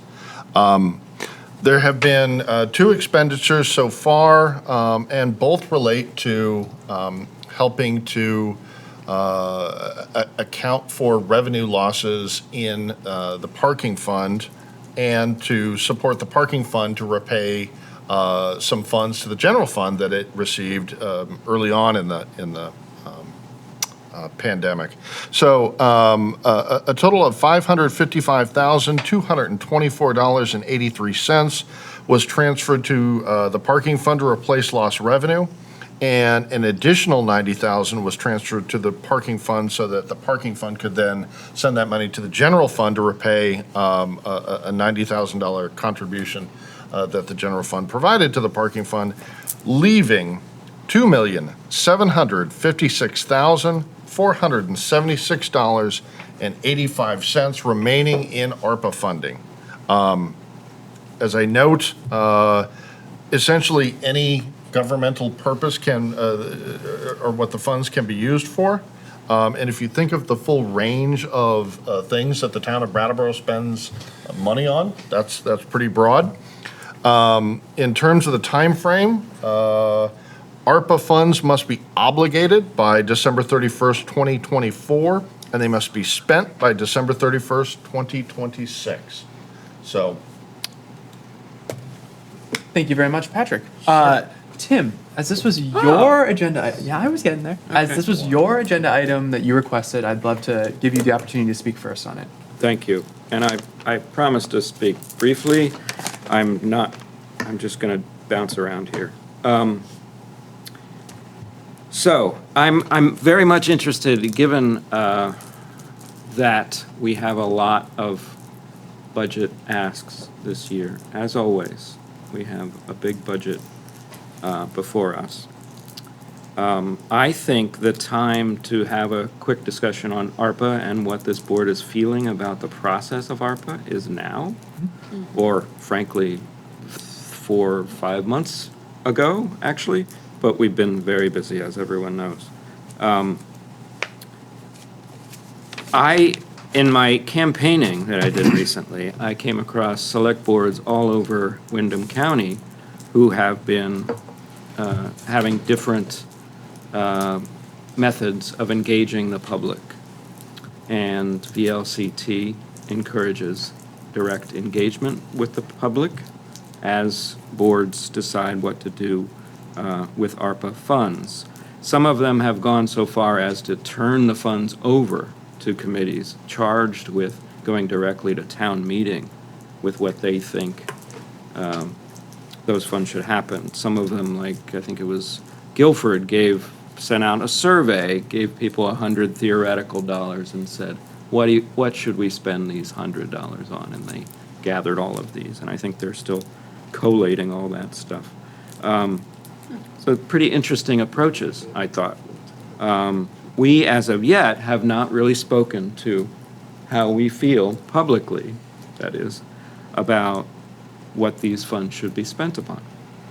And as Patrick pointed out, it's very wide open. But again, I'll go back to VLCT's sort of guidelines. These reporting requirements reflect the need for transparency and accountability. The Treasury, from the U.S. Treasury, urges state and local governments to, quote, engage their constituents and communities in developing plans to use these payments, given the scale of funding and potential to catalyze broader economic recovery and rebuilding. They also provide a template for formation of an ARPA advisory committee, so the select board go that route. If fellow board members are unwilling to go that route, in what way will we be engaging our constituents? And as I think Patrick reminded us, we have adopted a goal for the use of ARPA funds, define a transparent, accessible process for the allocation and distribution of ARPA funds. So, rather than each of us operating in our own little personal silos of what we really feel like these ARPAs, I know I use silos, you caught me on it. I hate silos for the record. Where do you keep your grain? Just the term, not farmers. Chris Mays get that? Yeah. That's right. Tim must. He's listening, I bet you. So, I think we should just have a moment to begin discussions about not only process, but what should we spend it? I don't think we should get into what we should spend it on, honestly, at this point of time in this meeting especially. But process, I think, would be really helpful for our constituents. Wow, all the hands go up. So Daniel tapped my arm before I saw Liz's hand, and I wasn't looking at Jess. So It's unfair advantage because he's right Unfair next proximity. Well, what can I say? So Daniel, Liz, Jess, I think. Thank Unless, you. Jess, were you ahead of Liz? It's fine. Okay. I am grateful for this memo, and I will mostly just refer to it. The funds must be obligated by December 31st, 2024. It is December, 6th right now? December 6th, Almost not anymore. 2022. So we have 2 years in which to obligate these funds, and then 4 years in which to spend them, which for me speaks to there being no real rush to do this. And so when we wrote these goals in a multi-week process in like April, I think, and they were finalized in May, we were in a very different position than where we're at today. We had a new town manager. We were just about kind of like recovering from the shock of the ambulance situation. Well, I don't even know if we were recovering. We were in the middle of that. And we've been dealing with many, many things throughout the summer. And so one of the things that we said we would do is we'd cut Patrick some slack, given that he was taking the interim role, and put a few things on the back burner. And this was one of the things that got put on the back burner because there is a specific timeline that does not give us any immediate rush. And I want us to do exactly what it says in number 1, which is define a transparent, accessible process for the allocation of and distribution of the ARPA funds, right? We have not even begun to do that. And so I guess Tim's putting this on, right, is saying, let's begin to do that. And so the first thing I would say is, can we at least wait until January to start? And that's all I gotta say. Liz? Well, I certainly agree that waiting for the new town manager to commence work would be in order. I had the benefit of attending the BDCC summit, and there were a lot of advice given to municipalities at that time about the various ARPA funds, and then there's also infrastructure funding, and so there's federal and state funding that has a multitude of uses. And there are also, there's VLCT, and there's the state, and there's our own staff who have ideas and projects bubbling up. And I think that we need to engage the town manager and the staff to come up with solutions in a probably 6-month time frame of what would be best for the town, and bringing those suggestions to the board, and then have a transparent, open meeting process where these suggestions are discussed. Jess? I think Liz is getting at one of the things that I'm actually coming around to, which is the idea that transparent, accessible process can mean presentation and conversation and discussion and deliberation and public input in a regularly scheduled or special select board meeting. I would appreciate a portion of the ARPA funds being delegated for a different process outside of the staff coming to us with proposals and that being the limits of what we tackle. I think it would be important to carve out a piece of this funding that can be more accessible to the community and more available to ideas that are generated from outside of the capital T town. That's all I got for now. Okay. Yeah. Tim, do you want to respond to any of those? I would just respond to Daniel and say that had it not been that we're presented with the ask of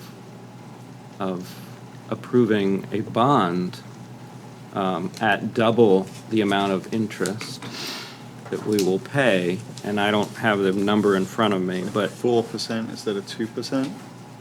yeah, I have that number, yeah, but that's a lot. I don't know what the end number, over the life of that loan, the low end, because as it progresses after 8 to 10 years, you can refinance and hopefully you save at that point.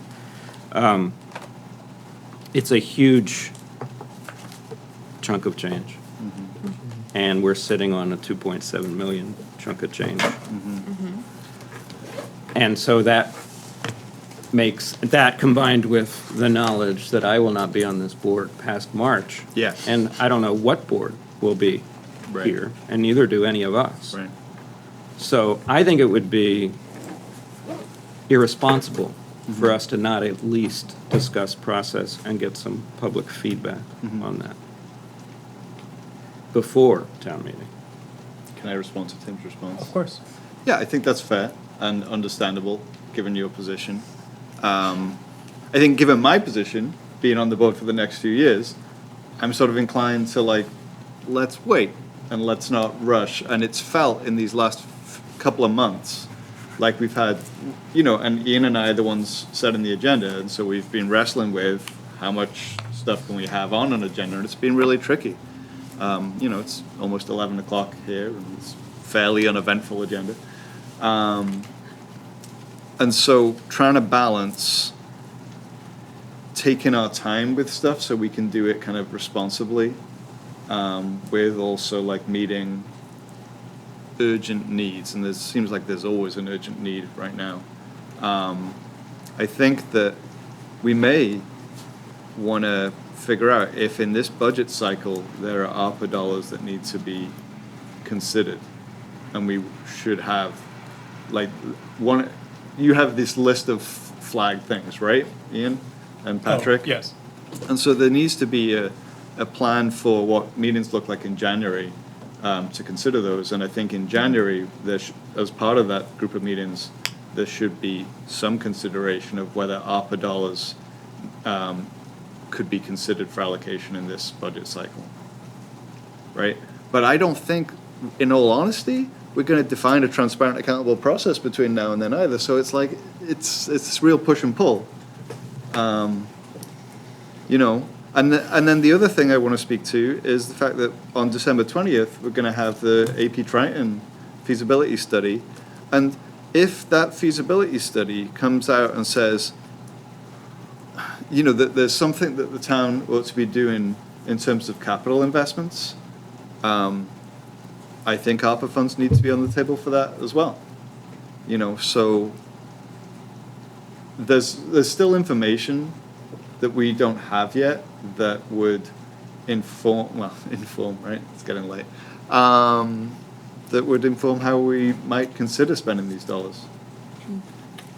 Reply to the reply to the reply? No? No, I don't think so. Okay. Yeah, I haven't really spoken on it yet. It's basically, it's a tricky situation of the, not artificial, but the time crunch that's created by the budget season and large expenditure requests and a much longer time frame for the actual ARPA funds. And I completely agree that it would be irresponsible not to discuss the ARPA funds and the usage of them when we're considering such big things like the generational improvements at the Living Memorial Park. It's actually one of the reasons why I pushed so hard to get this on this meeting well in advance of the any kind of flag discussion in January, so we could just start this. And I think the tricky thing is, right, the board feels really strongly, and so does the federal government, that we need to have a really open and accessible process for expending these funds. But to expend some of these funds to fund some of this budget expenditure, to do it quick enough, we may be possibly not fulfilling that goal to the extent that we want to making it a process that's accessible. So I don't know. I think it's a balance the board's going to have to kind of consider. Is it is it maybe an idea of maybe splitting the funds and we make sure that there's a large portion of it that's given to a committee or to one of these other sort of systems that Tim spoke to? Maybe that's something that we consider. So I think there's a lot of creative leadership that the board can kind of provide when it comes to discussing ARPA. And I don't want to discount the fact that we do have a new town manager coming in, and I think that his experience and his perspective on this will be absolutely useful for this discussion. And so, we'll kind of throw him into the hot seat pretty quick. If he shows up after seeing this meeting. Yeah, I know, right? 5-hour meeting. Yeah. Because But let's wait to make sure. Yeah, but I don't know. So does that? I guess we don't quite make much of a progress on it. Liz? I want to push back a little on committee. We can have an open process, but this is our responsibility. Yeah. And I don't want to give that responsibility to anyone else but us. I think that basically one of the questions is whether, it's whether we're gonna, that's like one of the crux questions of this, is whether to do it with a committee or not. And so the board's got to have a discussion in open meeting about that. Jess? For me, the crux of it is not committee or not. It's where the ideas are instigating from, fair. whether it's within the capital T town institution or outside. Absolutely. And I actually appreciate that clarification. I now understand that's what fine. you were saying last time, and I actually didn't understand you. So Okay. there, I get it now. So yeah, where the ideas about use of those come, yes, okay. So yeah, where does that come from? Yeah, so I don't know, I think, yeah. So, Ian, are you suggesting that there be, at the time where we're raising flags, that there be another open discussion about whatever portion of this budget and all the other flags that are being raised will utilize ARPA funding? Because if so, there is precedent. We've already used a certain amount of ARPA funds, and they were utilized because they were COVID-related expenses. Lost revenue. Yeah, and so it's not Yeah. quite a precedent that I think that we can use to justify. No, but I'm just saying that, we can advertise a public meeting Yeah. where we're discussing that partial payment. I completely agree. And I don't think that using the ARPA funds that way and having that meeting would be in any way inappropriate. It just has to be sort of a decision the board makes that we feel like that's the correct use. And so I think basically, yes, what I'm saying is we should have a meeting. I think what Daniel and I will sort of discuss when we get a sense for exactly how many flags there are and how to allocate them over the meetings, whether it's going to make sense to have ARPA a part of each of those discussions, or if we maybe line up the flags that ARPA would logically make sense to have a discussion with and sort of do them all on the same agenda. It's going to kind of depend on when we're done with the rest of the budget discussion. I'm looking to Tim to see how he's. It's a quandary. Yeah. You know the word? Because, if we say ARPA is open to our budget, we have sped past the decisions about what we should do with ARPA. And we are talking about, alleviating our current financial straits with something that possibly could be intended for larger concerns. Right. Or, great, that back in March, I made a big deal about, let's commit 1/2 of our ARPA remaining funds to housing and Yeah. figure it out and use our housing action plan to start to get that done, which we thought was very important back then, and we all continue to think And I it's very did important. not agree with that, and I still do not. I know, I Daniel? just said I was Yeah. the one that made a big deal about it.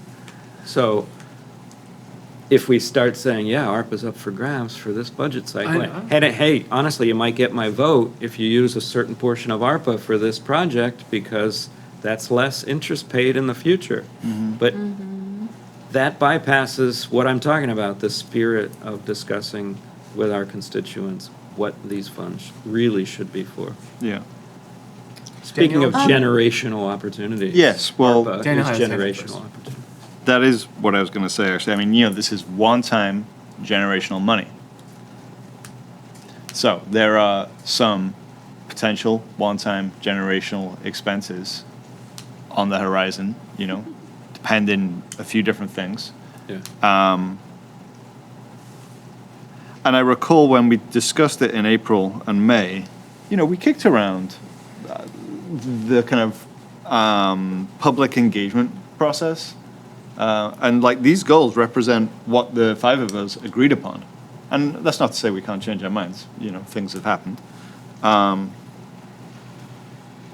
But we would listen to and consider residents' interests when it comes to potential ARPA fund allocation. It doesn't say we'll create a committee. The town of Guilford and the town of Brattleboro are not the same. No disrespect to either.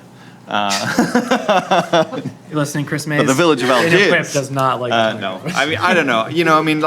I actually know somebody who's on the ARPA committee in Guilford and had a little window into that, and I don't know. I mean, it's a real hard one because it can't just be well, trust us, we got it, because actually that's not super common right now. Liz had her hand up before.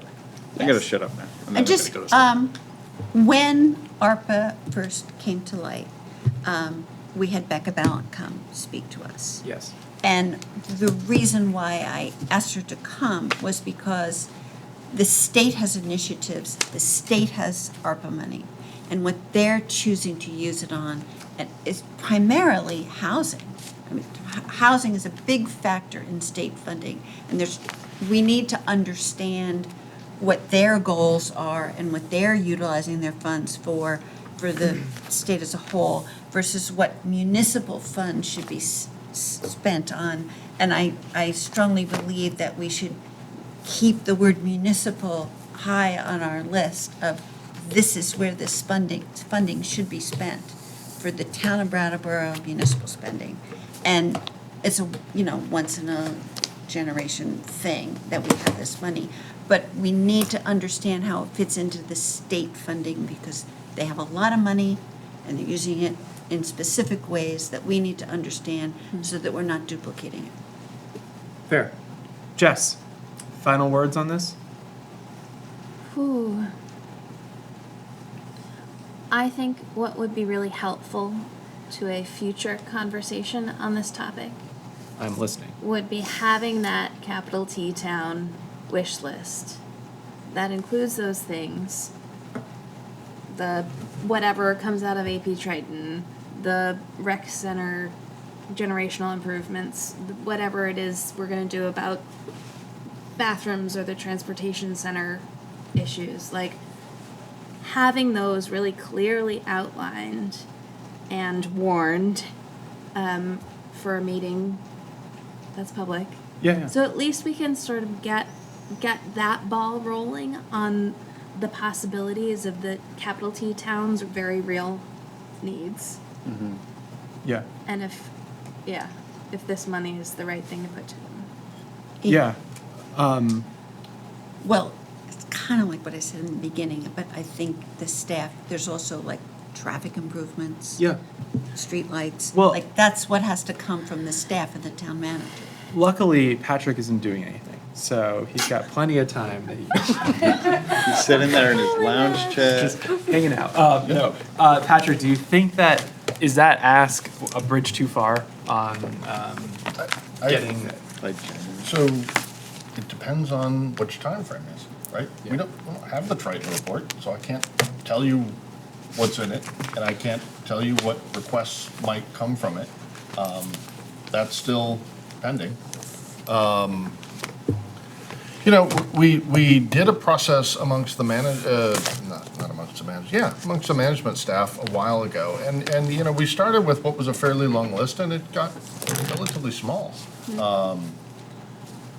I think at this point, we could have that conversation again. Yeah.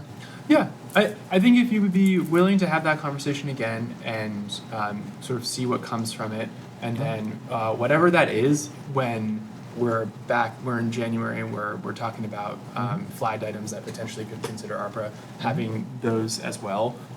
And you can let us know kind of how far that discussion went, if you felt like, this is sort of what we have so far, but we could probably have more conversations with town staff about this.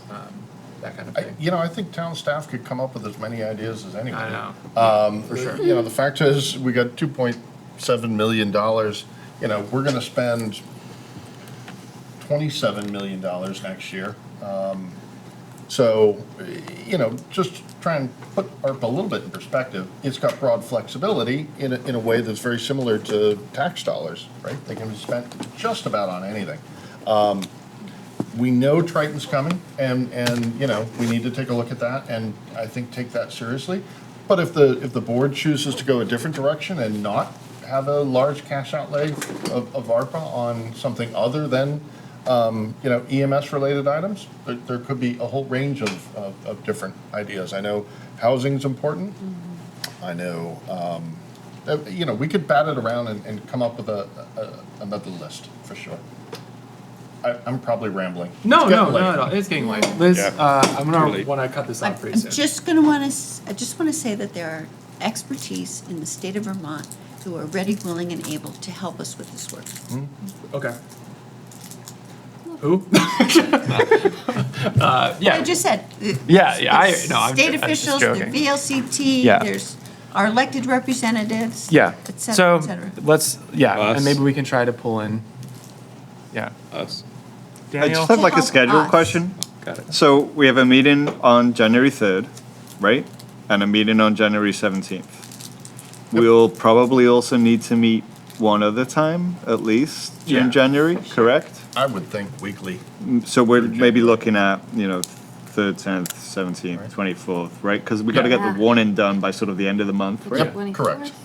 Yep. And so I think for you and I and Patrick, like thinking about like how we spread that work out in January to make it manageable and to give us enough time and to give the public enough time to have like, some decent conversations about it and to give staff enough time to prepare some Kind of stuff. like what we did the beginning of December, like, here's Yeah. the next 4 meetings, Yeah. and, what are we Yes. putting where? Yeah, Yeah. so let's do that, please. Yes. And just to kind of name that, like, the expertise that staff has is going to lead to them being more easily able to identify ways in which these dollars can be spent. And also the community will have their interests as well, but they will be less easily able to say, here's an engineering study for this thing, and it costs $350,000. So, like, staff will be able to come up with this more quickly, and we shouldn't just kind of respond to that speed, right? We should Yeah. allow for a slower process in the community, I think. So there might need to be two little tracks, I don't know. Yeah, which I think, yeah. Okay. All right, I think with that, it's after 11 o'clock. Do you think it should be time to go? I think, unless the board has anything else that they want to say on this agenda item, it doesn't require any kind of motion. I don't see any hands in the Zoom, and I don't see any hands in the room. Put your hand up. I just want to say, we're all talking about. You gotta go up to the mic. I am. Oh, No, you weren't. Now you are. You all wanted transparency, and that's the best way to do it, is bring it to the town. And have it, not just them come to the meetings, because a lot of people won't come in the winter. You know that, Patrick. We've had absolutely nobody here some winter days. But put it out there even in a little brochure for those who don't watch this, because I don't have it at home. Just make it really sensible to everybody what all the different ideas of what you could plan to spend it on. Housing is top of the list. Memorial Park's right behind it. But like she said, you got to figure out what the state's spending that money on, even for our town. And so that might free it up for other things, okay? Okay. But that transparency is first. Thank you very much. Any other, Liz? I move to adjourn. Liz has made a motion to adjourn. All those in favor? Aye. Aye. Aye. That's going to carry 5-0.